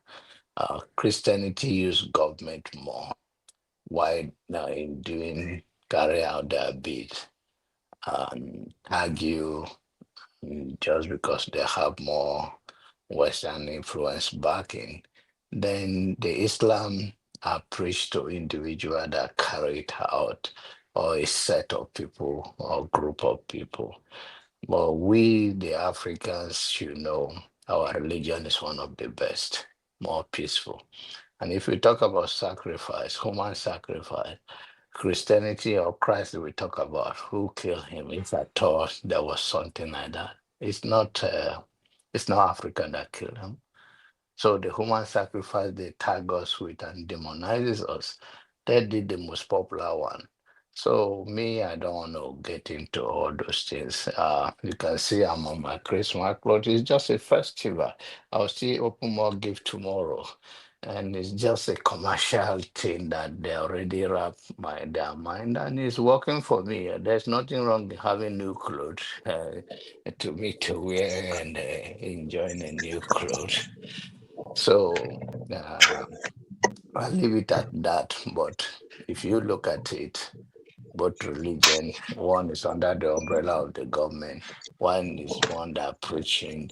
Uh, Islam will tell you they are peaceful religion, but there are still other violent under them. Christianity will tell you it's all a struggle for power. The true humanity and spirituality is what is a common sense approach, morality. What you don't want to do to others, I want to do others to do to you. Don't do it to others. It's a simple thing. And your faith, are you going to tell me that my faith is not relevant when I pray, when I get answer to my prayer? People project themselves and whatever their image capture, the faith capture and become a reality today. You can't take it from them. You'd like talk to you tomorrow. But in the real studies and all we can analyze, both of them are violent. Thank you. See, that's objective, isn't it? And so I think we are done for the day. It's We are supposed to subjective, have finished. unlike you. You see, Look at unlike that. you. Look at that. You are the one that refused to answer the question with data. No, I answer your question. Okay. You want a particular answer. That's the Okay. problem. Yeah, I've because always said that to you. But you can give a I particular want a answer. particular answer because that answer is the one that I see. Like when I see Muslims killing people that say something offensive about the religion. We see that often. You hardly see Christians reacting like that, or Buddhists reacting like that, or Hindus reacting like that. That is the point I'm making. First of all, you also look at it this way. You're not going to see a Muslim, for example, that will take a Bible and burn a Bible, or he sought. So first of all, Actually, they do though. Islam in Like it. they do that Don't go there. They do that to Buddhist religion and Let all. me tell you what. Don't go there. Don't go there. Hold on. When it comes to prophet, Islam don't attach any prophet to Christianity. Even the Jesus Christ you call, Jonathan know the position of Jesus Christ in Islam. Islam revere Jesus Christ. Like Yeah, but Jesus they don't Christ, like Buddhists, do they? They don't like Hindus. be Hindu. They destroy their shrines. Even the Egyptian shrine, they try to destroy them. Yeah, Shiran are evil. They can destroy them. You see that shrine is evil. It's other people's religion. On a more serious note, I let people practice what they want. Wait, let me say something. But when it Let comes me finish, then I'll do my own. when it comes to Judaism and Christianity, Islam see Christianity, Judaism as a religion before them. So yeah, we accept that. We already know that part. The one we are talking about is when they don't approve of that religion. At the same time, somebody says something offensive. The reaction in the current world we live in seems to be quite violent. In India, are they killing? Are they destroying the idol of Buddhism? In India. In India, idol for Hinduism, you mean? Yeah. Do you see Muslims destroy them? Is that what you say? Because they are not majority there now. Oh, it's when they are majority, they destroy them? Yeah. That's when they tend to do it. If they are equal or majority, that's when they tend to do that. Look at the countries they do it. Look at the Religion countries where they still have it. It's like that. That's just factually so incorrect. Let me I say don't know. something. Except there are countries where there are fewer than they. If they try to do it, let's say in Europe, you see the reaction will be very, very serious, and generally it doesn't repeat Europe, itself. who care about religion though? Majority of people don't care about They religion. care. They do care when Which religion? when they see that a Muslim is threatening them. I think because I remember there was a In America, in Canada, even a lot of churches are already sold to mosque already. They are you know what? mosques. Let's just bring Shikau in because he hasn't said anything since before. Then we'll bring Steph in before we round up. Yeah, I don't know. Can you hear me now? Loud and clear. Welcome. Okay. Yeah, thank you, sir. Merry Christmas if you're a Christian. Yeah, first of all, I practice African spirituality. I'm not a Christian. I'm not a Muslim. Okay. Yeah. Okay. You're welcome. Finally, Thank you very man, much. my brother. Finally, let's go. Yeah, so I come in as a neutral person, but my background as an African, we all have a Christian or Muslim background. So my background is Muslim. So born in an Islamic family, learned the Quran. I'm well read in Islamic theology and history. Then little bit I left the religion. Then I tested Christianity a little bit in Nigeria with Deeper Life. Then I also left that one because I saw that no, it's not for me. Then I embraced traditional African spiritual beliefs, which I now, since then, I've been home for the past 10 years. I would say I'm very happy to embrace African spirituality. So let's deal with the question of violence. I will tell you that both Christianity and Islam have a history of violence. But in contemporary history, in modern history, Islam is the most violent religion. We are not saying this in terms of individual Muslim behavior. We are talking about the doctrine, the teaching of the religion itself. Now, there's something most of you here who are not Muslim, you need to know. In Islam, not everything in Islam is directly from the Quran. Just the way you do in Christianity, anything you say, let's check the Bible, whether it's there. Islam, majority of the things Muslims do come from three sources. One, the Quran. Two, If you don't know, don't say majority. Can I finish? This is the problem. I want to lay down the argument. So the hadith, which is the saying of the prophet and his tradition, and then you have what we call the mazhab, the interpretation of the scholars. So you have scholars who can give interpretation, tafsir, interpretation of the Quran, what it means. So you put those three together. You put those three together to get what you call Sharia, the Islamic jurisprudence. So it's not always from the Quran. So now let me give you few things that show Islam is violent. One, apostasy. If you leave Islam in Sharia, you should be killed. That is violence. No religion on earth I know of today, apart from cult, that if you leave, you should get killed. In Islam, if you open, right now some Muslim will tell you, oh, it's not in the Quran. No, the Sharia has three sources. So in those three sources, all the scholars agree that the Prophet said, if anyone abandon his religion, in apostasy is punishable by death. Google it right now. All Sharia law agree with that. Two, that's violence. The term kafir, what you use to describe people who don't believe in Islam, where you describe them as kafir, unbelievers, you call them infidel. You already declare war on non-Muslim intellectually, spiritually, culturally. Even without you doing nothing to them, they have declared war on you because the vision of Islam is to convert the entire war into a caliphate. That is the vision. Convert the entire war into an Islamic caliphate. For Christians, they are trying to convert everybody to go to heaven. For Muslims, they are looking for a caliphate on this planet.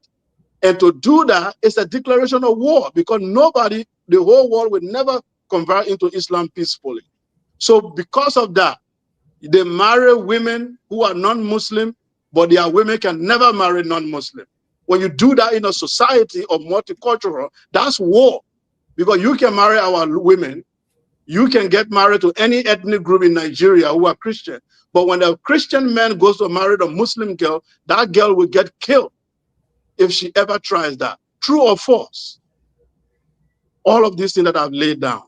So the fundamental in the Quran, it says it clearly. Anyone who criticizes the prophet, insult the prophet and Allah, you should crucify them. Crucify them. That's why even a little Muslim kid, when you insult the Prophet Muhammad, that kid is, even those on this panel right now that are saying they are peaceful Muslims, if you dare them right now, you say something against the Prophet, their blood will start boiling. They want to kill you.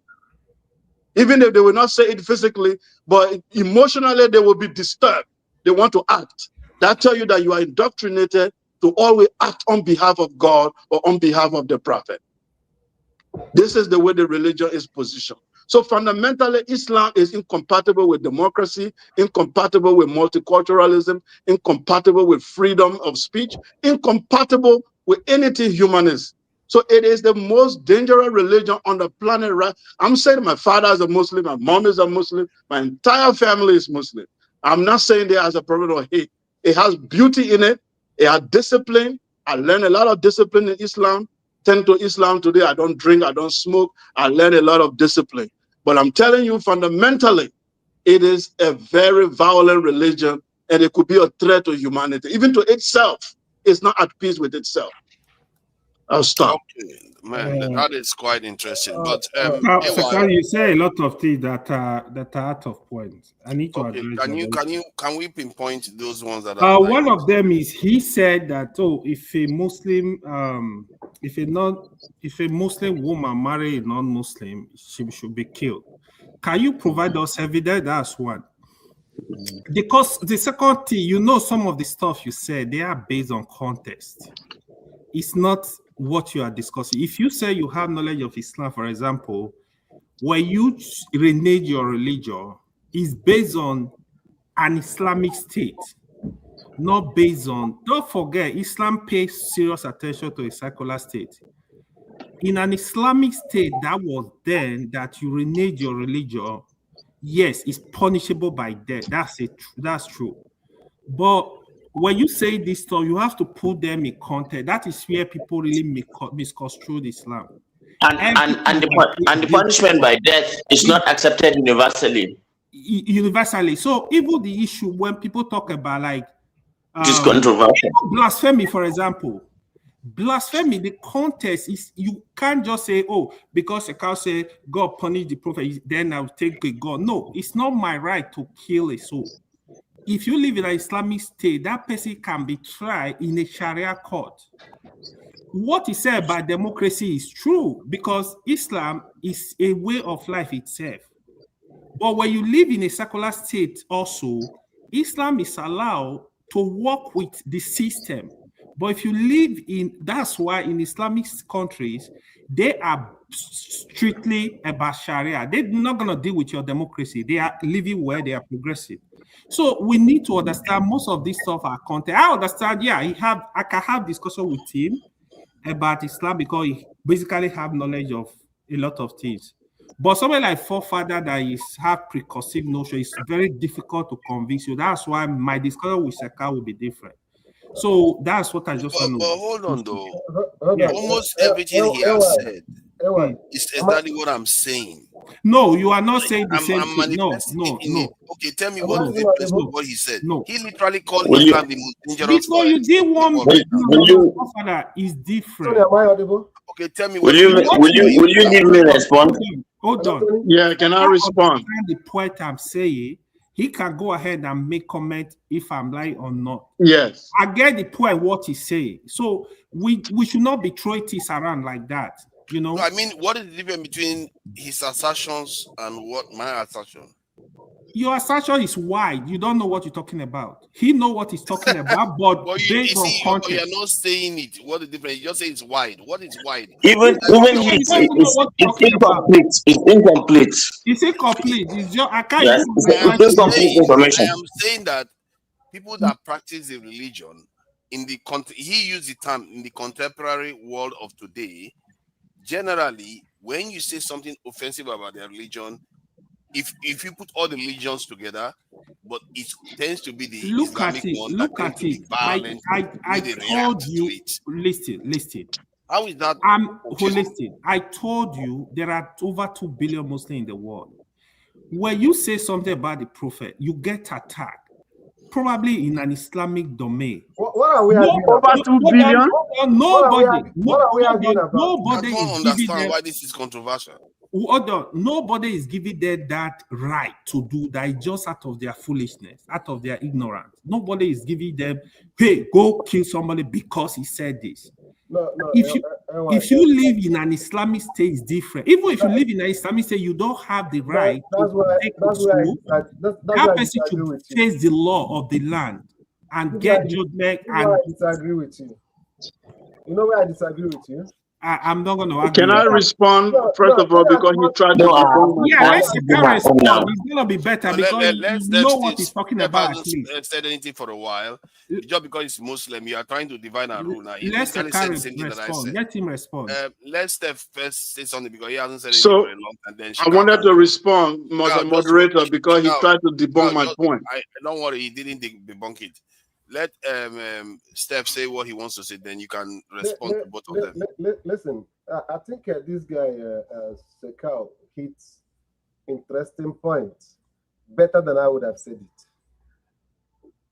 If we begin to compare the two religions side by side, historically, Christianity may even be the worst. So it is the worst. Listen, let's not confuse. We're talking about in the 21st century, presently, which one is more prone to take some violent actions? So let me. Which religion? Wait. Which religion committed genocide in Gaza? Which religion committed a genocide in Gaza? How about the one in Sudan? 21st century. Oh, how about the one in Sudan? Good question. Yeah. Exactly. Wait, I'm going to answer you. They are doing the same thing in Sudan I'll too. answer you that question. Exactly. Yeah. I'll answer you that question. If you are sincere, go ahead. You will know that what is happening in Gaza. Yep. You can easily see it as a state terrorism. No, that's what it is. It's a theocratic state, though. It's a theocratic state. But it's more of state terrorism. But it's a theocratic state. Allow me to talk. You use your time. If you narrow it down to what we are saying, the question is, in the contemporary teaching of Christianity, you are not a Christian. Any other Christian here can let me know. I've not seen in Nigeria, maybe in the last 10 years even, where there is any incident of anybody saying something against Jesus Christ or whoever. You even see more Christians even saying trash against Jesus Christ than any other faith or unbeliever. Of course, Muslims will not say stupid stuff about Jesus Christ. It's not a contest. No, listen now. What I'm saying is that if it is Christian that says something terrible about Jesus Christ, nothing happens to him. A Muslim can't even say something terrible against the prophet without repercussion. Let's even a Muslim will not say anything. No, that's the mistake. That is the mistake. No, I'm not making mistake. You make a bloody mistake right there. Hold on. That comparison, you are comparing apple and orange. No. No Muslim will say anything stupid, bad about Jesus Christ. That there is no discussion around that. I'm not saying they will say. I'm saying that if a Muslim should say something stupid, unguarded against the prophet, I'm not saying Jesus, he's not going to go scot-free. It doesn't make sense to me. Go ahead. What doesn't make sense? Yeah, but you know that happens all the time. Why do you say a Muslim will not say it? Muslim will not do that. No, do what? Oh no, in Nigeria, a Muslim. I can't say he was once a Muslim. Hold on. This argument. No, he said Muslim will not do what? Can you move this discussion, because people are holding to their biases. People are holding on to their biases, and we can't. We need to have this discussion properly. Tony, you're the one talking about biases, really? Come on, man. Now, let me say my piece now. I'm trying to build on something. Okay, so far that they are not being fair to me. Don't worry. Because AY is represented very well. That's why. No, there's still some things that I need to add to. Okay, we are going to come to you after Steph's finished speaking. Then Shikau, then we'll come to you. Please go ahead and finish, Steph. So this is not something to build a defense. I'm just trying to build a context that if a Muslim cannot say silly things against the Prophet and get away with it, how much more somebody who is not even a Muslim? Exactly. That's the point I'm trying to make. Just like in the case of the popular case of Deborah. Yep. You understand? You can argue. You can argue and say, okay, nobody told those mob to kill her, but what you now consider, what the event that happened after she was killed, is what speaks volumes. The event that happened after she was killed is what speaks volumes. Not only that people don't want to condemn it, but they make sure that they shielded and protected the person that did it, the people that did it. Was it by accident? It's not by accident because that wasn't the first time. So we're talking about contemporary history. I'm not talking about unashamedly. I said it. If it's historically, I can tell you that it may be worst among the Christian faiths.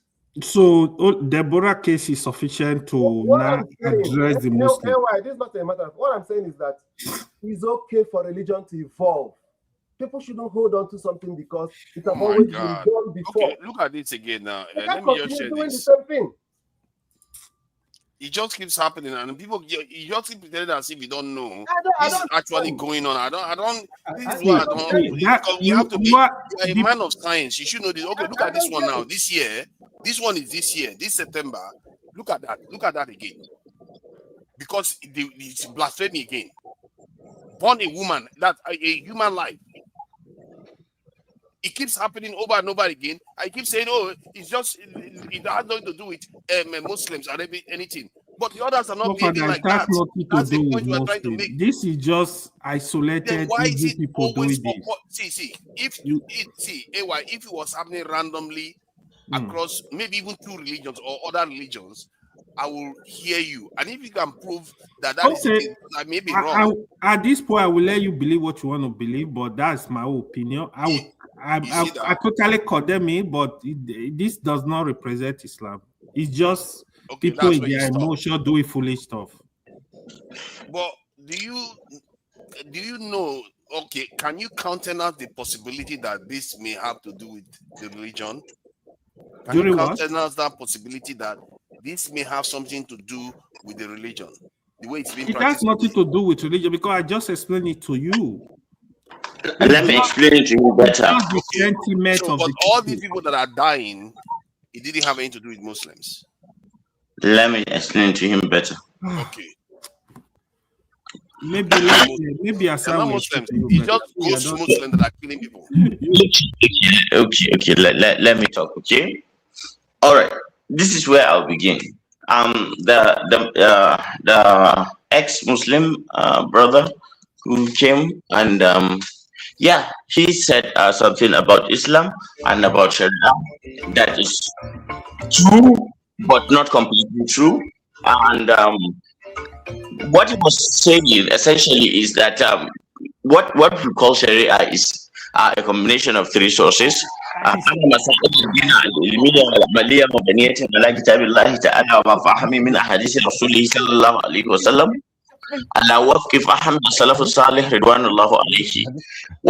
it is that we consider faith and religion has to come from the book that is Quran and from the traditions of the prophets, which have been authenticated and based on the understanding of the people and the Sahabs, that is the people that came with that lived with him and came after him sufficiently to understand the context before they interpret it for it to be taken seriously.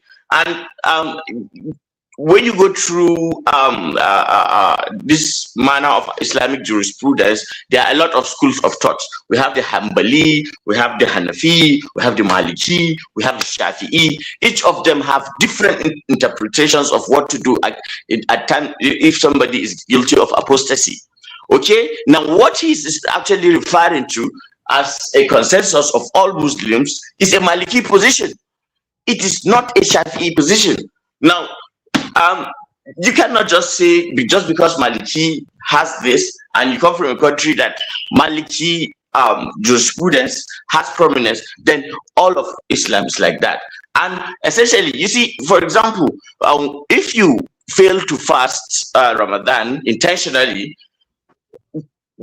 God is going to punish you. That is what the Prophet said. However, the ijtima of the ulama, they agreed that your punishment should be 60 days of fasting non-stop to compensate for intentionally refusing to do it. Now you have to understand that it's because the ijtima is a combination of different scholars from different backgrounds and skill and knowledge of Islam. They are sometimes fallible. Okay, so these things happen. That's one. That's the fundamental thing that I want to dissuade your minds about painting all Muslims as they will kill apostates. Go and look at Imam Tawheed. Look at this guy, this man from Qatar, this man from Jordan. Let me send you some videos for God's sake, so that you can see where Muslims who do not subscribe to Maliki school of thought actually understand what is quite different from those who carry this one. Now let's get back to the data part of it. You're going too deep. They don't understand what you're talking about. Hassan, can I ask you a question? Okay, I'm listening. Yeah, do they these Islamic schools of thought that you have, sects that you have in Islam? They are not sects. They are not sects. They are school of thought. Okay, school of thought. I know there are many. Yeah. Do they believe in the Quran, the Hadith? Do they? Yes, they do. Okay, let me ask one question. But they have different philosophies. Hold on. Let me ask he asked the question now. I'm answering him, and you're telling me to hold on. And if he does not understand the answer, it becomes a problem. Why do you have to explain everything? You see, this is the thing you do. You want to start teaching people Islam. Okay. You want to hear what you want to hear now. You don't want to hear what is true. See, I tend to see this amongst Muslims. When you ask them specific questions, they want to start teaching you about Islam. And they can't help it. It's just their way. The question they ask you is that Let me finish. Okay, let me finish. I want Sokar to be here. Can you be patient? Let me finish the point. No. I want to ask you a question. You see that? The question they asked you whether this thing they all believe in schools of thoughts. And whether they believe in they said yes, they believe in Hadith and the Quran. The question I want to ask you is that which of these school of thoughts is the dominant one amongst the in terms there is no dominant. No, there has to be one. Which one? We here in our part of the world, the Maliki school of thought is quite dominant. The region. There is no but it's a more regional thing. It's a regional one. Which one is the one that you talked about the death penalty? I'm sorry, but I think Valhalla is being more. Can you let me finish, please? Can you let me finish? You want to just go into if you let me finish the answers, you don't literally have to cut me off early. Please let me finish. I think okay, not, okay, go ahead. Yeah, I'm getting somewhere to what he's saying. It's okay. Now, the argument that somehow we are Muslims are the most violent people in the world. Somebody said he will acknowledge that Christians are more violent, but it has to be in the past, not now. Okay. However, now he believes Muslims are the most violent. Well, the first thing that is important that we talk about is that, let's say in the last 100 years, is that good enough for you as a sample size? I think 50 years makes more sense because a lot changed in 50 years. But actually, when the Ottoman Empire fell was 100 years, because that is important. That is the reason why you guys have this feeling of moral superiority and all that. Let's not worry about previously. At the moment, we could even reduce it to 30 years. We're talking about modern contemporary times. That's the whole point. But what happened affected what happened yesterday affected today now. If you are not born, will you grow? If you don't grow, will you die? Yeah, but others have changed. We are talking about how people behave today. And you're asking me why I believe that Muslims are not violent, Christians are more violent, and then you're telling me not to talk about the facts that are the most essential Christians of why that is. That they were more violent. You see, you're trying to hear what you want to. Let me answer. Hassan is the goalpost. I told you about the goalpost, right? Yes. Okay, you got to fit the goalpost to fit your narrative. Why ask about the point that they've already conceded? I don't get it. Yeah, to go like you move the goalpost to fit a narrative. That's what he's saying. Why would you go to the past? Talk about something that we are dealing with now. Yeah, okay. Breaking news. Breaking news, though. That said. Yeah, it's a goalpost. That said. Moving the goalpost. Yeah, that's what. You got to move there. You move the timeline a little bit. Keep moving the timeline. But when we talk about the problem affecting Africa right now. Wait. When we talk about the problem affecting Africa right now, we talk about slavery. We talk about the colonialism. Yeah, you guys. Can you let me finish? Your answers are here, but you not let me finish. Wait. When you talk about the problem plaguing Africa right now, we talk about colonialism. We have to look at the past to see how it affects the future. But when it comes to this, point, okay, except because I don't like the way you go about this. Sometimes you just open up the whole conversation. They are talking about something specific to the current period where people are getting triggered and people are getting killed. It's a goalpost, man. It's a goalpost. Like if you expand the goalpost a little bit, you start seeing more. Like I said, wait, Hassan, hold on. Hassan, hold on.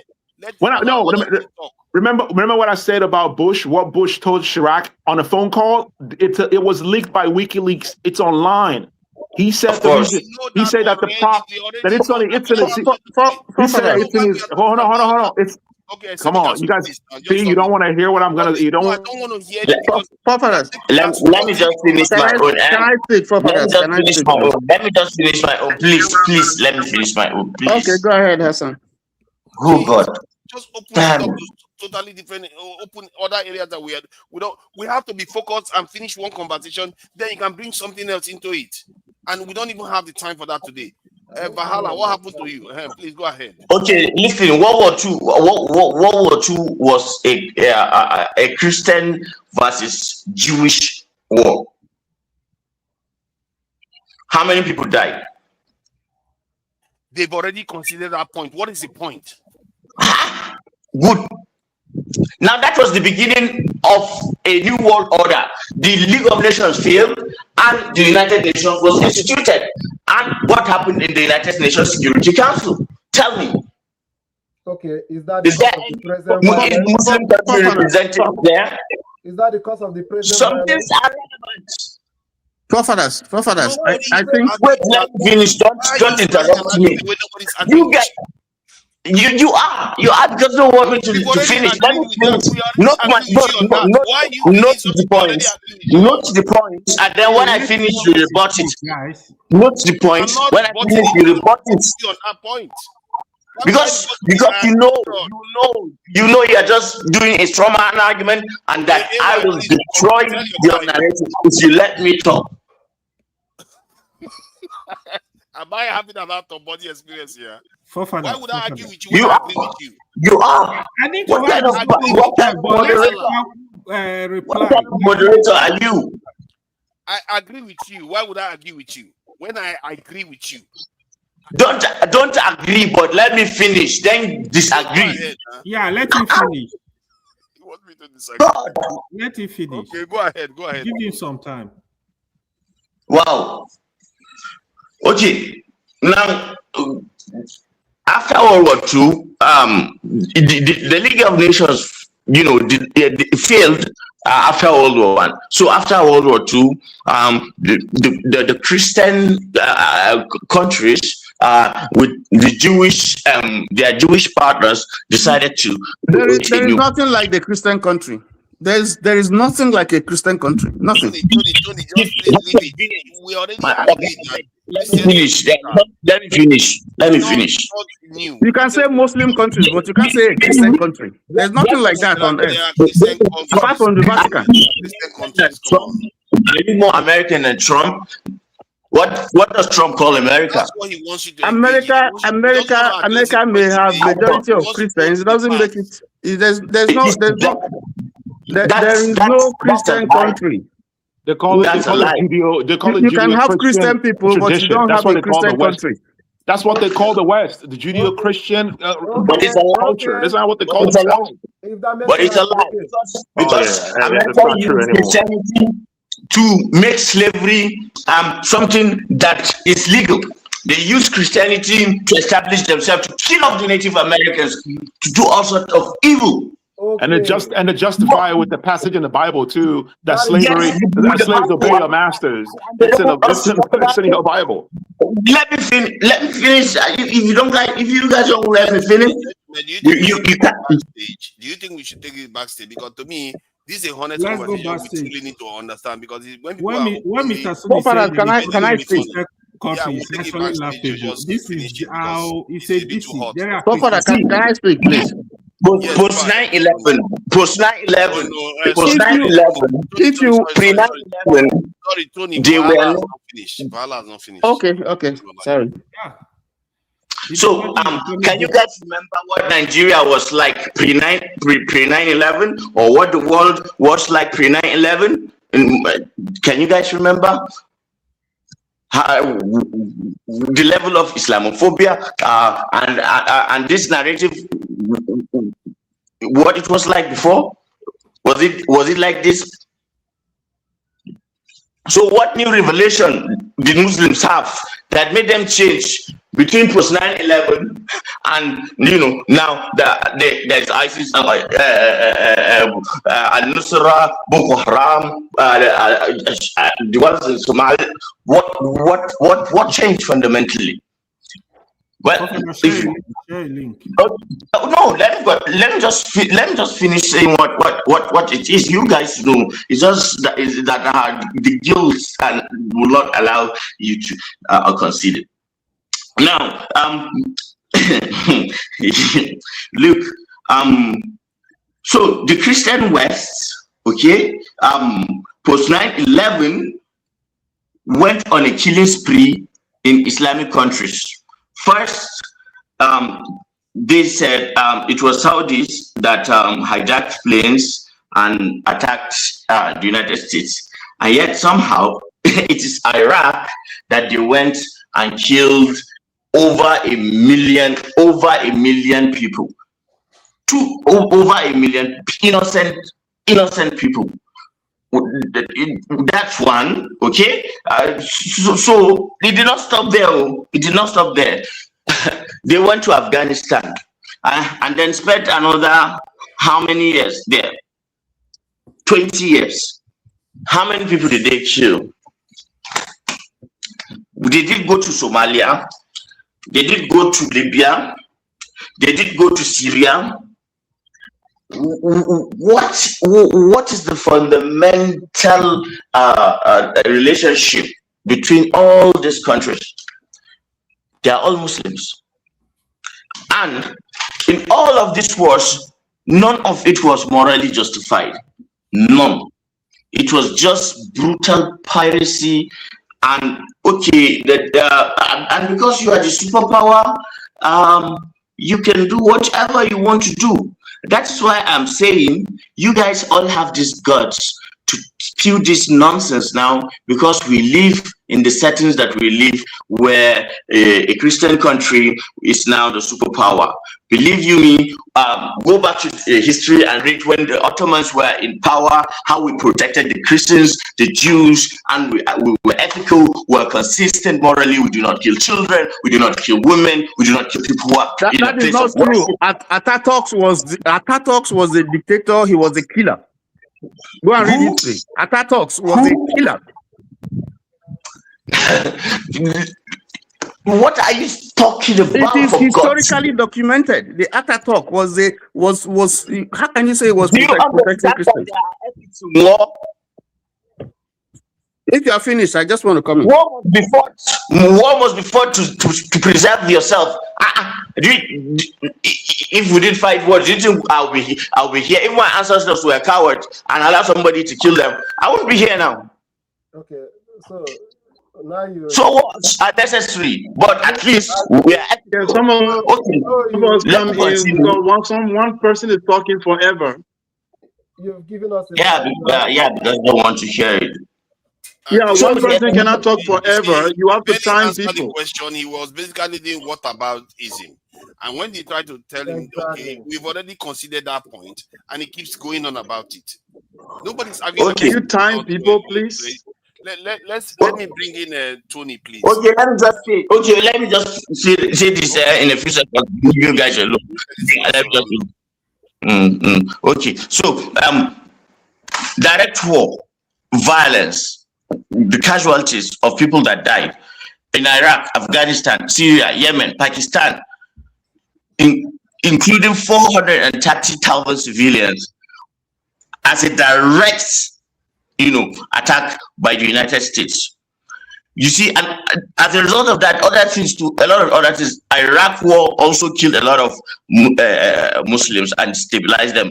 The war in Algeria, the Yom Kippur War, and the insistence of America to settle an apartheid state in the Palestinian settlements, and Arab settlements, and then expel them, ethnically cleanse them.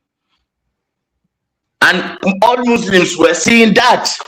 This would have not happened if the Ottoman Empire held sway. At least we were just. Now, the biggest killing episode that was tied to Muslims, okay? No, I want to be fair. Okay? No, I'm not stopping. I'm just saying, if he's timing it, are you going to give everybody the same amount of time? Yeah, 2 minutes is enough. People shouldn't talk forever. There are so many people. Yeah, Hassan, you got to yield the mic. Let somebody else. 2 minutes should be enough, to be honest. 2 minutes? Let somebody else go. So he just finished in 2 minutes now? That's all right. That's enough. We got your point, man. You made your point. Somebody else. All right. No. I would say the last word. Not you, my friend. Can you just keep quiet? Let me have my last word, okay? Yeah, go ahead. All right. I think you said. Remember, we know this. We know these are documented facts. So know this story. You don't need to reiterate it. We know this. We know this already. Then what I will say finally is that sociology and anthropology. Sociology is a scientific way of assessing and understanding the motives behind human behavior, and after that behavior happens, what are the consequences? So sociologists usually look for antecedents and consequences, okay? And the antecedents that we have seen, because it has resulted to this consequence. Pre 9/11, no, Europeans complain of Arabs or the Muslims in their countries. They went there and bombed everything and killed every people, and then they don't want people to come to their country. How is that possible? You create mayhem, you do the killing, you do the genocide because you control the media, you now control the narrative, and then blame us. But I don't think Americans are controlling the narratives in Nigeria. Forefathers, are you going to allow everybody to Yeah. speak for let's 10 give minutes him or 15 minutes? I'll give him more than enough time. Shikao, please go ahead. Yeah. Then, Okay.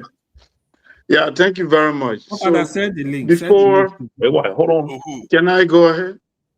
Before I will address the point of the other Muslim brother, I would like to say something very quick about separating church from the state. Christianity, I'm not defending Christianity. I'm not a Christian. I will never be. But Christianity grew up. It went through the barbaric stage where we know Europeans took Christianity and used it. You talk about the crusade, you talk about the conquistadors who conquered North South America. These were always, we know about the church, the Papa Bull documents that endorsed slavery. Papa Bull of demarcation. Can I finish? Oh my God. Go ahead. I'm supporting you. Okay.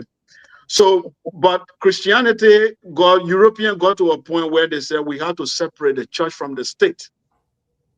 That's where European grew up. That's where Christianity gained maturity to some point.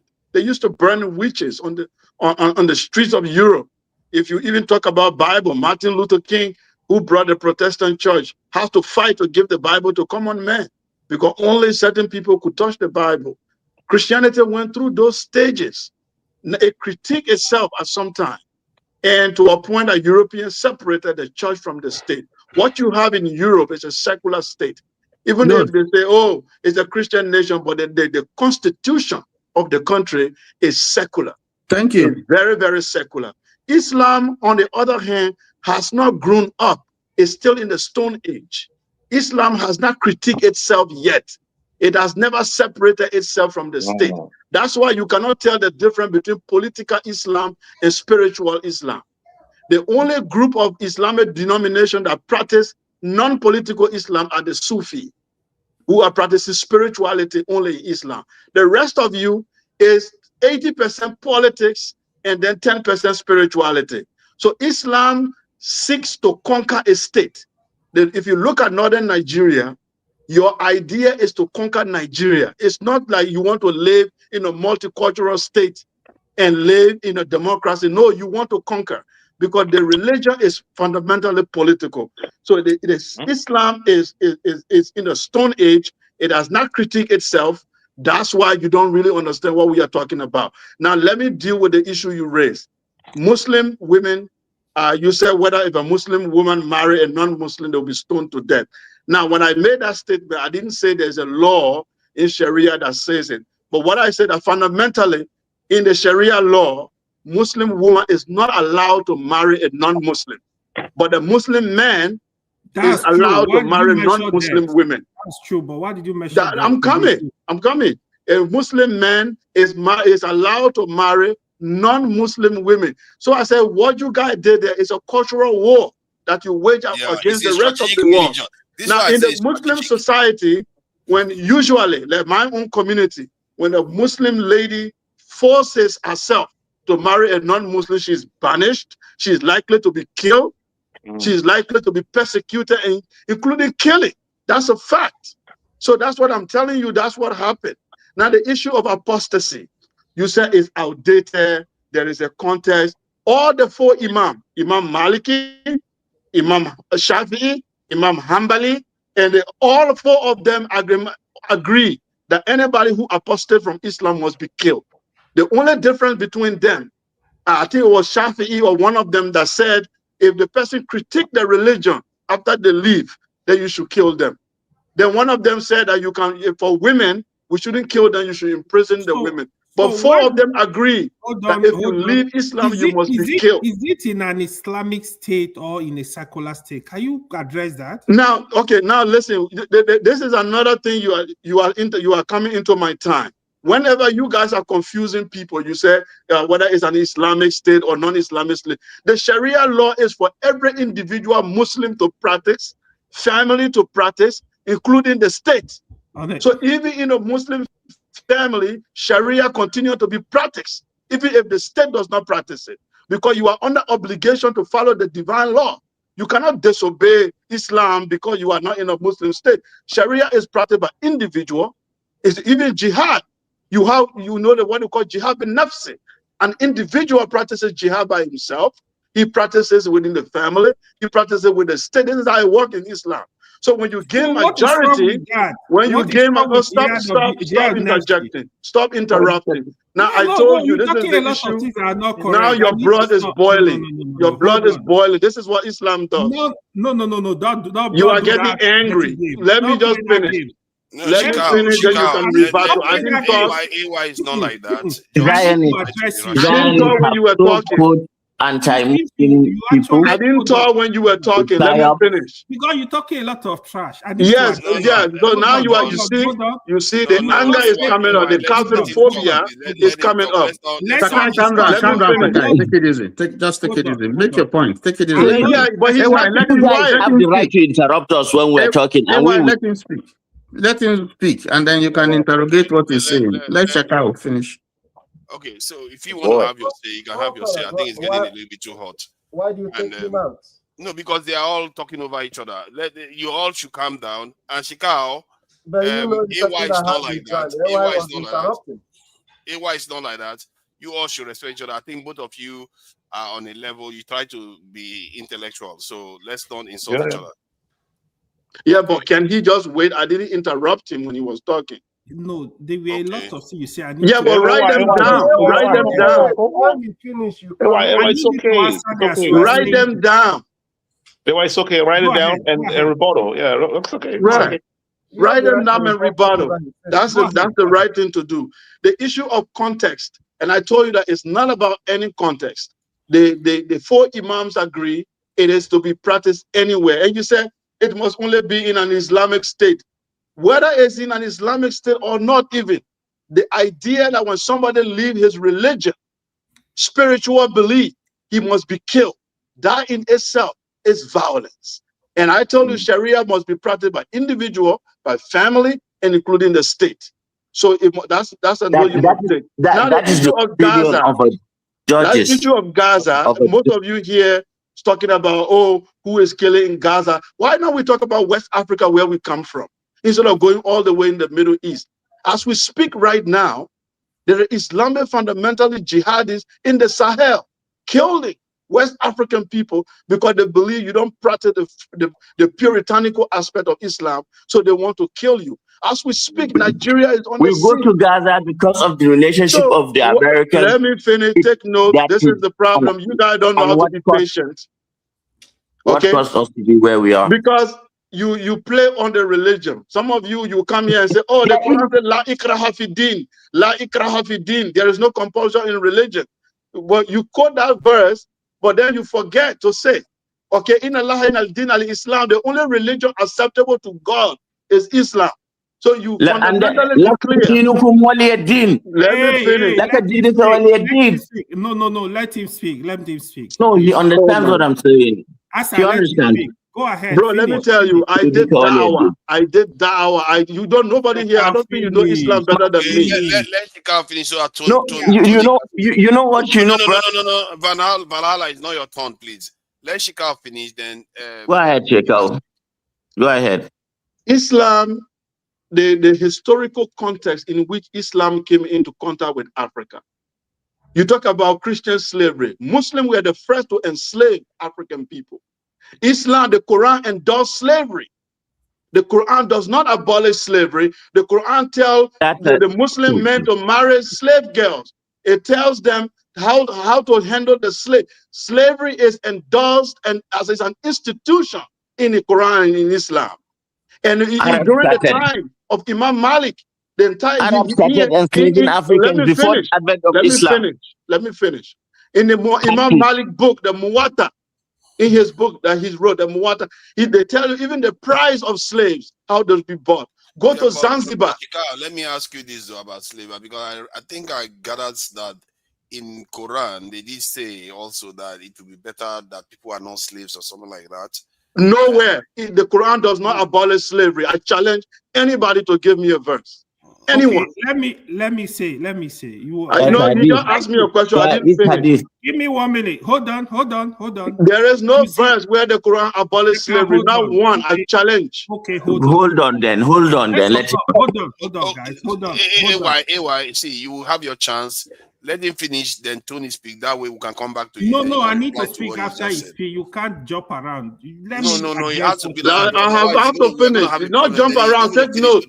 Right? Like I did. That's what he does. He takes notes.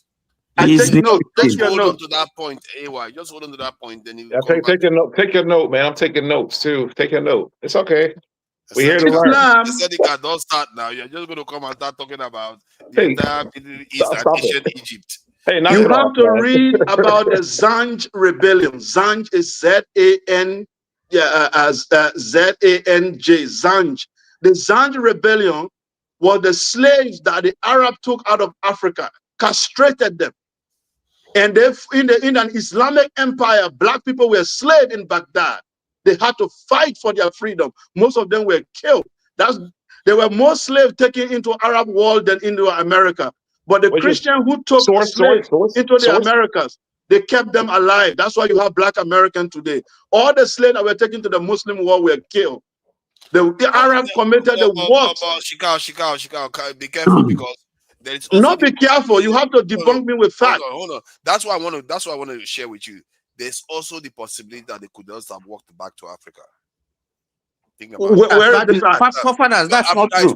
Africa is not the why you say why do you say things without evidence? Shaka is right. I don't have evidence. That's not true. So why do you say it when there's no evidence? He is right about the Arabs taking Africans first as slaves. I gave you a book right now written by a Senegalese. They did not take Africans as slaves in the name of Islam. Islam committed more slavery on African continent for 2 centuries before the European came. They were the slavers. Okay?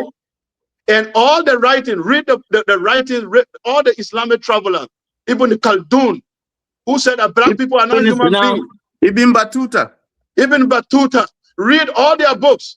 It was the Arabs, the Muslim scholars were among the first people before the Jews to say that black people were cursed by the children of Noah. I can produce the evidence to you. I agree of the racism of Islam is incompatible with democracy. It's incompatible with multiculturalism. It's incompatible with modernity. It has to reform itself. Otherwise, it will lead that continent of Africa to that it exists today. I hear what you're saying. Fahala, please stop interrupting. Sorry. Yeah, see, I think in a way that's what I'm asking AY. Like something needs to give here because this is not good.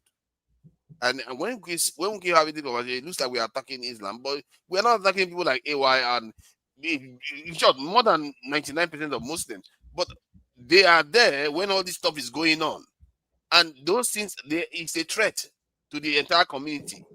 If you want to use peaceful means to proselytize your religion, that's fine. But this type of things where people are scared around you, it's not cool. It's really not cool. People are losing their lives. Okay, let me bring Tony in, please. Tony, thank you for your patience. You're supposed to let me talk. Now you are moving to another. Tony, because Tony has been waiting way longer than you. He has been waiting way longer than you. I will be brief. So that you can come in, AY. Let me just thank Shakao, because if you are listening, if you listen to him very carefully, I mean, this is not about winning an argument. This is about learning, and some of the things that he said. We know the truth. There's no source. There's no source. He didn't provide sources. What source? What sources do you want him to? He gave you the Batuta. He gave you made extraordinary claims. Listen. Those guys are just philosophers and historians. Can I? Don't disrupt me. Wait for your turn. Don't disrupt. I think Shakao, I will commend him. First of all, let me say that he put a challenge before us, and he talked about the Quran and the Hadith. And he told us that there are, if you take the hadith, and if you look at some of the inscriptions in the hadith, he threw a challenge where you have things where war is endorsed, killing an infidel is endorsed. I thought that Hassan or AY would dispute that. They didn't dispute that. That's why I asked the No, I'm question. disputing it. Let me You guys speak. will never give us given a chance to Don't do breathe. that, Mr. Tony. No, hold on. Let me finish. You can. That's why I asked you when you mentioned, the various Islamic schools of thought, whether they use the Quran and they use the Hadith, and you say yes.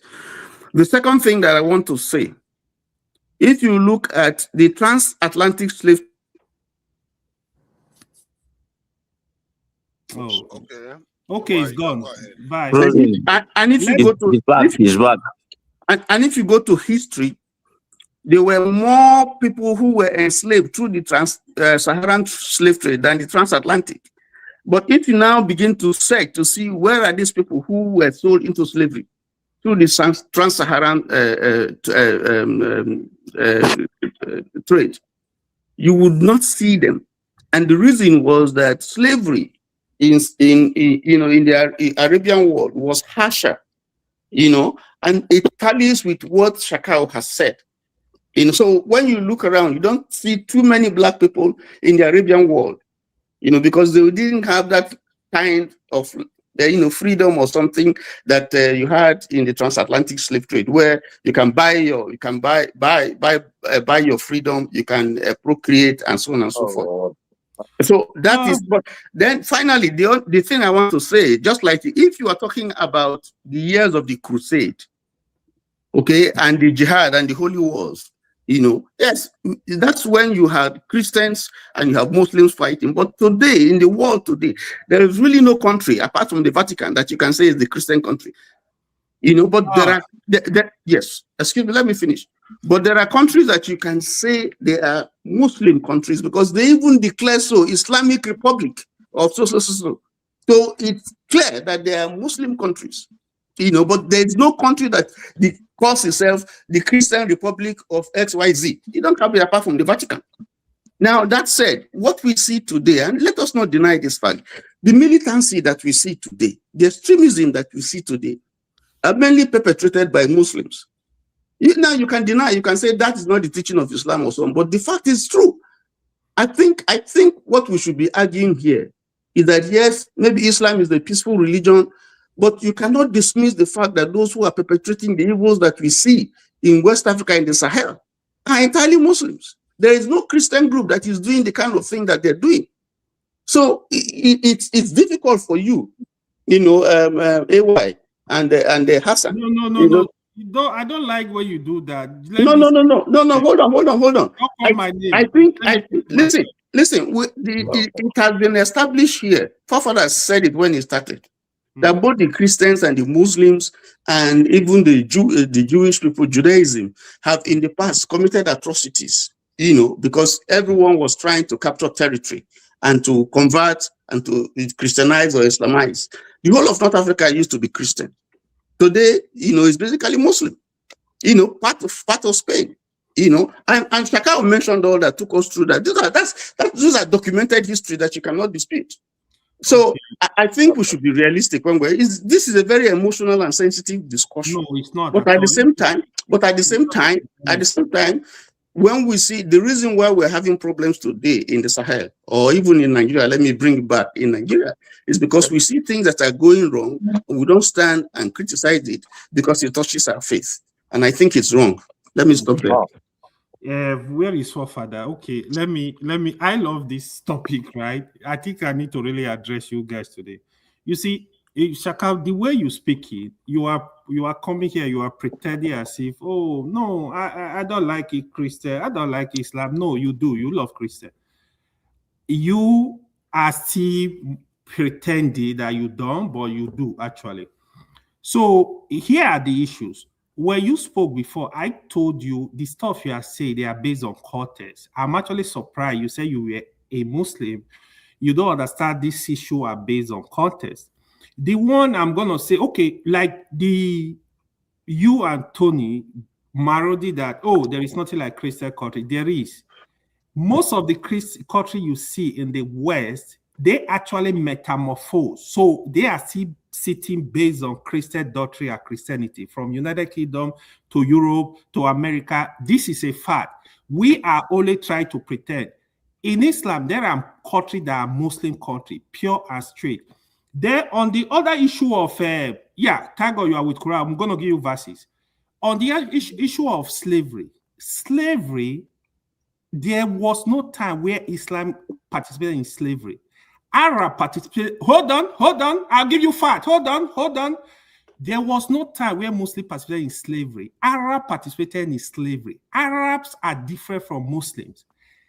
Slavery in Arab country, slavery in Arab country predate Islam. I'll give you verses in the Quran. It said you need verses. Listen. What Islam did when Islam came was to abolish slavery, encourage the free of slavery. Write down this verse. Check out it there with Quran. Look at it. In Surah Al-Balad, Quran 90, 12, 13, it said, free a slave as a major act of righteousness. Then when you go to Surah An-Nisa 492, free a slave as an expiration of a sin. Go to Surah Al-Ma'idah 589. Go to Surah Al-Mujadila 58:3. Then go to Surah An-Nur 24:33. Go to Surah Al-Tawbah 960. Surah 960. Go to Surah 49:13. You will see all of them explaining the good things about slavery. Free a slave, expiration of sin, give zakat to slave, let them go, don't maltreat them. Islam came to free slavery in the Arab world. I'm really surprised you say you don't know any verse that is, I'm giving you up to like 10 verse chapters now. Look at that as we are speaking, you are with Quran. So when you are saying stuff, educate the people. Don't just talk based on hate, based on a personal issue with Islamic religion. No, it doesn't matter. It doesn't change anything. I repeat, Islam in Arab does not have business with slavery in Africa, you are calling. It was Arab themselves that had issue with slavery. Islam came to free slaves in Arab world. I'm actually surprised Mr. Tony is defending the role Christianity played in slavery in Africa. I'm actually very shocked. The whites use the Bible to... I'm not defending any role. I'm not declared. How can you say I'm defending? You didn't hear what I said? I need you to defend this. The white people use the Bible on their right hand, use stick on their left hand to conduct slavery activity in Africa, well documented. They were the same people who freed the people, who abolished it. No. So in Islam, there was no need of abolition because Islam never participated in slavery. It was Arab.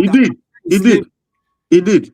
Once Tony, gotta let him talk now. I'm giving you verses now. Honestly, now wait. Saka is looking at it. Probably he's going to address it. I tell you if I'm saying the Omanis were Islam. Tony, you had your time though. You didn't mention all that. Let him finish. The other thing, how if you want to evolve in intellectual, I hope Father is listening. If you want to evolve in intellectual discussion, right? You people are talking of the problem happening in the Sahel, the problem happening in the world, Islam country. You have a country. Even when you defend them, they are not Christian country, they are Christian country. Libya were living peacefully. You went there, destroyed the country. It was not Muslims that destroyed Libya. Libya were living peacefully. It was one of the most peaceful countries in the world. The people were happy. You destroyed the country. You allow all the crisis that is going on in the Sahel, that is going on today. You went to Iraq, you did the same thing. In Syria, you did the same thing. In Afghanistan, you did the same thing. See, there is there is what you are saying. For example, you say Islam is not compatible with democracy. I kind of agree. If you are living in a Muslim country, you should be guided by Muslim laws. It's just like you cannot tell a Chinese man what they should accept democracy. That's foolishness. They are happy. They are doing well. They have their own laws. That is making the country progress. You can't go to Saudi Arabia and tell them to accept democracy. There is no need. Who created democracy? If you live in a secular state that everybody accept democracy, let democracy be. Anything that will work for the people, let it be. You don't force democracy on any country. It's stupidity. You cannot do that. In Iran, they have laws that protect them. They have their own leadership structure. In Qatar, in UAE in general, they have their own leadership structure that is making them progress. So these are no issue of sentiment. You need to really look at the issue. The crisis you are calling about, this war, the ISIS, the Al-Qaeda, all those groups, who created them, how were they created? And if you forgot to even mention what just happened in Gaza, you are defending it that, no, it has nothing to do with religion. It's all about state. Honestly, I'm actually very surprised at your point. Your point, they don't really make sense. A lot of things that happen in Islam, you see in the Quran, they are contextual. I'm actually surprised Seka could not even, okay, this is contextual. No, you are using brush to paint everything. They say, no, it's not correct. So that's the only issue I wanted to just address with you, to really understand what you are saying. Not just be saying stuff based on hate, based on you don't like something. It doesn't matter. You don't have to. You have over 2 billion people that believe in this religion. It does. You're different. You there. You are not there. It doesn't matter. So that's my point. Thank you. So I've given them more than 10 chapters. Yeah, I don't know if you were listening. So hold on. I was listening. Did you see? I didn't interrupt you. Did you see that? Yeah. Check out. I want to teach him something, how to be patient. Check out. Do that, but I think check out. Can you allow this in? I want both of them to go at it so that we get some. No. I have a listen. Let me ask a question to Shaka. I'm learning a lot from this exchange. Like what you guys said about African slaves in Muslim countries and Arab countries. Like what happened to them? That's a very interesting question because I haven't really asked that question. This is something I need to research, right? Like what happened to those Africans? Does anyone have any answer to that? They were killed. It's not. That's like, come on. That's very irrational. That's not. Tony. What is irrational about killing? I didn't ask you the question for a reason.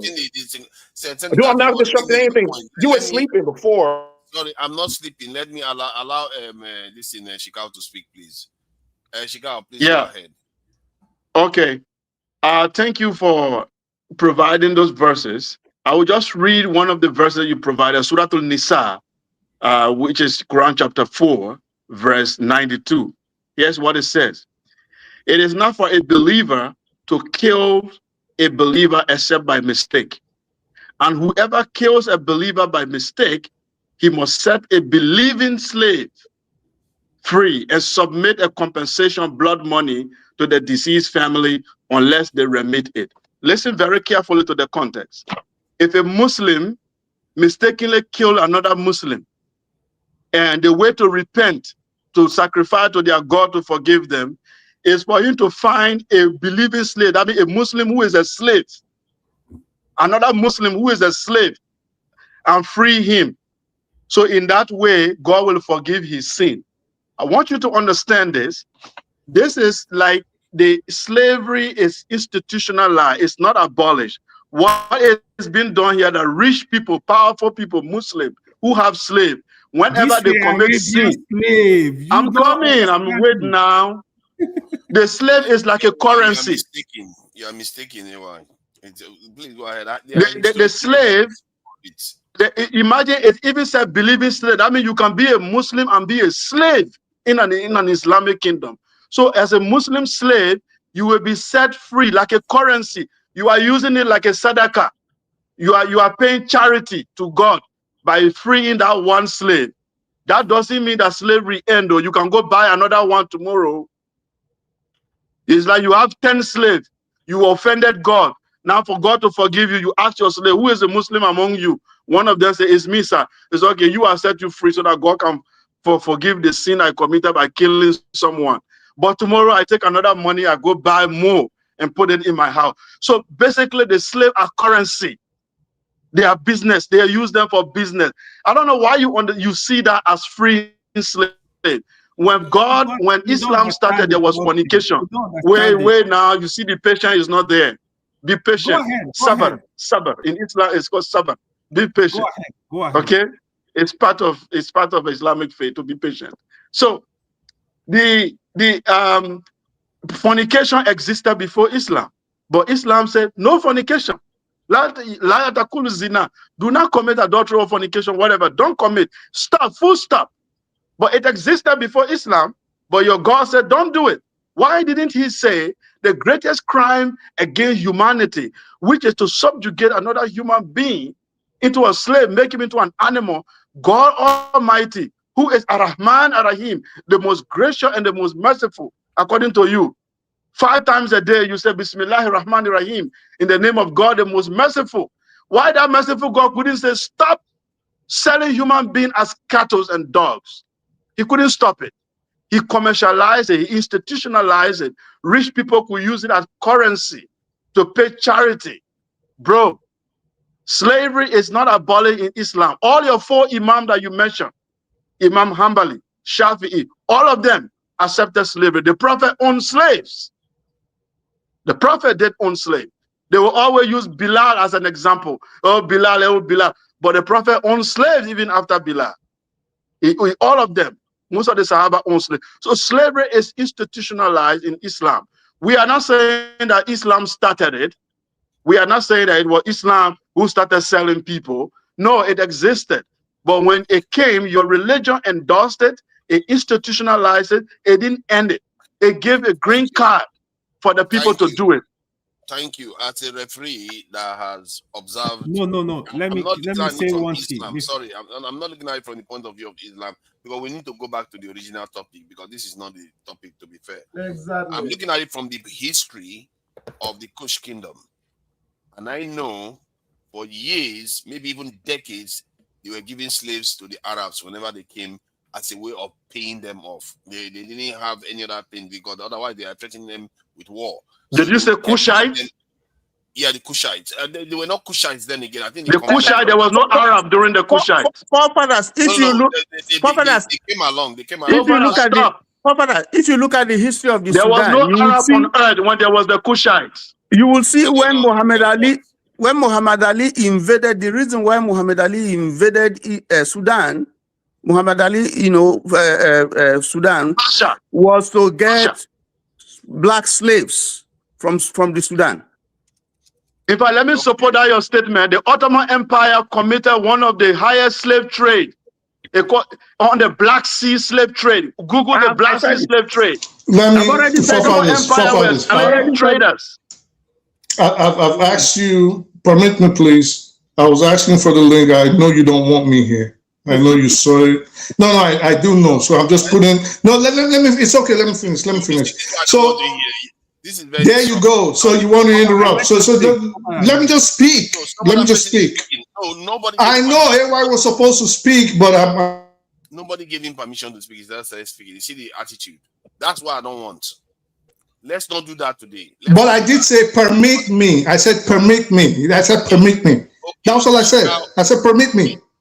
Yeah, Chikao has Chikao finished? Of course he's done bashing Islam. Let me just speak. I know you don't want me here. AY, please just. I don't want me here. I don't want that. I just want people to have straightforward conversations. Take it easy, guys. But I'm a grown, sir. You can't dictate how I'm going to speak. As far as I'm not insulting you, How? Let me just finish. I know you want to antagonize me now. I don't need okay, that. Okay, let me quickly say something. This slave, let me tell you, Sekau, you need to go do your research. Islam deeply encouraged. Islam did not committed like this.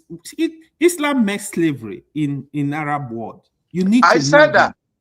Hold on. What Islam was doing, instead of using force, He encouraged every Arabia, every Muslim holding slave to free their slave. The essay why I gave you those a lot of chapter is to encourage, okay, you commit a sin, free a slave, so God will forgive you too. So they were encouraged to release any slave in your custody. Now, Layo, if you commit murder, you free a Muslim slave, a believing slave. How many slaves they capture were Muslims? Hold on.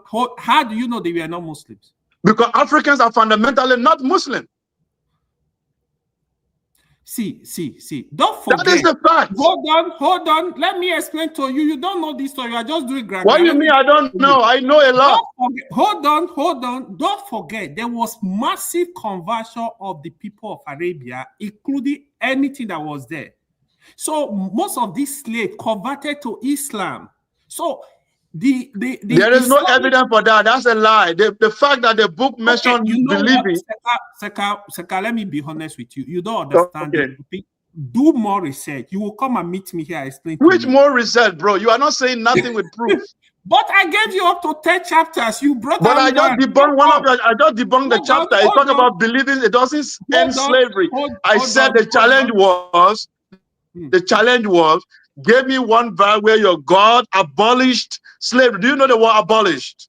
I told you there was no outright. Do you know the word abolished? Hold on. I told you there was no outright abolishment of slavery. I just said it. That's all, but that's my claim. That's my claim. What will be your claim? You need to see this thing is hikmah, wisdom.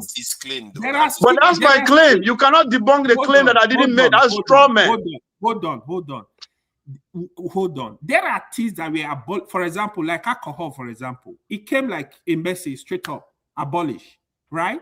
They did tell you, oh, be drinking 1 cup if you are drinking 10 cups before. Slavery, this is human being. It's a complicated topic. They were like, okay, for you to abolish this slavery, be free them, let people go. So what I'm telling you, it doesn't say be freeing them. That lie. What you need to know, Islam did not partake in slavery itself. Of course it did. It was Arab. Arab is not a Muslim. Who is Islam a person? Islam is not a person. Arab. It is the believer who is a Muslim. Forefather, this guy is difficult. Let me explain to you. So are you saying that? Let me say this one thing. Let me say one thing. No, let me ask you this. Are you saying if a practicing born-again Christian goes and does something, you are not going to say it's a Christian that did it? Hold on, let me explain to you. Especially when his religion tells him how to do it. Hold on. What I'm saying is this. Before the advent of Islam, there was slavery. Before Islam in Arabia, there was slavery. In fact, they were even killing their twins. They were barbaric. Yes, hold on, let me finish now. This they were doing. They were very barbaric. Idol worshiping, a lot of it. They were doing all kind of atrocities, all kind of stuff. Saka is fully aware. When Islam came, started cleaning up all this stuff, started cleaning up slowly. That was the message. That is what it's not getting. It was Arab people that participated in slavery predate Islam. Islam came to abolish all those stuff, to clean it up. No, hold on. Let me ask you that. Maybe you can do more research. Let's make it simple. When did the Arabs convert to Islam? During the Prophet Muhammad. Now, okay, look at what. No. I just want you to.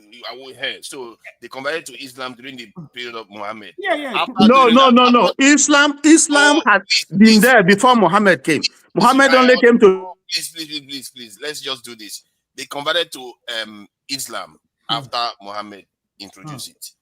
After that period, Muhammad didn't introduce Islam. Oh my God, Tony! Wow! Jesus, what is this? Please hold on. I just want to ask one simple question. Okay, let's get on with it. Why are people so passionate about this? No, I'm surprised. Saka, do you also agree to that? No. Let me ask you. He said Muhammad introduced Islam. That Islam came before Muhammad. No, don't do that. Shika, just hold on. The question was, they converted to Islam during the time of Muhammad. After Muhammad, they converted to Islam. Now, the question is, the slavery still carry on after that period? No. When they are now Muslims. So let me explain it. This was a process, right? I'll give you hold on. They are all Muslims and slavery carried on. No, hold on. Let me explain it to you, forefather. This is a gradual process. The Prophet Muhammad converted to Islam. Let me explain it to you. It was a gradual process. Very wise question. When hold on. When the Prophet was born in Mecca, right? He's originally from Mecca. He actually preached Islam for a number of years. The people of Mecca were fighting him and the Muslim. They left Mecca. People didn't want to even see that. They moved to Medina. Medina is like a couple of hours from Mecca. They went there, they settled there, they started preaching. The people of Medina accepted Islam. It was after then they returned back. The people of Mecca were now inviting them. Oh, our son, they were now inviting them back to Mecca. That was when Mecca started accepting Islam. That was the story of Islam. We should not be. I'm surprised Mr. Tony is saying Islam was not really the prophet. Come on, everything Mr. you Tony. just said just now, everything you just said is not exclusive of what I just said too. It means after they converted to Islam, they still carried on with slave trade. No, they did carry on. Then the verses were that coming. The prophet will not tell them, God don't want this. God, if you free a slave, you get this. If you do this, you free a slave. You do this. But they were still going to Africa to buy more. It was a tactic to free them, to make them to stop buy more it slaves and to free free them. What kind of? They were not buying. No, when they accepted Islam, they were not buying slave. Okay, so do you want me to show what they had wanted to be freed. Hold on. Do you want me to show you proof that they were still doing it? Okay, show me. What? Show me. Okay, the Nubian kingdom, the Nubian Christian kingdom, was giving Arabs slaves as a payment. What period is this? Tribute. What period is this? The period yeah, after show Muhammad. Let me show you the period. Yeah, give us the period. Let me find the Nubian kingdom, the Nubian Christian kingdom. Let me just get it out. Tribute. I'll give us the evidence to show it, to let everybody see it. AY, was Ibrahim a Muslim? I know that's a different topic. I know you. No, I'm asking you now. Was Ibrahim? Let me show you what I mean. So you can see that here.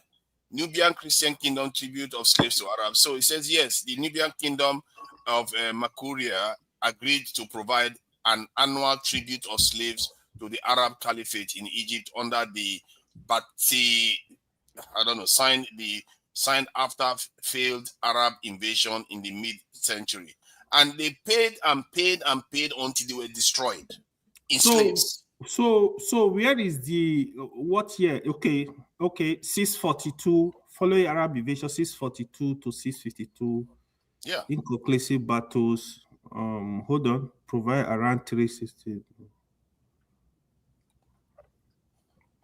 No. Let me go back. Let me explain to you. Listen. I need you to go deep more research on this. Open your mind, right? After hold on. When let me explain to you, for father, you need to open your mind, to be honest. When let me ask you. Let me ask you one simple question. How long do you think the Arab trans-Saharan slave trade occurred? I don't know.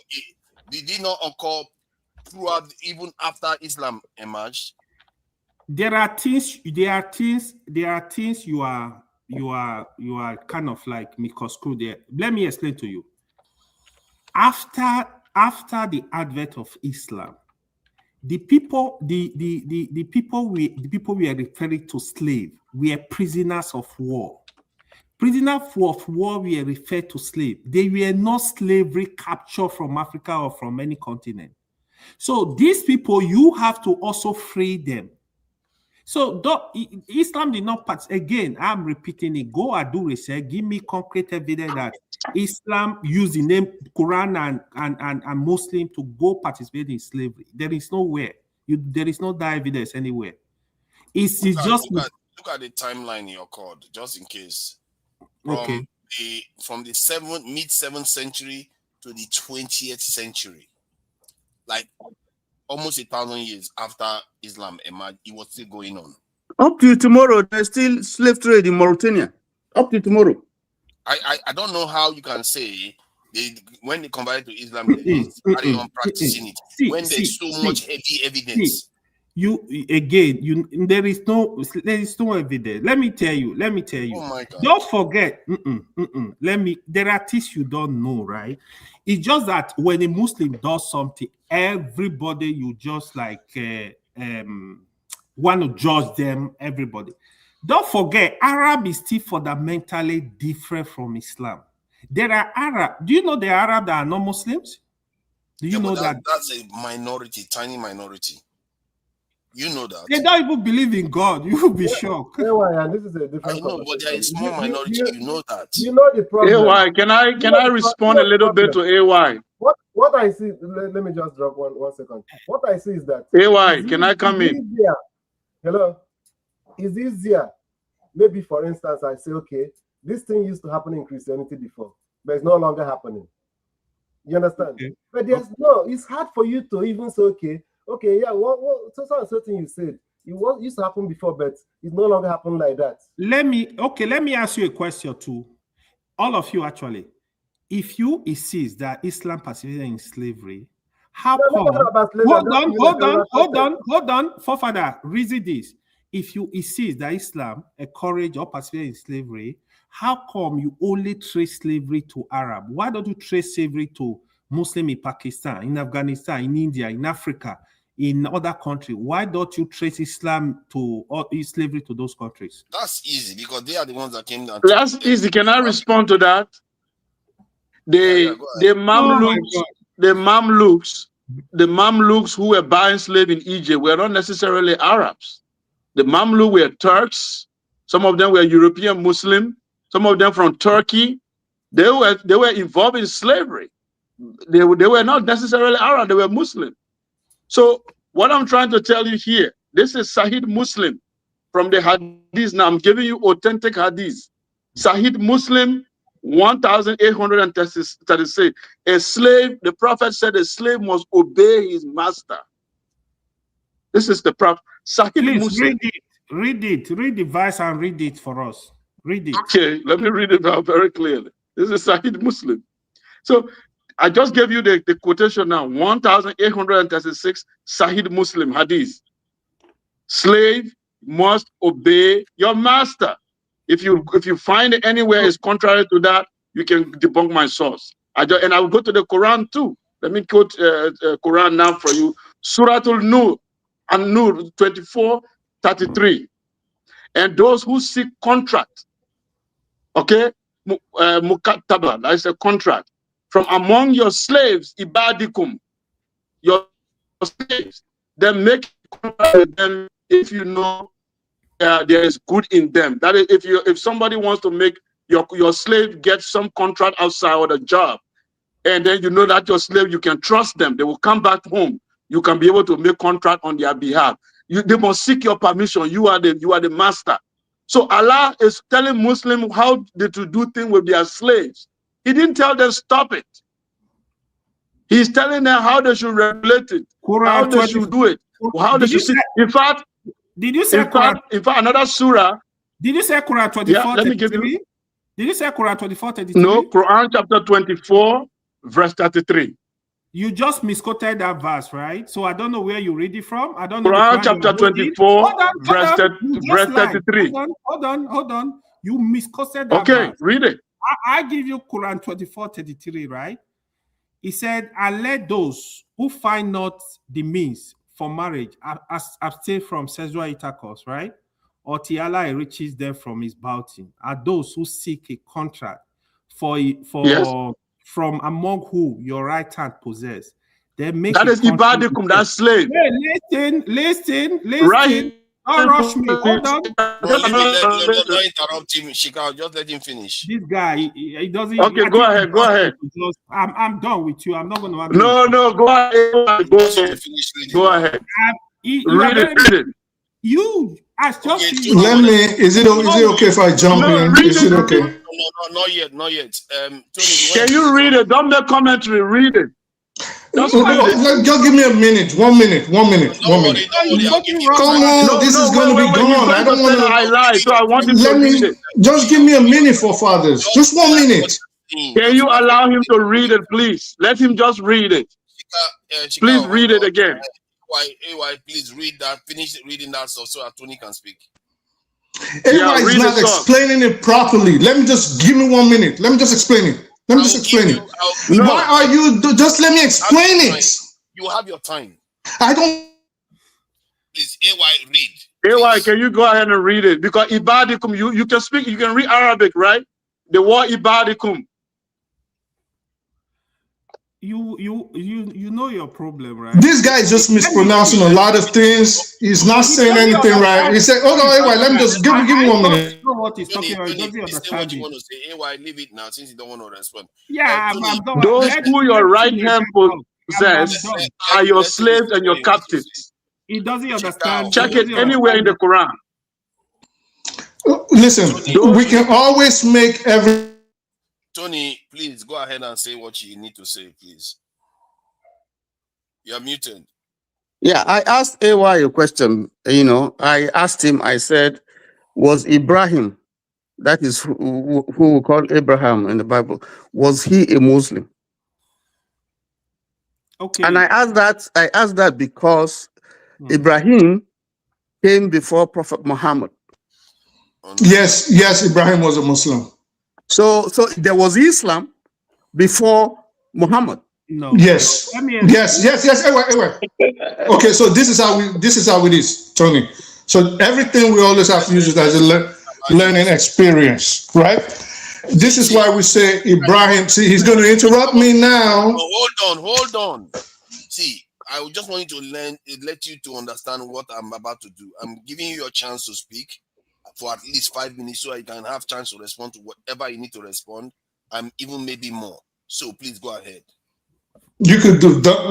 Let me just continue because I know you're looking for every excuse to kick me out of here. So listen, I'm going to speak to you as someone that understands theology and someone that is an historian. And I'll tell you with all due respect, Shekau, you need to learn more because you have absolutely no idea most of what you talk about. You pretend you do because you're a very good speaker and you have better oratory skills than AY, for example. But if I was to grade you, I would absolutely make sure you fail because the pretense is nauseating and disgusting. For example, you started off by saying you keep saying Sahid Muslim. That alone even shows you have no idea what you're talking about. It's not Sahid Muslim, it's Sahid. Then you're there talking about Lafri African, you just mumble, thinking people didn't know what they were talking about. Valhalla was trying to correct you, forefathers was interrupting him. Blakum Dinu Kumwaliyadin is what you were looking for. What you're coming on here pretending Hanafi, Sufi, the Mamelukes, the Turks, you don't know anything about what you're talking about. Now, let's start with this. With Tony, you said, was Ibrahim a Muslim? And I'm going to still go back to Surah 24:33, which of course, as usual, you misquoted. And I don't think you misquoted it. I think you're just a deceitful person. And why do I say that? You guys have a tendency of doing something. You pick out one line, pretend that is what the whole subject is about, forget about the preceding verse, forget about the following sentences, ignore it and pick out one thing to say, look at them, they practice slavery. And look at them, they believed in this. And AY again is trying to correct you. That look at it from the start, it is about agreements. And if the person cannot write, if the slave does not know how to write, you should help the slave. You pick that one section, yes, nod your head, open it up. AY was reading it to you. Don't pretend it's right here. I can read it to you. 24. Oh, I see how it is. I will open it directly because he's trying to pretend like that's not what it is. While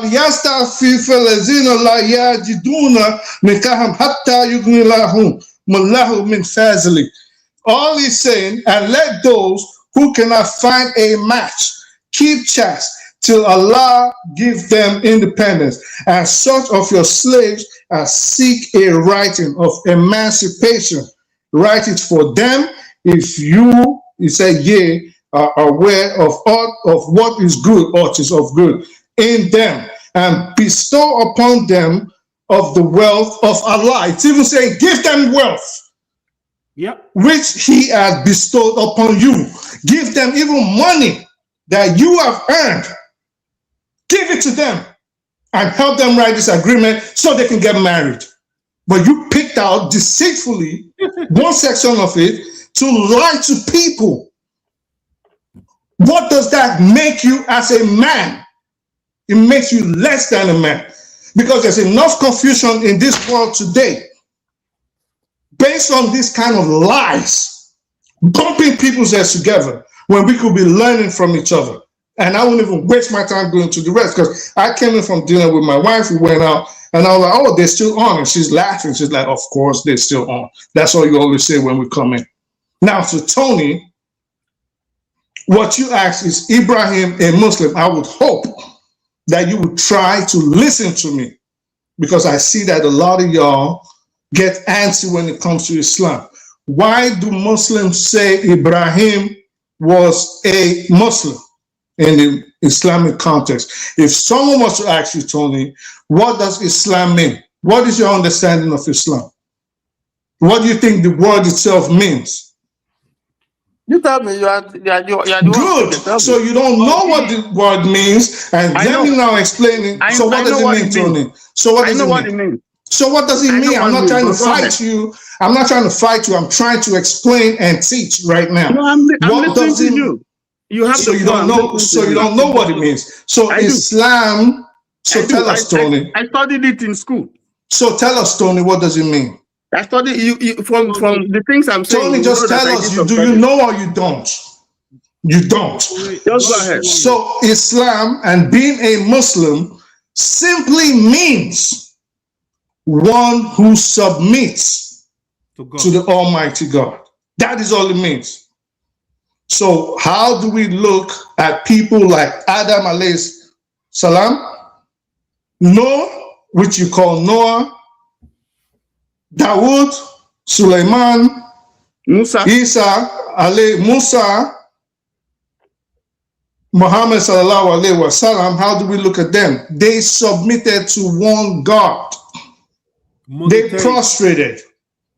This is why, for example, the Jew will, and I showed you these guys' videos, of course, forefathers hid them, never played them. The Jew will look at a Muslim, a Jew can pray in a mosque. He will never go into a church. The Jew will tell you that only himself and the Muslim worship God. And he will tell you equivocally that a Christian is a pagan and an idolater and an idol worshiper. A Christian cannot go. I know you want to argue. There are Jews that are Christians. That's a lie. Rabbinical Christian Jews. Hold on, AY, please. Rabbinical Christians make up less than 2% of the Jewish society. They don't count. So a Jew will definitely not choose Jesus as his God. You're not going to tell an Orthodox Jew, which is 98.7 or 98, almost all the Jews, the Orthodox Jew, you cannot tell him to believe in Jesus. Those are rabbinical Jews you're talking about. And they are the extreme minority. They almost don't count. You cannot tell the Orthodox Jew to believe in Muhammad. The Orthodox Jew will tell you, hold on, Tony, the Orthodox Jew will tell you that 99% of Jews will tell you today that them and the Muslims worship God, only them and the Muslims. That's a fact. Rabbi, they will not go in a church. Never. A Jew will never go in a church. And a Christian cannot go. Paul was a Jew. Paul was a Jew. I'm talking about 2025. Tell Paul to go in the church today. A Christian cannot go. Can I finish, please? Or is it you want to shut me up and pretend it's 5 minutes? Sorry about that. Actually, it's more than 6 minutes. No, it's not. No, it's not. I'm looking at the time here. I'm also looking at the time. But if you want to shut me down, feel free. I know you hit it. You want to shut. I gave you. I'm looking at the time too, sir. I'm looking at the time too. No, you are not. He's telling me I'm not, because I knew you were going to do this. Because I have the So, timer. okay, can I finish? Can I finish? 1 minute. 1 minute. So, yeah, of course, 1 minute. If you 10 seconds later, it's going to say it's 1 minute. So, a Jew, yeah, because you're not a good person. I used to think you were, but you're not a good person. So, a Jew cannot go in a church. He will not let a Christian come into his synagogue. You cannot worship.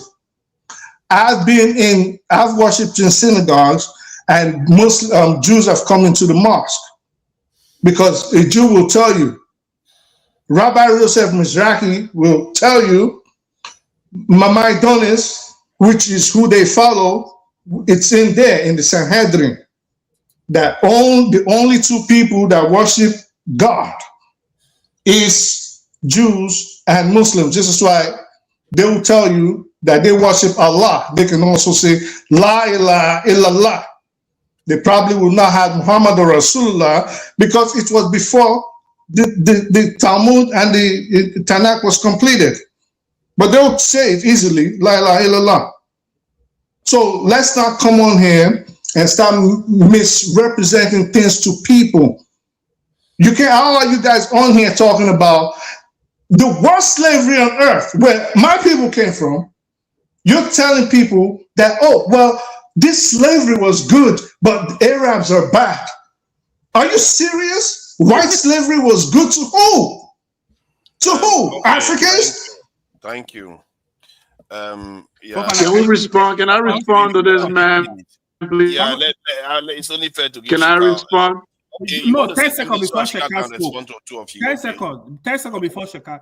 Do you know why? Let me respond to this, man. Yeah, no, let AY speak, then you can respond to all of them. Do you know why I actually stopped reading that chapter? Because I just discovered that Shekau is deliberately misinterpreting what he's reading. Because that chapter to Nigeria read now, it was basically to help the slave. It's the freedom of slave that I'm still talking about. It was about helping them, provide them the financial support if they are not able to marry, get them married. This was what that chapter is talking about. So I want to check out. I don't know, maybe gonna bring another weird stuff now. Let him go ahead and let's talk.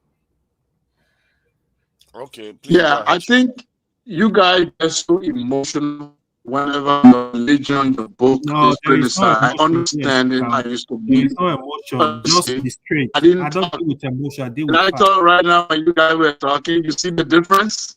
You see the difference? I have discipline. So I have discipline. So that's the difference. I was listening. You called me late. The other guy here, he was vibrating. He went down. Can you hear me? Oh no, it shouldn't break up. Yeah, you may want to go out and come back. Can you hear me now? Okay, I can hear you. Oh my God. It's still happening? It's better. Go ahead. Okay. No, you can't hear. You so, need to go out and come back. Oh my God. Okay, let me go out and come back. There's a delay. Yeah, go out and come back. So at the original point of the debate was about the violent reactions due to eccentric is still here. Yes, is a violent reaction due to perceived offensive behavior by non-Muslim or even Muslims that results in loss of life. Because somebody says something wrong, then they lose their life because of it. And I don't think that is compatible with this modern world that we live in today, whereby just because somebody says something about your religion, that is not even by the standard of what is said about Christianity. I thought we tried that out already. No, because that is the original point. That is the premise that Shekau's submission was made, saying that the way Islam is practiced today is a problem to the world. It needs to be reformed. Fafa, let me ask you a brief question, a quick question. Who are you? What would you? No. I mean, it's okay. Like, let me ask you. So, if you say reform, gang up against you, then you know how far. Nobody can gang up. The world is already ganging up. But let's say you want. Islam is Can I ask my question, please? Please. Forefathers, if you wanted to reform Islam, what would be your reforms be? What would your response be? What would my response be is that don't act violently when non-Muslims and even Muslims say something about the religion that leads to loss of life of that individual. Don't do that. All right. So let me ask you again. I ask you, what would the reform be? So let's say, wait, just 1 second. So let's say that you think Muslims just kill people if they just say anything about Islam. How would you prevent that on an individual basis? Is the question I'm asking. How I will prevent that on an individual basis is to teach Islam in such a way, like the way other religions teach their religion, in such a way that don't lead them to react in such a violent manner. Yeah, like what? Like what? Give us an example. Like saying, if somebody says something about Muhammad, you shouldn't take it that because it's blasphemy that you have a right to take their life. So you think? So do you think? So do you think? Hold on, please. So I don't lose my train of thought. So do you think that? I mean, now we're trying to pretend you're the controller of Muslims all over the world. That's what we're doing now. If you haven't understood what I'm doing with you, so now I've asked you what reforms you would take. Oh, I'm going to teach them how to do it, and I'm still asking you, knowing that these people are individuals. I know AY hasn't killed anybody for blasphemy, and I know for a fact I haven't killed anybody for blasphemy. So let's say there's other people out there, out of the 2 billion of us running around, maybe 5,000, 10,000 that will kill people for blasphemy. How do you intend to control these 10 people or 10,000 people from killing people? Let me answer. You can't. So what you're instead asking Muslims to do is to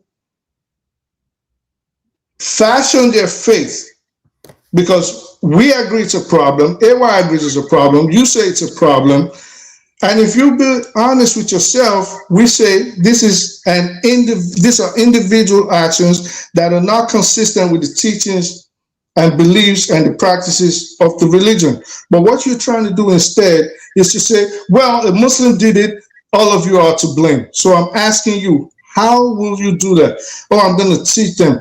Basically, I'm going to turn Islam. If it becomes Christianity, that's fine with me, because there's no way you're controlling individual actions. You can't do it. You can't do it. So I hope you guys listen to yourselves and realize how preposterous some of the things. Let me don't interrupt, please. This is not the time to interrupt. Let me start. Oh, I'm not interrupting. Let me talk. How are you doing, Steph? I am back. I'm here. Start this now. Can I just get the point Okay. Because this point is very important that he's making. When you say individual actions cannot be controlled, that is a fact. However, there is an envelope of behavior that we know other religions practice. You see Hindus, there's an envelope of behavior that they don't react that way violently to killing people. Even if it's 5,000 of them, they don't come out and start killing people because somebody says something about Shiva or Krishna, or somebody says something about Christianity. Even in the Vatican City, that they will just come and start murdering you because of it. That's not going to happen. Individuals in those other religions are not. Hindus will do it. There's recorded incidents. There's recorded. If it was Christians that did it, they are not going to do anything. I didn't say Christians. You mentioned forefathers. You mentioned Hindus, and I said Hindus will do it because there are recorded incidents of Hindus killing people that violated their religion. For example, someone killed a cow. The Hindu will kill you. They'll kill you. Yes. They have killed. I told him. Then he started talking about Christians. No. Yeah. If you kill a cow by accident, generally they don't go about killing you just because. Come on, Fafana. I said there are recorded incidents. If we sorry to cut you off. Sorry. I just want to say, do we agree whether it is one isolated incident or 10 isolated incidents? There have been recorded incidents. No. I haven't finished, forefathers. No what? You are trying to say, you are trying to put all of them in the same basket. It's No, that's not what I said. No what? What was? Why did you interrupt? No what? Because you are trying to put all the religions. No. To, no. What was the question I was asking? I did not say Christians at all. I said exactly, but there you go. You get antsy because you're not. I was one talking. But I asked you a question, and I asked for permission. This is what I don't like. No. I asked you. Take over from them. I didn't take over. I asked you a question, and I said, I said, let me just explain. Pardon me, let me interrupt. This is what I said. We can have. Please listen. Let's not disrupt. I don't know why you use this tactic all this time. Let's not disrupt the conversation. So there you go, forefathers. Now you're getting tested. Now, are there incidents? We're talking about individual basis. You know where I'm going. That's why you don't want to hear it. Are there incidents, like AY said he has already previously told you, and I'm telling you, but then you agree, then you want to take it back. Are there isolated incidents where the 1, where the 10, where the 100, where the 2, where a Hindu has killed or maimed someone as a result of what he felt was a violation of his religious tenets? Yes, there must have been, even Christians. So what are we arguing? Hold on. You see, that's exactly the game he wants to play. It's not the game. Like I said, hold on. Christians have done it. Muslims are Hindus have done it. Maybe even Buddhists have done it. I don't care about those. We're talking about the Hindu. Can I finish talking? In very, very rare occasions, they do that. However, when we talk about the people the practitioners of Islam, they do that quite frequently. There's a difference there. And generally, if Hindus are going to do that, it's generally against Muslims because they have a serious aversion to Muslims right now. They have a serious aversion after multiple terrorist attacks. My point is that if you look at Nigeria today, oh my God, here we go. We're going to Nigeria. The people that are losing their lives because of infringement are non-Muslims, and even Muslims are also being killed if they did the wrong thing. If you look at Bangladesh, that happened recently. If you look at the Middle East, everywhere around the world, the ones that lose their temper and kill somebody because of religion, they tend to be. How do you intend to stop it? We get it. You don't like them. You keep bashing it. How do you intend to stop it? Why is he asking you that question? Why is he asking you that question? And I've told you that it's the way you teach people your religion that will make them. Why are you even answering that?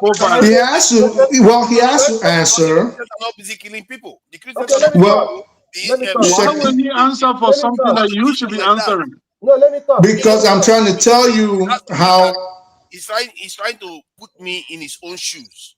No, but that's very wrong. He's exactly. So fair for him to do that. This is very wrong. If I was him, it's not wrong. If I was him, the way I would train my people is for them not to take human life. But how? Like, what would you tell them? You keep saying I'll train them. I'll build a rocket. How? Can I answer you that question? Please, can I?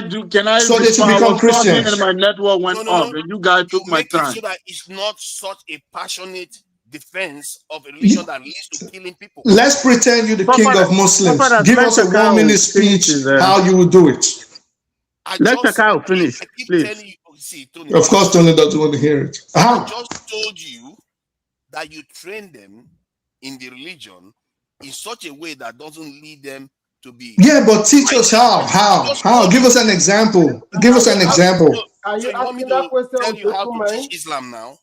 Yes. You don't tell me in such a radical way. Let me put it that way. You don't make it radical enough for them to want to kill people when somebody says something wrong. Yeah, but how? Is AY radical, for example? Okay, you want to ask me how? Wait, let's go. Is AY radical? Hold on. You want to ask me how Yes, that's what I keep asking. No, how are you going to do it for Muslims? I don't care about the other religions. I don't know how to teach Islam. I don't know how to teach Islam. So if you don't know how to teach Islam, hear me out. Hold on.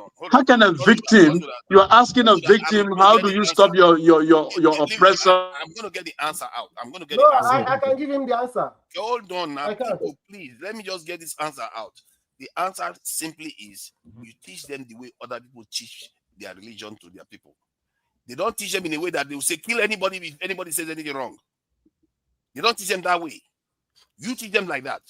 So you think if it carries on, there's going to be a massive war against them. All right, so this is what I understand. So you think you think Muslims are being taught in their religious houses to run around and start killing people? Hold on, there's isolated incidents of these things happening. Let me ask you, in Christian America today, there's laws. At least I've worked in places. There's wars against. I'm not getting into the semantics with you. So forefathers, 1 second. We agree they killed. You bashed them enough. 1 second. So in Christian America today, drugs is against the law. We have class A, class 1, class 2, class 3, or whatever categories, right? You're not supposed to sell drugs. The average drug dealer today in the United States, and I'm speaking from professional experience, is a Christian. Are we then to say that every Christian in the world is a drug dealer and maybe the Pope has to talk to American Christians or Christians all over the world and teach them in their religion? Maybe they need to start selling drugs that kills people, fentanyl and all kinds of opiates and all kinds of crack cocaine. Is that what we should be doing? That's one incident. This is gaslighting. You don't even know what the meaning is. Keep quiet. You're not even taking accountability for. He's very angry. This guy is a very angry. I'm not angry. Don't. He's very mad. I'm a behavioral analyst. You're not even on the level to play mind games with me. Like if I was to play mind games with you, what do you have that you don't have? I graduated 8th grade. Get out. What is that? Stop crying, man. Wait for me to talk. Don't go away. Wait. Forefather, can I speak? Yeah, go ahead, Chicago. Okay. So this is the problem with these. You can see the extremism is hidden in this guy, because whenever you mention their book and their prophet, the venom becomes to come out. This is where it comes from. Let me speak. Let me speak. Like a responsible person. Don't You can. Let me speak, bro. When you guys were talking, I listened. Don't relax. You need to stop. Now you are trying to sabotage. No. I'm not. You don't even have information. You talk a lot of trash. Let him finish speaking now. So just listen. If I don't have information, why is it hurting you? Be matured. I want to have discussion with you. Okay, then be silent. Allow me to speak. Why don't do this? Don't do that. You can't be stopping people from talking. This is to be fair. This stuff I don't want to get passionate about it. People are dying. Let's not pretend as if they're not killing people. And Christians are not doing it. It's people that practice your faith that are doing it. And you are pretending as if you don't know. This is what I'm telling you. I don't know why human beings are like it's the hypocrisy. Doesn't mean you don't want to hold it accountable. Forefather. There's a hypocrisy of Muslims. Sometimes I just feel like for the problem of put it on millions. Forefather, let me finish. Let me tell you, I have to. You know why they are angry? They don't like to see ex-Muslims. I condemn it. Angry with you. Who is angry with you, guys? You are very mad right now. You guys are boiling inside. Shekau, are you an ex-Muslim? Wait, when is it my turn though? Yes, when is it my turn? Okay, so let me finish my point, Forefather. Be quick so that Shekau, you're ex-Muslim. So this is the only religion. You were never a Muslim. Stop lying to yourself. Now, can people let him speak? Yeah. I was not. So you just be silent for a minute. This drunkard Muslim. So never. Right. So how many? Please go ahead, Chicago. You can see that is the Islam in them. So what you need to see here is that the only religion that try to mix governance, politics with belief. Today on this planet, in most countries of the world, is Islam. They want to build a theology. They want to build theocracy in countries. In your secular country like Nigeria, they want to build Sharia. In a secular federation, they want to build a theocracy with Stone Age law. And when you build a Stone Age law, what happened? You create Stone Age thinking people who do not know what criticism is. They can't take criticism. They get angry when you talk about their book. They think they speak logic, but they don't even understand even the basic fundamental of logic. They get angry when you try to speak, when you try to criticize what the people in their religion do. They will either tell you those people don't believe or those people are not following the religion. But if everybody who practices your religion, majority of them turn out to be terrorists, or most terrorists on the continent turn out to come from your religion, then the question we should be asking you, what is in that religion that is turning people into terrorists? Okay? It is something in the religion that is turning them into terrorists. It is that thing we are trying to examine. So I will go back to the issue of slavery. When I quoted Surah chapter 24, it was because the brother said that Muslims did not own slaves, was Arabs. So I said, no, the Muslim owned slaves. In fact, the slavery was institutionalized. There was control. There was how it should be done. So I quoted that surah where it clearly stated that believing people had slaves, but it was telling them how to deal with the slave. In fact, there's Surah chapter 23 here where they are told to even sexually violate slave women. I will read it here from Yusuf Ali translation of the Quran Surah, because they keep saying, oh, I'm quoting things out of context. No, I'm not. I will read Surah chapter 23 from verse 1. Let me start from verse 1 so that it will not be out of context. So it says here, in the name of Allah, the most gracious, the most merciful. The believer must eventually win through. Those who are humble, who humble themselves in prayer, who avoid vain talk, who are active in deeds of charity, who abstain from sex, except they abstain from sex, except with those who are joined to them in marriage, or the captives and slaves. They put there in the bracket those whom your right hand possess. But when you go to the commentary in Yusuf Ali, he tell you that those who your right hand possess are the slaves. Why will you have sex with a captive and a slave? I could also no again.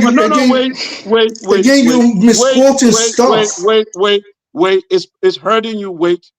No, I'm not hurt. Well, what's wrong with you? Are you okay? If you're not hurt, then be quiet for a minute. Because you're lying again. Be quiet for a minute. Again, you're lying. Please, let's not try to insult. But it is my turn to speak. Why don't he? Can he? Yeah, but listen, but you cannot keep misquoting and lying. That makes you less of a man. What am I misquoting? Okay. So what do you mean your right hand possess automatically means slave? That is blatantly. Can I read it? Wait. Better than Yusuf Ali, the tafsir? Oh, I know better than you, because I'm reading Arabic and I speak it. Your right hand basically means people that you take care of. He's lying. This is the context. Your right hand. Context. No, wait. Can I read it right now from the scholar? Because you are not a scholar. So I read it directly from the scholar. Do I sound ignorant? Of course you sound ignorant. No, you definitely don't know what you're talking about. You can pretend. But he needs to keep quiet and wait for me. Please read so that other people can speak. Right. Whenever you hear those whom your right hand possess in the Quran, it is a figurative speech. It refers to the captive and slaves. If he say he's doubting me, let me read it from the commentary from Yusuf Ali, one of the greatest translators of the Quran, and let read what he says here. I'll go to Quran chapter 24. Let me read it, because you will say that I made it up. This is what they keep saying. Whenever you see those whom your right hand possess are captives and slaves. Chapter 24, what's the verse? What's the verse? The surah I read here that talk about having sex with captives is Surah chapter 23 from verse 1 to 6. Surah chapter 23. What were you reading now? Because what you were reading now. No, I told you I don't want to reply to him. Anymore. I don't want to reply to him. He does not know what he's talking about. What? He's very ignorant about what I think what he has read. Yeah, these people, when okay, if someone is under you, why do you have sex? Why will you have sex with people who you're right? You say your wife is not under your control. Why does it distinguish? No, wait. You guys, this guy, let me tell you, this is the hypocrisy. This is the hypocrisy of these people. That's why even when Deborah was killed, I came on a platform. Some of them were saying, "Oh, those who did it were not Muslim." Those you that came out to stone that girl, you say we're not Muslim. That's what they are doing here. You read something in their book, they say that's not what it means. You are ignorant. Ignorant people, they are not busy killing people. See, for father, you need to understand the difference. Islam never said if you listen to that. Listen to that. Wait. Yeah, I know it never said it explicitly. It said it. Are you telling me that? Hold on. Are you telling me people are acting on emotions? No. Forget about all that ones you're talking about. Hold on. Forget it. That there's something going on. If it was only Nigeria, I would say, okay, fine. Maybe it's the Nigerian content, not Islam, that is causing it. If it was not only Middle East, you say, oh, it's just the Middle East and Nigeria. But it's everywhere Islam is present, especially when you are majority. You do this sort of stuff, you are going to lose your life. Father, can I finish this area? Let me finish this area right now. Let me finish this quickly. So, yeah, let me finish that quickly to this issue of those. No, let me finish. It's my turn. AY, let me finish. When I finish, I don't interrupt. For example, if AY, can I finish? This year alone, AY, more than 20,000 dead. AY, a Muslim. AY is not your turn. A Muslim name, that is when you hear. Father, you cannot mute me. It's my turn. Hold on. When 20,000 people, why don't you call them Christians then? No, nobody will do that. Say no, Christians are innocent. But when he say Muslim, they were not doing it in the name of Islam now. That's the difference. They didn't do it in the name of Christianity. How do you know? How do you know the Muslim that did it in the name of Islam? Because they are saying that's why they are doing it. They're not saying it. Oh in America, the offense is blasphemy. For crying out loud, are you so much in denial? I said the offense is blasphemy itself. Listen. They are ignorant. God. There is no reason. Oh my God! I you know what? Forget about all that. Forget about all that. Just leave this and some other. Let's go. Can I finish? Can I give my source? Can I finish? Wait, Shaka. Let me just interrupt for one. No. That thing you said. You're wrong. So in the Bible, in the Bible. Oh, you don't want to hear it. Can I finish? Forefather, you are not protecting me. Others need to speak soon. Let me finish. Yeah, but let him finish. I have 1 minute. Yeah, give me the 1 minute. 1 minute. So now, I'm reading here. I'm showing my source. This is Yusuf Ali translation of the Quran. I'm going to Surah 24, verse 58, where it says, "Ye who believe," it's talking to you now. "Ye who believe, let those whom your right hand possess, and the children among you who have not come of age, when they ask you for permission before they come to your presence on 3 occasions, before the morning prayer, it go on and on. But what I want to emphasize there is, let those whom your right hand possess." So I go to the commentary. Yusuf Ali said, this will mean slaves in the regime of slavery. This all right, but let me, Father, please. Yusuf Ali. It's enough. Let's move on. Eccentricals, please have your say. Leave what you don't know. Leave what you don't know. And fooling yourself online. So what I'm seeing right now, right? It's of course what I mentioned earlier about cognitive dissonance, right? We all go through cognitive dissonance, right? Shakal, I don't know if you agree with that. We go through cognitive dissonance, and it's okay. It's normal. It's a natural thing to go through cognitive dissonance. There were slavery in Arab, pre-Islam Arab world, right? There was slavery, very brutal slavery. You know, the most of the victims were Caucasians, and of course the Greeks and North Africans, right, Ethiopians. And when Islam came, Islam did not abolish slavery. I mean, did not abolish slavery. What it did was it kind of reformed it. It didn't abolish slavery. The abolition of slavery happened later, right? There were Muslims called abolitionists who worked with the British to abolish slavery. Of course, it makes sense. It makes sense that something that was ongoing that has an economic basis to it will now be abolished by a religious, someone that will come in and write a religious text and say, "Hey, abolish this system." You cannot abolish a system like that. Just thank you. Right away. It has to go through a process of reform, right? And that's what Islam did. What it did was it reformed slavery and kind of gave right to the slaves, but it didn't abolish that. So I agree with Shaka on that, and I agree with you. I don't think you guys disagree with that point. More slaves? Say that again. Did they acquire more slaves? No, actually, you're wrong. You're wrong. You're right. Hold on. The one I was asking. Slavery was Islam arrived. Did they acquire more slaves for thousands of years? Of course, slavery was.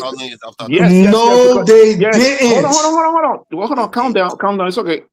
Slavery, it has economic basis to it, right? It didn't abolish slavery. It wouldn't make rational sense to say that a religion showed up and this act just totally stopped. No, it didn't stop, but they did abolish it. Hear me out. You don't know about it. It was never abolished. It was never abolished. Exactly. And he encouraged people to release these free slaves. Exactly. Listen, Islam, when it is laws, right? Wait. Just one second. So it was based on laws, right? Calm down. It's my turn. It encouraged. But you're saying what you don't know. Right? Hold on. What are you talking about? Calm down, dude. It encouraged people to. He's very emotional. I'm not. If I hear wrong things, sorry, Satrikach. But yeah. Listen, man. Listen. Okay. Here's the thing. This is where Shakal is coming from. He's a traditionalist like myself. He's an African traditionalist. He's coming from Pan-African perspective. No, he's a Christian. And then this is what we believe as Pan-African is, right? We believe that this foreign religion should get the hell out of our continent. That's his baseline, right? So you got to give him that grace from that perspective, all right? He's not your enemy. He's coming. No, you can't give him any grace if he's attacking. I've been on here 1,000 times where I promulgate going back to African spirituality. I do this all the time. He's not attacking you. He's not attacking you. When he attacks one section, this is my problem with people that attack Islam. They put my life at risk. And I'm not going to stand for it. You want to debate? Do you want you and I can organize a debate? You want to debate? You're not smart enough, sir. I'm not smart enough. With all due respect, you're not smart enough. Condescending. I have a very, very condescending. I say very ignorant. No, don't mute me like that. Hold on. I can organize the debate on my channel. What the hell? I can organize the debate on my channel. You know what I'm saying? All right. Let me bring in. Wait. I'm not done. What are you doing? Can anybody Google my name and see the debate I do? Whether this guy can do it? Shika, don't do that, please. I've listened to you a lot of times. You're not smart. You debate with people that are ignorant. Backstage, do I need to start putting people backstage? We need to have other people speak. I said it, guys. Finish your submission. Let me finish my submission. Yes. Anyways. Of course, listen, slavery, Arab slavery in Africa was brutal as hell. You just leave that alone. It was brutal. It was terrible. It was really terrible. All right. Anyways, the question Forefather asked, about something, about something in the religion triggering, acts of violence and whatnot. It's a very interesting question. It's something that we need to examine. Okay. We are living in the 21st century. We are living in the modern world. We can examine all this ideologies, right? It's something civilized people could do. You know what I'm saying? That's what thinking man can do. We can analyze these things logically and then find answers. That's how we can reform these systems and perhaps make it fit into our own tradition, right? Instead of allowing it to overshadow our own traditional beliefs, because we had our own traditional beliefs before the Arabs brought in their religion. You see what I'm saying? So what I'm trying to say is Shakal is not the enemy here. I know where he's coming I from. want to be the enemy. I don't care about radical Islam. No. Check out. No, what I mean is like you're not. I want to be an enemy of radical Islam. I'm ready for Exactly. that. I agree. He is the enemy. Check out. I agree with you on that. We are same here. I'm an enemy of radical Islam, radical Christianity, any radical religion. I'm an enemy of that, right? I'm just saying that as Africans, we're not enemies here, period. And if you're enemy of African, you're my enemy, period. You know what I'm saying? That's my Pan-Africanism talking right here. Anyways, let's come together on that point of view. We're not enemies here. We all united by one thing. We are Africans, okay? Let's debate this. Yeah, let's debate this. As civilized people, intelligent people, take emotion out of it. And it's okay to have cognitive dissonance. When you're on your own, just think about all these things and see how you can deal with the cognitive dissonance. And the Muslims are not ready for dialogue. They do not want to self-critique. Boy, Centricast, do you agree that before you make... See, okay, I appreciate you your submission. I really appreciate it because for me, I don't mind radicalism as long as when you are radical to go and maybe wear white clothes, or even if you have to eat grass, but don't kill human beings. That's my issue. Don't keep killing people and say because you are radical. All right. That's a good point. That's a good point. You see So, how accepting he was. Not a good point if he doesn't blame George Bush for going in the name of Jesus Christ to go kill over 2 million. Welcome, Steph. Steph, are you there? Yeah, I'm here. Thank you. Sorry about the delay. There was a bit of kerfuffle. So please go ahead and make your submission. Man, you guys already wear me out. When this conversation started, I'm really surprised that it was dragged to this level. Because it's AY's fault. Lots of my friends that you see, you want to blame me now? They ask you simple question, you refuse to answer. I'm going to blame you, AY. It's you. The context was simple. And I don't know, we are ready to drag it to this level. Even in the midst of the argument, we accept that this thing is actually, there's an element of truth in it. When I started being part of this, I'm not blaming all Muslims for anything. And then somebody talked about some scholars or whatever. If there are scholars or one or two in Islam that holds like an extreme view, or that is actually being misinterpreted by some people that are doing this thing, how are we not seeing it as a problem? How are we not seeing it as a problem?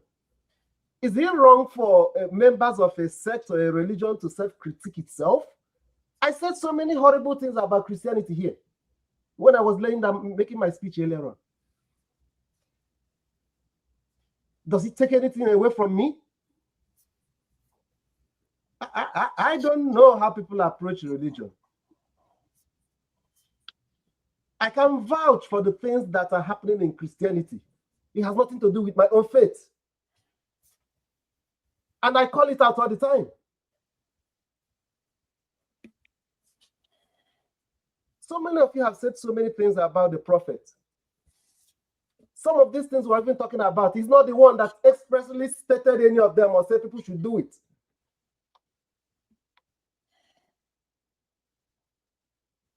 I don't really understand. What I'm saying is that there is no society that holds an ideology that can be eternal, that will live forever, without carrying ourselves retrospection, critique it, know if it is still in tune with modern realities. I mean, even if I don't send my family members to go kill somebody that's criticizing members of my family, but I heard that somebody did it and the person is perceived that the person did it in the name of my family, I know that I have a job to do tomorrow. That's just what I'm saying. It has nothing to do with whether I'm the one that asked him to go do it in my name. Perception is everything. That's what I'm saying. we could say, wow, since people are saying that this is happening, it's actually happening. That's true. I think we should do something about it. I know that there are some religions that have had the darkest past. I said it earlier on. But over time, some of them at a particular point decided to say, this is a problem, we have to reform it. It may not be all of them that agreed when some particular sect among them started reforming it. But over time, others will begin to see reason in it. So I'm just looking forward in our own context, our own country. I'm looking forward to a particular sect or scholar that is really making wave, trying to point it out that this thing that you people are doing, I know that people are doing it in the name of my religion, of our religion, but that is not what our religion says.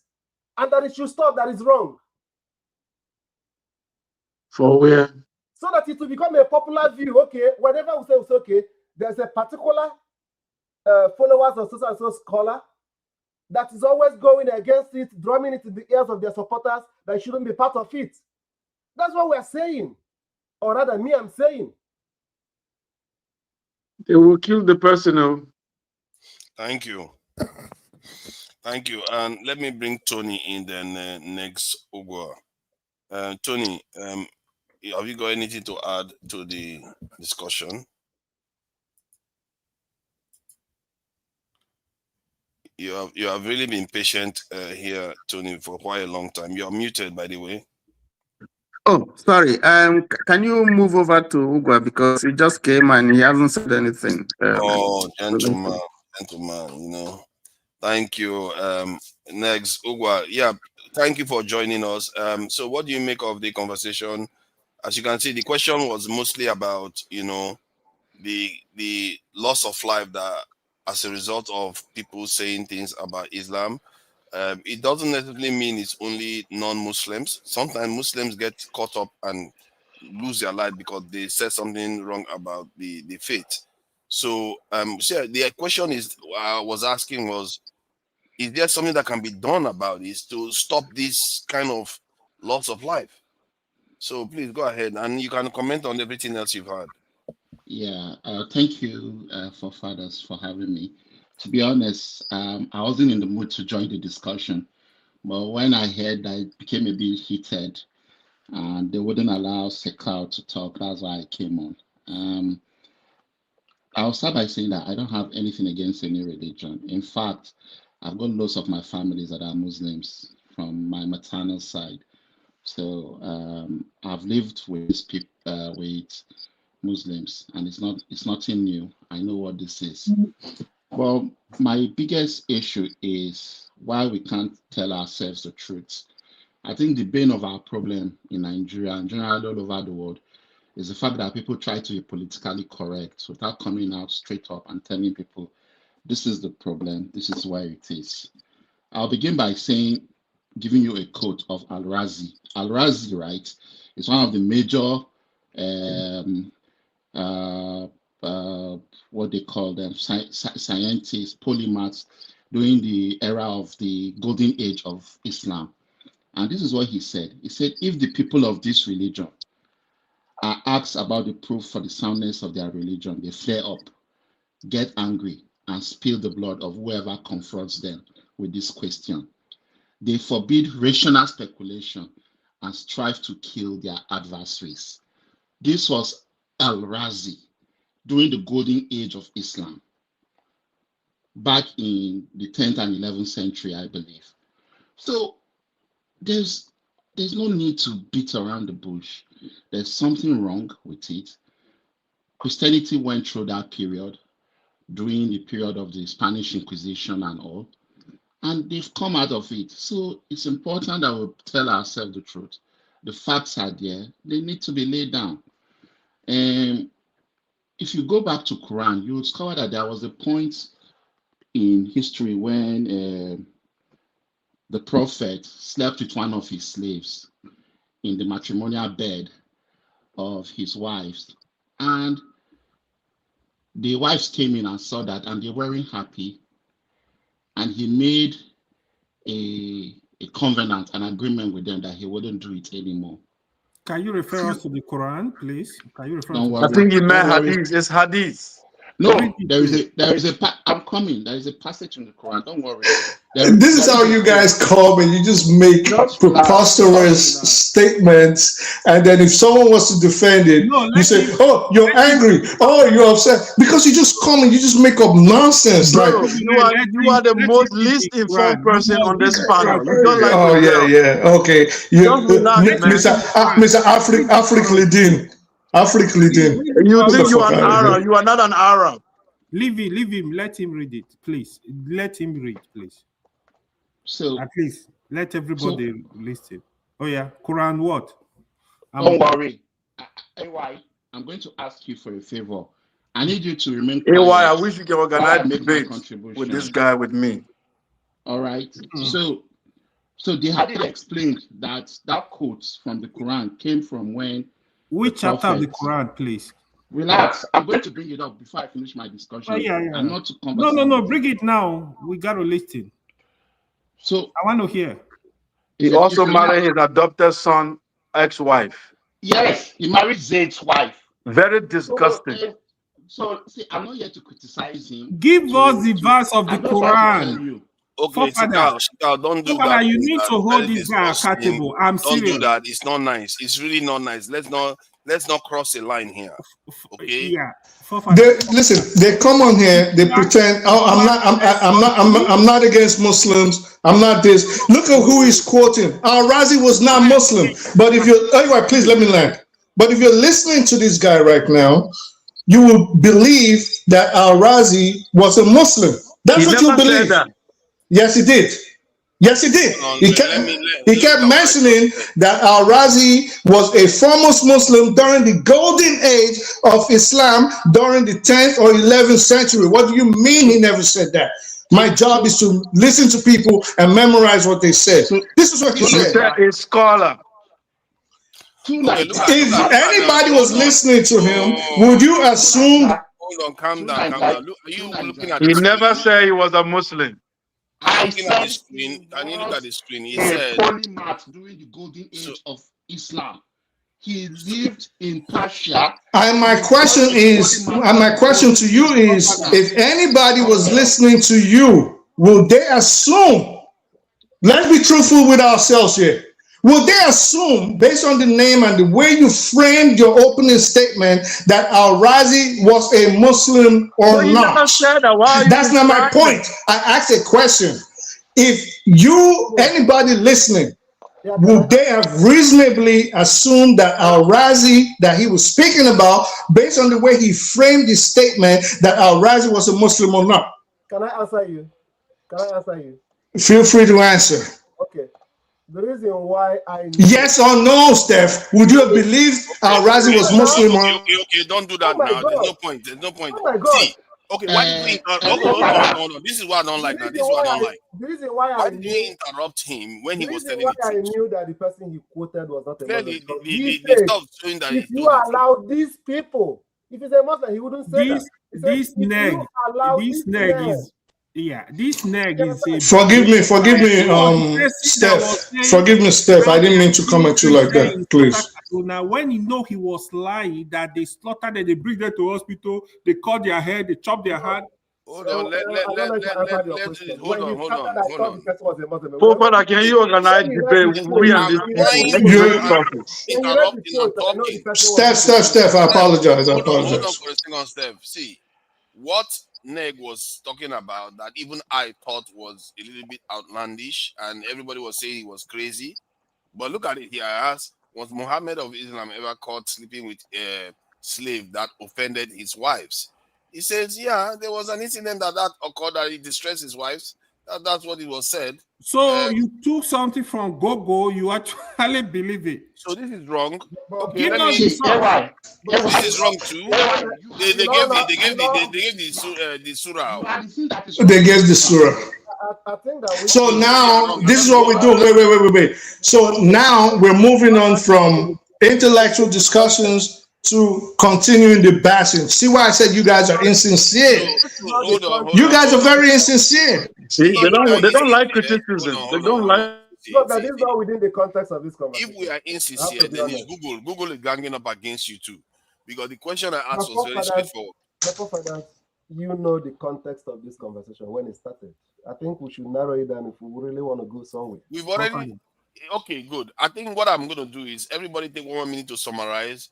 Then I'll just have my own. Because it looks like this, we need time to take a breather. Then maybe some other day, maybe even in the new year, then we can maybe return to something like this again.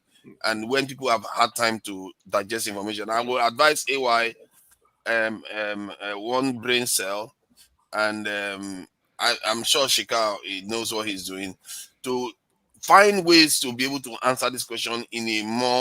The guy does not know anything about Islam, bro. He misquotes. He doesn't know anything about it. He doesn't. He pretends like he does. Afraid of me than anybody on this panel. I've called you out at least 4 or 5 times. You misquoted. You don't even. You come here pretend laughing at Sahid Muslim. Who is Sahid Don't bring Muslim? this topic for discussion anymore. Who is Sahid Muslim? Yeah, maybe I will. Maybe not. Debate with what? It's like debating a war. Debate whether Islam is a violent religion or not. Let me give my proof. No. Let's not. Does that even make sense? Like, does that even make sense to you? Because you are ideologically confused. You don't even know this is an indoctrination. That's what it does to people. The way we are ending is not good. The way, excuse me, gentlemen. Came here to blast lies. Gentlemen, when I knew this guy was forefathers, please. With this platform, we're supposed, some of us come here to learn, and this thing has been very contentious. I don't think that is what those of us who have stayed late. So it's after 2 here, and I'm sure for you guys who are in the UK and in Nigeria, it's early morning. I don't think we're all men here. I don't think, and everybody here, from the way they have spoken, are very intelligent people. We may disagree on issues, but there are basic things that we have to agree on. Okay, so, and if we just can't agree on even the very basic things, not trying to denigrate any religion, I think we really have a problem. I think we have a problem, because if we can't put, it means that when we're dealing, even in politics, when we're dealing with things that touch us, that make us very emotional, we tend, we are unable to draw a line between sentiments and reason or logic. And that's very, very sad. That's what I've seen here in this. There are certain things that are very bad that we shouldn't even be arguing about.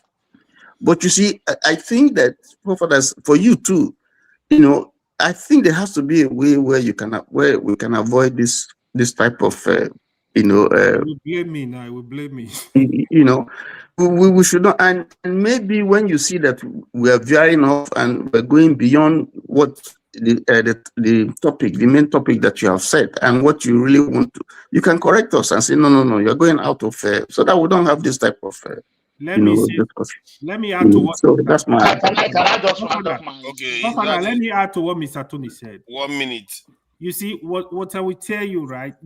I know it's deliberate. I want to discuss this topic. Ordinarily, me, religious, tribal topic, this year I started discussing. I don't like discussing those stuff because people say things they don't understand. Honestly, if I see somebody that is knowledgeable in Islam, that is willing to learn, I have friends that are Christian, non-Muslim, that we have this discussion genuinely. Most of them, when people come with hate, say things that are just wide, that are just unnecessary, without evidence. They don't have evidence. They just keep. It's just like when Christians tell you, "Oh, if you die, commit suicide, you get 70 virgin." If you ask them where is the proof, they tell you, "Oh, like they don't know. They are just idiots." So most of those times, that's why I don't listen to them.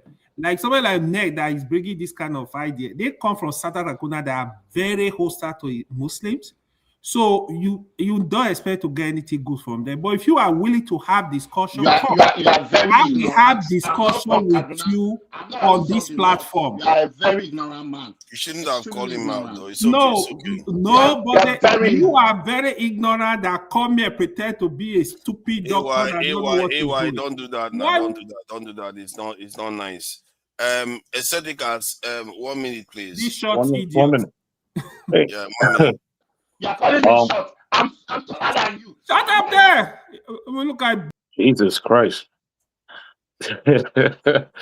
Oh boy, Nigerians are getting hot today. It's like man. AY is just being mischievous now. He's not really causing this problem because he don't want to have straight conversation with people. I know your problem. I will send him Christmas rice. I will send him Christmas chicken. Calming down. Oh And a bottle of vodka if he takes vodka. Forefather. This, man. I mean, I agree with Shakal. You know, Islam needs to go. It has to go through its own evolution, of course. Oh, you know, it's. I mean, well, I mean, what I experience is here is cognitive dissonance. So obviously, like I know religious people. It happens to them. Sometimes I try to like, deliberately bring up something that's religious, and I see how people react, and I just let it go because it's like they're not ready to have those type of conversations. I'm honestly, I don't know. Like if that, honestly, I would say children should not be allowed to be religious at all. You know, children shouldn't be allowed to be religious. I didn't raise my kids in a religious environment. You know what I mean? For this reason, if you're not able to, like, there are things that you can talk about. Like for instance, if let's say a white person who I know has ulterior motive start to talk about like what black people do and start to quote statistics to make faulty generalization, I could react in a certain way, almost the same way. What's his name? Two Brains. I forgot. Man, damn! Stop thinking your name. Yeah, so I could react the same way, right? Because I know the motive behind it. You see what I'm saying? It's not coming from a from an honest point of view, right? But honestly, I think we need to like have conversation with ourselves and kind of evolve our own internal principles. Try to question ourselves, like what kind of beliefs do we hold so much that we are willing to go out of whack over those beliefs, right? Yeah, here's the thing. Your religion doesn't define who you really are, actually, as a person. Like there's AY, I haven't met AY in real life, but I know he's a good person regardless. Tony, same thing. He's a Christian pastor. He's a good person regardless. You know what I mean? Shakal, same thing. But this type of topics makes everyone look pretty terrible, right? But I know that's not who we are. This is not who we really are, right? Nah, that's how some of us are, though. I think that's all of us. Can I just buttress some of the things you're saying, if you allow Some people are vile, some people are liars, some people are hypocrites. So my Pan-African brother, I just want to thank you. And I think I agree with most of the things you are saying. Some of us, look, I debate with atheists. I debate with, in fact, one of the last debate I had was spirituality and science, whether they are compatible or not. And the worst people I ever have discussion with usually are Muslims. Because the problem, Islam, the ideology itself does not accept self-critique. This is what I'm telling you now. Christianity went through that revolution in Europe. I said I will never be a Christian. I'm not a Christian. I know Muslim, when you attack them, they assume you have to come from a Christian background because they think they are in some type of competition with Christians. I'm not a Christian, but I'm telling you, Christianity have gone through several revolutions within the church itself. Then after that, the European political system separated the church from the state. That's a fact. That's why all European Western constitution it proceed with secular law made by men that can be edited, that can be, we can vote on it and we can change it. But you can't change Sharia law. You can't wake up and say that what Allah said or what they believe to be the sunnah of the prophet, now you want to change it. No, it's divine. So that's why theocracy is something that must be abolished, because it's not compatible with modernity. It's not compatible with secular thinking and democracy and things that we want on the continent of Africa. So these are things that we are talking. The reason why Muslims tend to be very emotional and violent, and they are usually argumentative when you try to tell them that your religion is not helping our community. We are not against your 5 daily prayer, your fasting, the 5 pillars of Islam, for example. Okay, the Kalima to Shahada, the 5 daily prayer, the Sahur Ramadan, fasting Ramadan, your zakat, We don't have problem in your Hajj. You can give the Saudi millions of dollars per month. That's economically is not wise, but that's okay. You can do that. We don't have a problem. But what we have a problem with is the ideology that seeks to conquer other people, that try not to accept multiculturalism, where people of different faith can live together, where they can critique your faith. Muslim scholar can come out every day and say Jesus is not God. Jesus never died and he never resurrected. Do you know that that is the core faith of Christianity? If Christ did not rise from the dead, for Christian, their faith is vain. But Muslims say that 5 times a day, and no Christian attack them. But stand on the street of Kano and say that Muhammad was not a prophet, he's a false prophet. If you come back alive, I will give you $1,000. Go on the street of Kano. That's good. This is where you know what religion. Go on Lagos. Okay, let's go to the east of Nigeria where most people are Christian. I'm not supporting Christian, but I'm saying Christianity has reformed. Go there and say Jesus is not the Christ. My brother, nothing will happen to you. Go stand in Sokoto or Kano and say that Muhammad is a false prophet or he's not a prophet. If you come back without anything happening to you, then we can know that that religion is peaceful. I'm asking you on this panel now, if you're sincere to yourself, will you get the same result? Well, see again, this is wait for us. Let me you're gonna shut me down. You're gonna shut me down. That's an interesting. This is where I say, see, this is why I say the deceptiveness, the insolence, and the uneducation comes in.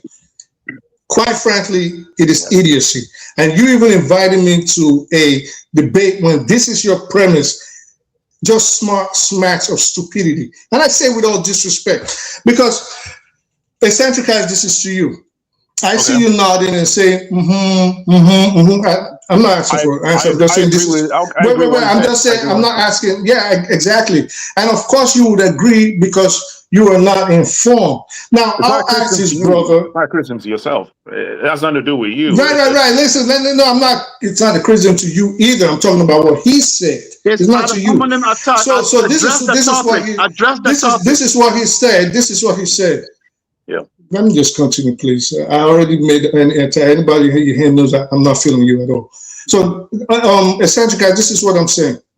He comes on here, pretends like he knows. He comes on here like he pretends and like he knows what he's saying. I think this is fundamentally where my angst is coming from.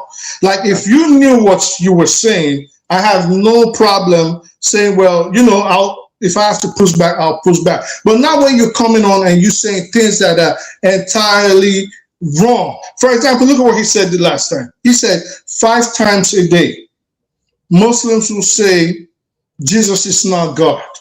Where do Muslims say that 5 times a day? Where? So you know, when you make preposterous, when you make preposterous, please, can I please land? So when you make preposterous statements like that, this is where I get upset. For example, he came on here and he took things out of context. We can go to Numbers 31, 17, 18. Because he wanted to defame they mentioned Zaid, and here you have this guy from the Kaduna, wherever he's from. So Numbers 31:18. Your Bible is there with you. I used to be a Christian. Okay, this is my Bible. I still have Christian text, right? If you go to Numbers, if you go to Numbers 31:78, you're a Christian or you have a Bible or whatever. What does it say there? Your own God, which you guys say, no, thank you, which you guys say is Jesus, is encouraging you to take little girls as spoils of war and rape them. In your Bible. Clearly. It says that in different places of the Bible. So when you point one finger and there's 4 pointing back at you, and you want us to pretend that these things don't exist, you want to denigrate one religion over the other one, write what you said about slavery. You were right. You were right about slavery being not being fully abolished because of the political situation on the ground. And you rightly said, it's just like the United States. You cannot just come into a system where they tried to kill the prophet multiple times. He was constantly fighting for his life for 23 years. So of course he's not going to say, well, this is your this is the means to your economic well-being. Let's stop it. It has to be systemic. But what do these deceitful people do? This is the same prophet that was encouraging people in the Quran. He would buy slaves from the slave merchants and free them. But you have these deceitful, ignorant people now. They come on here and say, look, it says slaves. What the fuck do you expect to be there? Aliens? It was part of their society at the time. Now, if Saudi Arabia or Mecca or Medina was still selling. I think you took. I didn't get your numbers. This guy is completely numbers. Numbers 31. Numbers 31. Numbers 31, 17 to 18. Okay. Fofana, can I address all the rambling that he just did? Let me say this within a second. Let me say something. No, Saka, you spoke here already. Just within a second. Yeah, but he just went all over the place. He didn't address anything. Of course I did. It's not for your slushy brain. Go ahead, Steph. Ad hominem attack. Control yourself. Because you're not worth it. You're not worth it. You irritate me. That's why. Because your religion doesn't teach you discipline. All right, we are done now. We are done. Let's move on. Let me say something now before no, you there's go. no hold on in. There's no moving on in. There is no on in. I am here to irritate you. Radical Islam. That's what I do. Bye in. Please. All right. Yeah, what you said. Me now, let me say. I just want to quick response to this. So what you quoted, let me give you a response to it. What you said, I have not read it, but if it is there, it points us to what I said. If it happened a particular time in the past, even if that. No, this is what it says. Now, therefore, kill every male among the little ones, kill every woman who has known a man by sleeping with him, but all the young girls who have not known a man by sleeping with him, keep alive for yourselves. What do you think they want to do to those little girls? What I'm saying that even if it was said by God himself, due to the reformation that Christianity have taken, that Christians today will say, no, we're not going to do that part of the Bible. That's what I'm trying to say. Really, Steph? Is that why bishops are constantly raping little boys for the last 2,000 years? Really? I speak the truth. What you are saying, it wasn't Jesus that said it. Because that's not true. That's not right. Numbers, is it the Old Testament or New Testament? It's in the Old Testament. It is not, and you have to understand the context in which that thing was said. Is blatant lie. A person who said he's informed is quoting Old Testament to judge Christianity, and he said he's so informed. You see how Christians are jumping around? Okay, you see, can you see what they are doing? Try to. Look at that. Get away from this review. Tony, you on the. Okay, hold on, guys. Hold on. I need to say something. No, there's nothing to say. Please, Father, please. There's nothing to be said. Let's see they are fighting over their holy book. Hold on, oh boy. We know it's a simple fact now. Next on. Let's allow next. Okay. It's not the same. I'm saying it's wrong. Look at that. We are looking for peaceful coexistence. That's right. We are looking. That's what we are looking for. That's right. Our is not to be against anybody. We are looking for African coexistence. That's right. Ideology and let's give next his turn to speak. Let's not do this now. Come on. For fathers, thank you very much. Thank you. I'm not from Kaduna, but if they insist that I'm from Kaduna State, there's nothing wrong with Kaduna people. Two Niger and Ewa are also from Niger. They are not Nigerians, if that's what they intend to say. My point here is that it doesn't matter whether your Quran said something or not, or whether something happened or not. It matters what you are doing now. That is the most important thing. We have seen over the last few years how radical Islam has ravaged through Africa, the Middle East. We saw the atrocities committed by ISIS. We saw what Boko Haram is doing. We saw what ISWAP is doing. We saw what radical Fulani people are doing. We saw what they are doing in Mozambique. We are seeing what happened in Australia. We are seeing all across people burning Christians in Bangladesh, in everywhere. So nobody is coming here to say, wait till your religion did something now. Yes. The fact is, this is what is happening today. And we cannot run away from it. All this political correctness has to end. It doesn't make any sense for us to continue to lie to ourselves. If not, we will all be consumed. That is a fact. So if people have decided to hijack your religion and they are committing atrocities, the onus is on you to speak out, to fight them wherever you find them. Because at the end of the day, they are distorting who you really are. That is the problem. So all this era of saying they are not real Muslims, that era has passed. Nobody wants to listen to that nonsense anymore. You live all the way from where you are in Africa or from Middle East, and you go to Texas and you say you want Sharia law. Does it make any sense? Or you come here in the UK where they've been benevolent to you and they've accepted you, and you say, oh, okay, this is what I want. It makes no sense. Absolutely no sense. So this has to end. Absolutely has to end. If not, they are just creating more and more enemies for themselves, and people are getting tired and fed up with this crap. That is my submission. Forefather. Thank you, man. Forefather, you see, I know you are usually you when people. Sorry, we are done with everybody now. We are done with everybody. No, you didn't allow me to speak now. You have spoken now. No, I did not. You are one of the first to speak. I did not. I did not. I told you 1 minute. No, I did not. Okay, 1 minute then. Just speak for 1 minute. 1 minute. I know usually when you run a search show, you try to verify people. Today, because it's religion, you don't verify people. No, I did verify quite I was actually shocked when you made mention of something. Mr. Tony said something. He said, oh, that was contest. That is what I've been trying to explain to this guy. Like most of the things you see in religion book, they are based on contest. Whatever you're going to say, you can say whatever. A lot of you have, Muslim, you went to school with Muslim, you saw good Muslim. If you choose to pick the one bad head, I said, oh, this one represents Islam, that is your business. I know where everybody stands. It doesn't matter. Islam, to be honest, when people tell you, oh, Islam was spread by this, was spread by this, I'm asking them, even today, all over the world, what is spreading Islam? Do you see Muslims carry God, you must accept Islam? How many times Muslims come to your house and knock your house, you must accept Islam? From America to Africa to Asia to everywhere, Islam is, you can't stop it. It's not about... you can't stop it, that's radicalism. Shut up, Meg. You talk too much. Shut up. Hold on, let me finish my talk. All right, you should have finished. It's more than 1 minute now.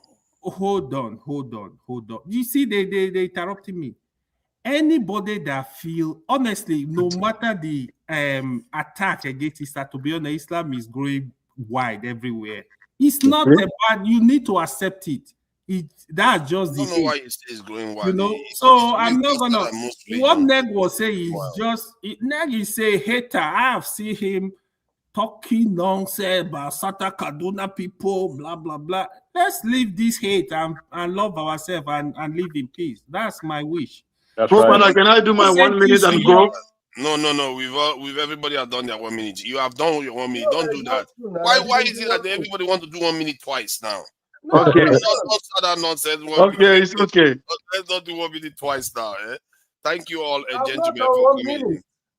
Thank you. Steph, you did 1 minute just now. I wanted to fire AY. When I was shouting on my... I'm waiting you want fire again.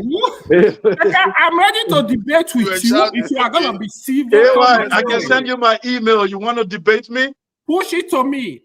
If you are ready to have a proper discussion, yeah, we can organize it. No problem. I'm a very cool guy. I can debate you. I have no problem with that. Civil and be objective, look at issue critically. I'm against radical Islam. I will debate you because Steph to speak. We can arrange it. Please go ahead, Steph. 1 minute, please. 1 minute. And I'm sure that thing did not take 1 minute. But I will not speak for him anyway. That is the second 1 minute now. All right, go, Steph. It's one minute. Nigerians are trying to twist it. It's okay. Steph, go, Steph Curry. Yeah, what I'm saying is this. I know that when we begin to, enlarge the scope of this conversation, we're going to lose out on the main issue that we started with. The main issue we started with is specific, the one that is causing the loss of lives. I don't know how we begin to expand it. And the main point that I want anybody that listen to take home is that this is not about popularity context. What I'm just saying, in my own opinion, is that as the times are changing, no matter what your Bible, your Quran recorded how many centuries ago, that you think is now a problem to the modern society that you live in, as a Christian, I will not hesitate to tell you that I am not comfortable with this part of the Bible. So why is it hard for any other person to do so? What made you think that any religious book that was given to you 500,000 or how many million years ago cannot be open to scrutiny when there is an inherent danger that somebody is complaining about it? I don't think so. Okay. Well, Thank you. Thank you, Steph. As you close, as you close, thank you, Steph. As you close. So, Tony, you were the first one, right? No. He just saying anything. He just pretended not to say anything. As you close, what is going to be your how are you going to summarize the way I'm going to summarize it? I can summarize, man. If you don't want to, I can summarize. Let me summarize it. I think it's very, very simple, really. I think it comes down to that statement I made. One of the last comments I made, I said, you can be radical all you want. Don't take human life. I agree with you. Because of your religion. I agree with you. And also the religion that is actually responsible for most of the loss of life that is occurring, they have to take accountability. The idea that, it's just radical fringe that is doing it, it's not good enough. It's capitalism, man. Capitalism. It's going to result, and one of the problems I see, because I always see it from the context of Nigeria, it is coming for us. It's a problem for us in Nigeria because people are losing their lives. I just showed one that in September this year, the lady was she lost her life because of this again. Breaking news. Let me break this news for you. Netanyahu is making comment now. He's saying that the Christian genocide in Nigeria needs to stop. The same Netanyahu that was bombing Christians in Palestine. I know that. You know that, right? Like I said, the Abrahamic religion. Come on, let me finish what I'm saying, please. That's Abrahamic religion. Like I said, you are all the ones that are still practicing it. I'm willing to. You are not practicing it. You don't. I'm not. Aren't you a Christian? Aren't you a Seventh-day Adventist? Not my forefather. He's deceiving himself. Yes, you are. Yes, you are. You're a Christian. Oh my God, he's giving me a religion. You're being told us. Why are you lying on here? Oh my God, I've never told you that. Dude, backstage you told us. No, not as a Jehovah's Witness, one of those little sects. One of those radical little sects. Okay, what were you? What were you? I was never a Christian like you. What were you? I don't need. Now you're lying. I don't use my privacy. You're either Jehovah's Witness or Seventh-day Adventist or something. You're being told us that in the back. So I don't see why you're lying now. The day I knew Papa is a Christian was the day I said Jesus was not a Christian. Papa almost killed me. I said I am not. If I was a Christian, I would tell you. Why were you fighting me that day? Why were you fighting me when I said Jesus was never a Christian? Why were you fighting me? Because if you are telling something that is false, why should I challenge you? It's a fact. That Jesus was never a Christian. No, because hold on. The idea is that oh my God, hold on. For somebody to be Christ-like, Christian is supposed to be Christ-like. Christ is the original Christian. But Jesus was a Jewish man. Yes, he's a Jewish man. Oh, Judaism was his religion. You see what he's doing now? You see what he's doing? Let me close out and let's have a good Christmas. But he's right. Like, what don't you like about that? You want to go yeah, there you go. I don't see why they be lying, son. Like, they just be lying, son. No, I'm not. I see. Why would I lie? You know what? Why would I lie? Christmas giveaway. Don't mind this guy. Forefathers, every time, and happy Christmas to everybody. But every time a person starts off with, I'm not a Christian, but they're about to start lying and it's attacking Islam. Oh my God. All of them. They start off with, I'm not going to defend Christianity But Islam is the devil. Islam is this. Islam is going to kill us. Islam is going Since I Why are mentioned they that you trying are all so Christians, hard to give people I'm religion telling just you, to judge their motive? you are trying to drag me into Abrahamic religion. You are the Yeah, ones practicing it. all the religions are They fake. are very Islam is fake. violent, Christianity is and I'm fake. not asking him. I'm telling him that he's a Christian. He can lie all he wants. He's a Christian. He been told us. We know. Just like he won't tell you where he's from. We know where he's from. We know his religion. He just like to lie. That's the No sound person to be in religion. Let me finish my own submission. Let me ask you a question. Don't make me put you backstage. I need to finish my submission so we can close out. There's no point. We've been dealing with this issue for how many this thing. I've been here for over 5 hours. You would have been now. Look at 7 hours. You guys will start saying we did 3 hours on the main topic. Then suddenly this one just catch fire, and because let's not point fingers. Honestly, I'll be here for 5 hours. Let's move on. Like I said, if you want to be radical, wear white clothes, hug trees, love people, whatever you want to be radical at doing, be radical. But don't take human life while you are doing those things.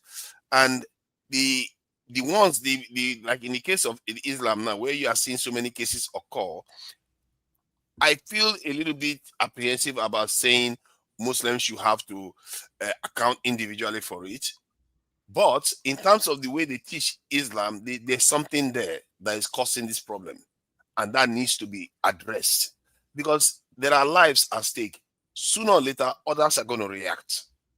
Hindus, when I was growing up, were one of the most peaceful people in terms of the way they interacted with other religions. Now they become radicalized and having to defend themselves. Christians in Nigeria have become quite docile.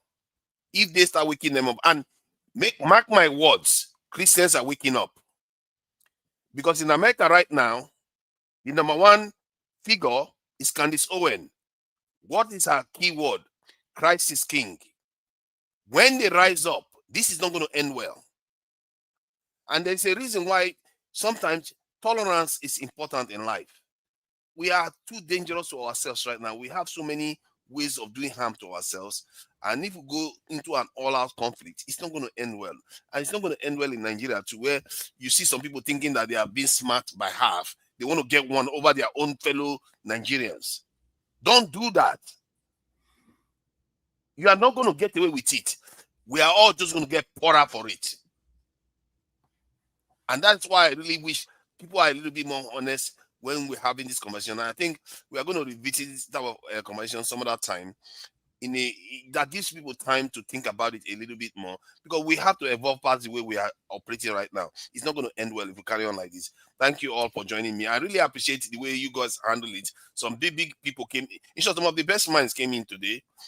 Tony, AY, Steph is here today. Steph is a philosopher. He really thinks deep about stuff. Shikao, one of the best. He has a little bit of a grievance against Muslims. But you should take it easy. You should take it easy.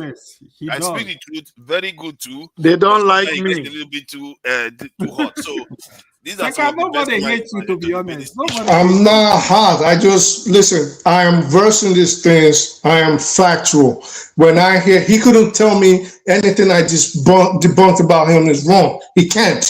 So I 100% said I picked them out. You're wrong here. Everything you said was wrong. It's my issue. To Netanyahu, and this is how I'm closing out. Let's not use Netanyahu as an example. Netanyahu, forefathers, I said this for months, when I was telling you about AIPAC. They know that they are losing the young votes. They are losing how the young people view Israel from the ages of 18 up to 57.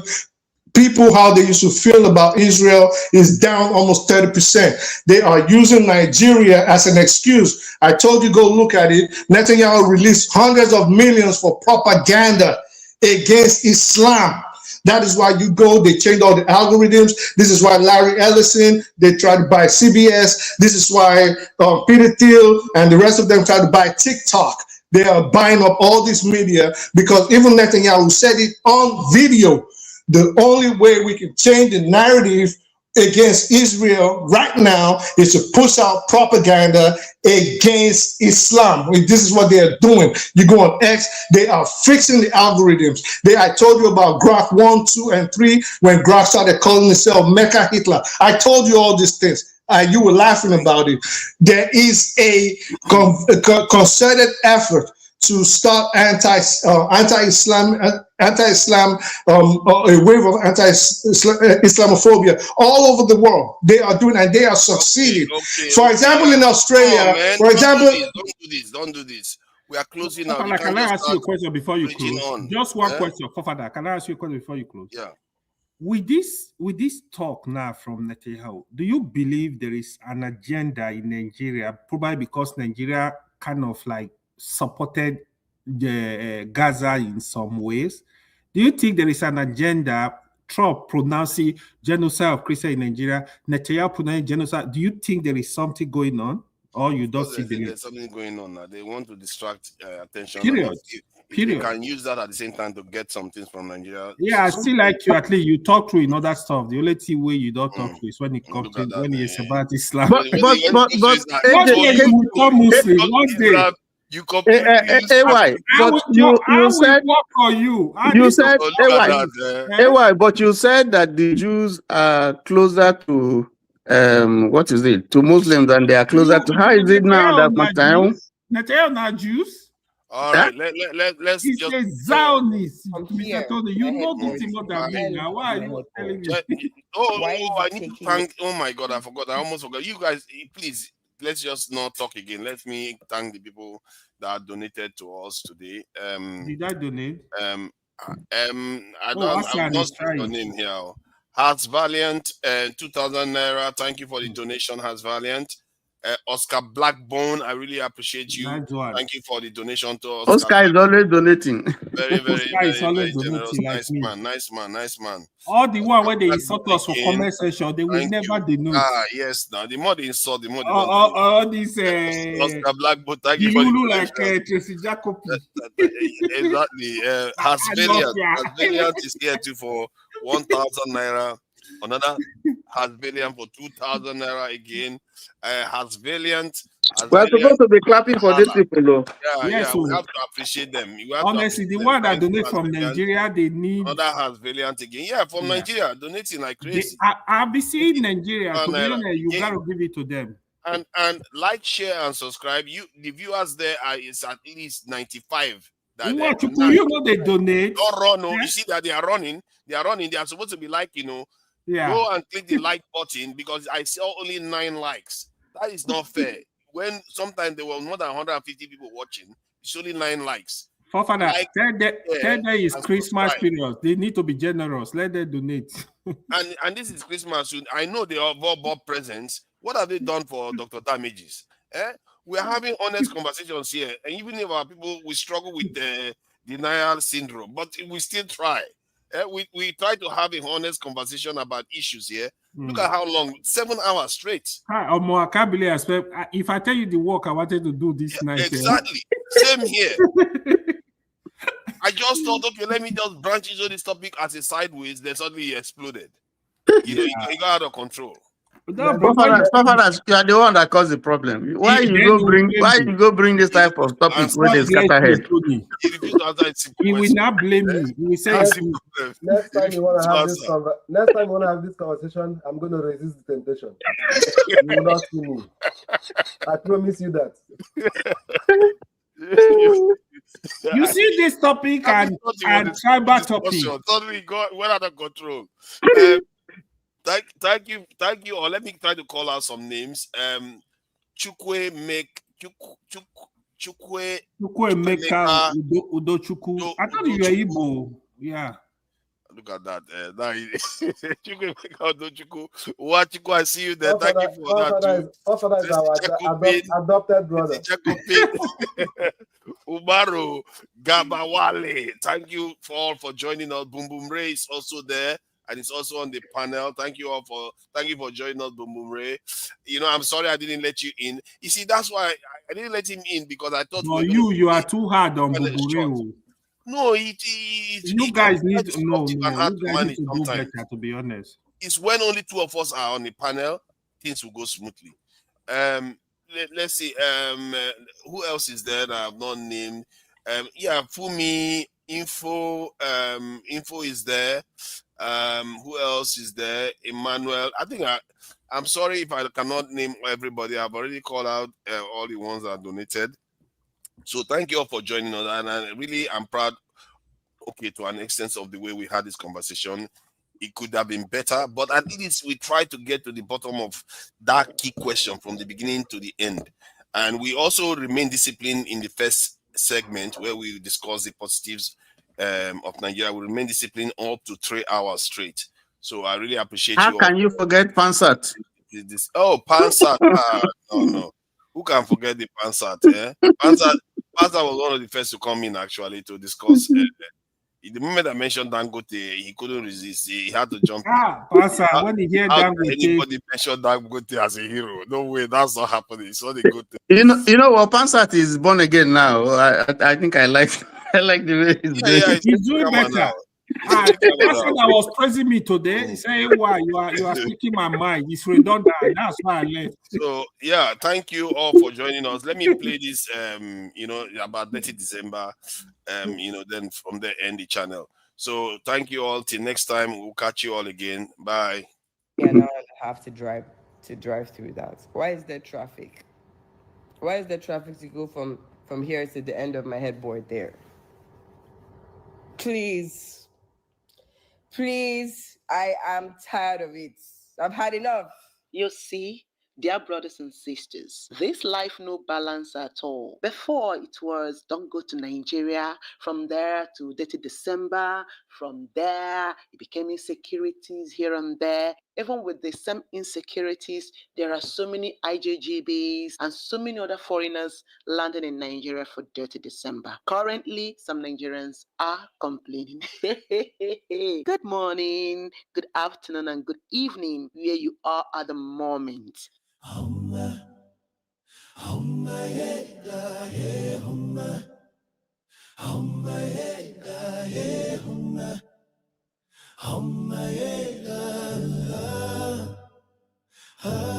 Forces move, chance it goes, we move.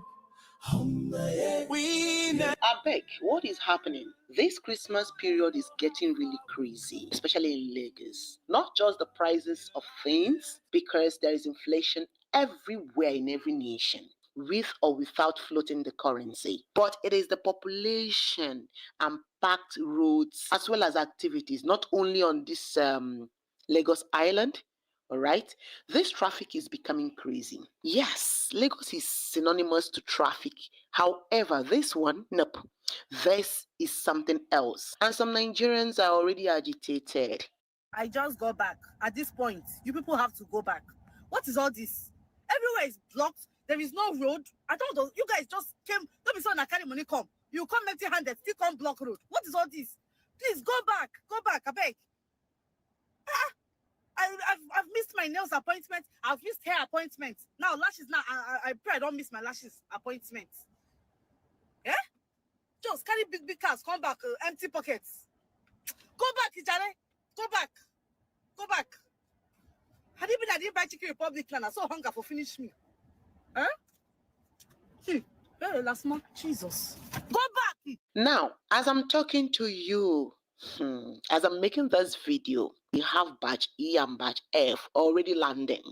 And already the tickets had been booked, like booked. Dear brothers and sisters, there is this info online. Please kindly read along with me. So the flight is overbooked and Delta is offering $800 plus a hotel stay for anyone willing to give up their seat. Tell me why my fellow Nigerians are suddenly looking the other way. Fast forward, $800 became $1,000 and now we are at $1,700. Oh, nobody is about to compromise their dirty December plans, I beg. Guys, I have arrived back in Nigeria, dirty December, day 2.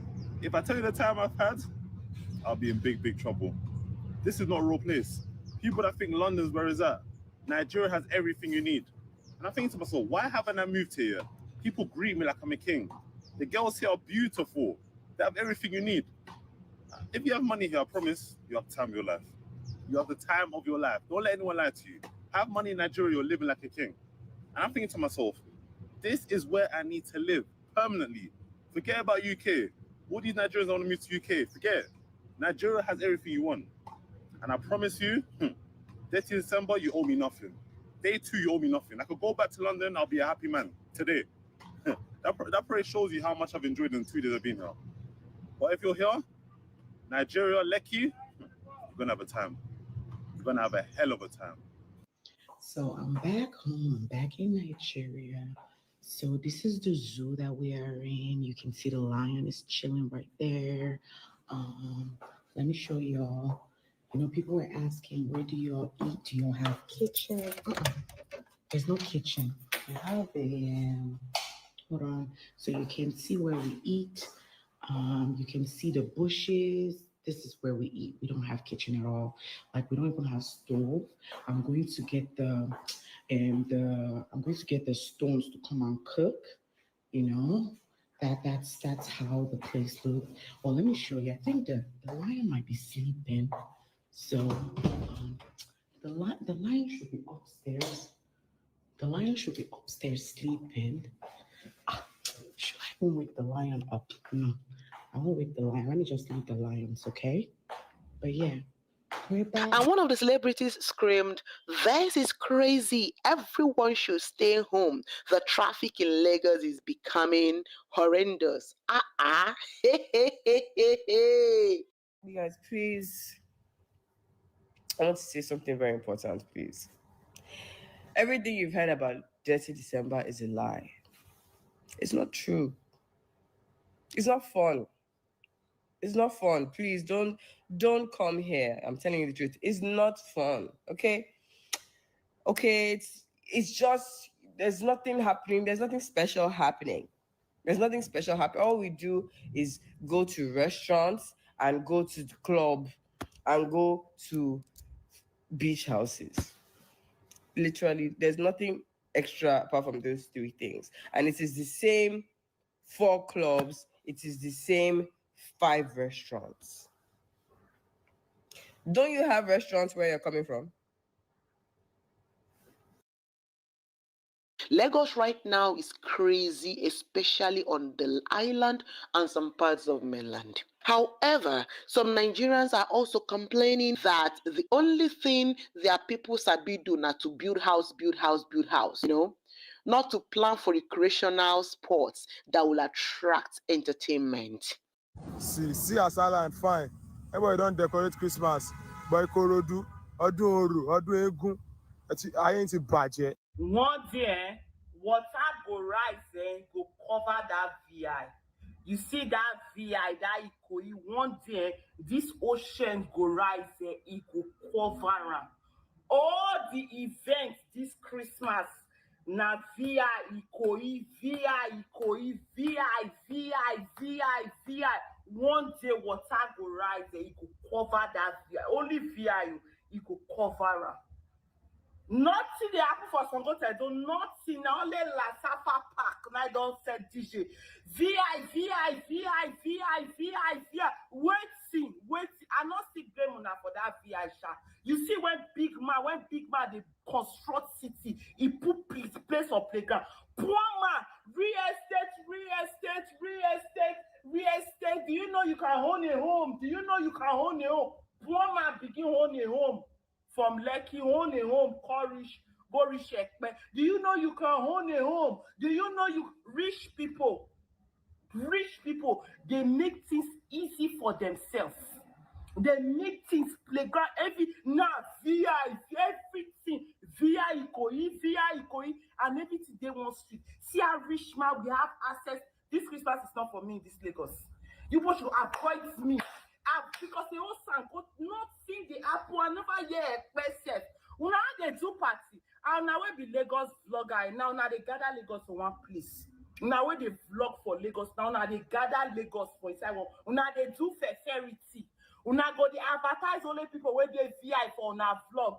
Who days ago tell them that we could stay today now? Now Ibadan Lume with their village. Una never post anything where they happen for Ekpe. Una never post anything they have for some hotel though. Una never they post us. Once we pass that Orchid Road, the rest of us be like Nama. We be like cattle. We be cattle, we be home. Nothing una. I don't blame una. I blame una. Do you want to own a land? Do you want to own? No fun. Nobody feel live in small space. Thank you, Lafa Sabina Lasafa. No worry. Now your side will say bubble throughout this Christmas. Rob, all your important people, and so all these rich people, they don't make basic amenities for themselves. You know, VI, one day the ocean will rise and it will cover VI. No worry. More na better. Get around my front. Wicked souls. I remember not involve me. I pray me they open the coastal road, may I feel maneuver. If they don't put that coastal road, I not feel maneuver. Maybe not involve me. Now me and Latafa and a resort. If I not go a resort, I'll go Lafasa for you. Finish. Thank you and God bless everybody. Merry Christmas. This is an eye-opener for businessmen in Nigeria. It is not only about real estate here or there. Create recreational centers too. Let it spread across the entire states, not only in a particular local government or area. I also want to let people know that there are many other recreational centers in other local governments in Lagos and so many tourist sites in many states. Just stay safe out there. Now, from Monday, Lagos will gradually be a bit calmer. Okay, because a lot of Nigerian residents in Lagos State will likely go home, especially on the Lagos mainland, via air or land. In fact, the ticket has already been booked. I don't know, things are getting crazier because of insecurity issues. So many people opted to go via the air. And our airlines, let me be honest with you people are not doing well at all. Why are we greedy in this nation? You know, you are just skyrocketing a lot of things just to make your own money. They will likely go to their indigenous homes for Dirty December. Since I was born up through now, Dirty December had been a thing in Nigeria. Nigerians do not joke with it. We didn't call it Dirty December then. Then it was called Festive December, Ekeresimesi, Onwa December, Carnivals, until 2004. That is 21 years ago, when the Calabar Carnival, the biggest African street party, was launched, and many international celebrities, models, artists, actors and actresses, musicians stormed Nigeria to witness and enjoy Calabar Carnival. I would like you to watch that video in 2016.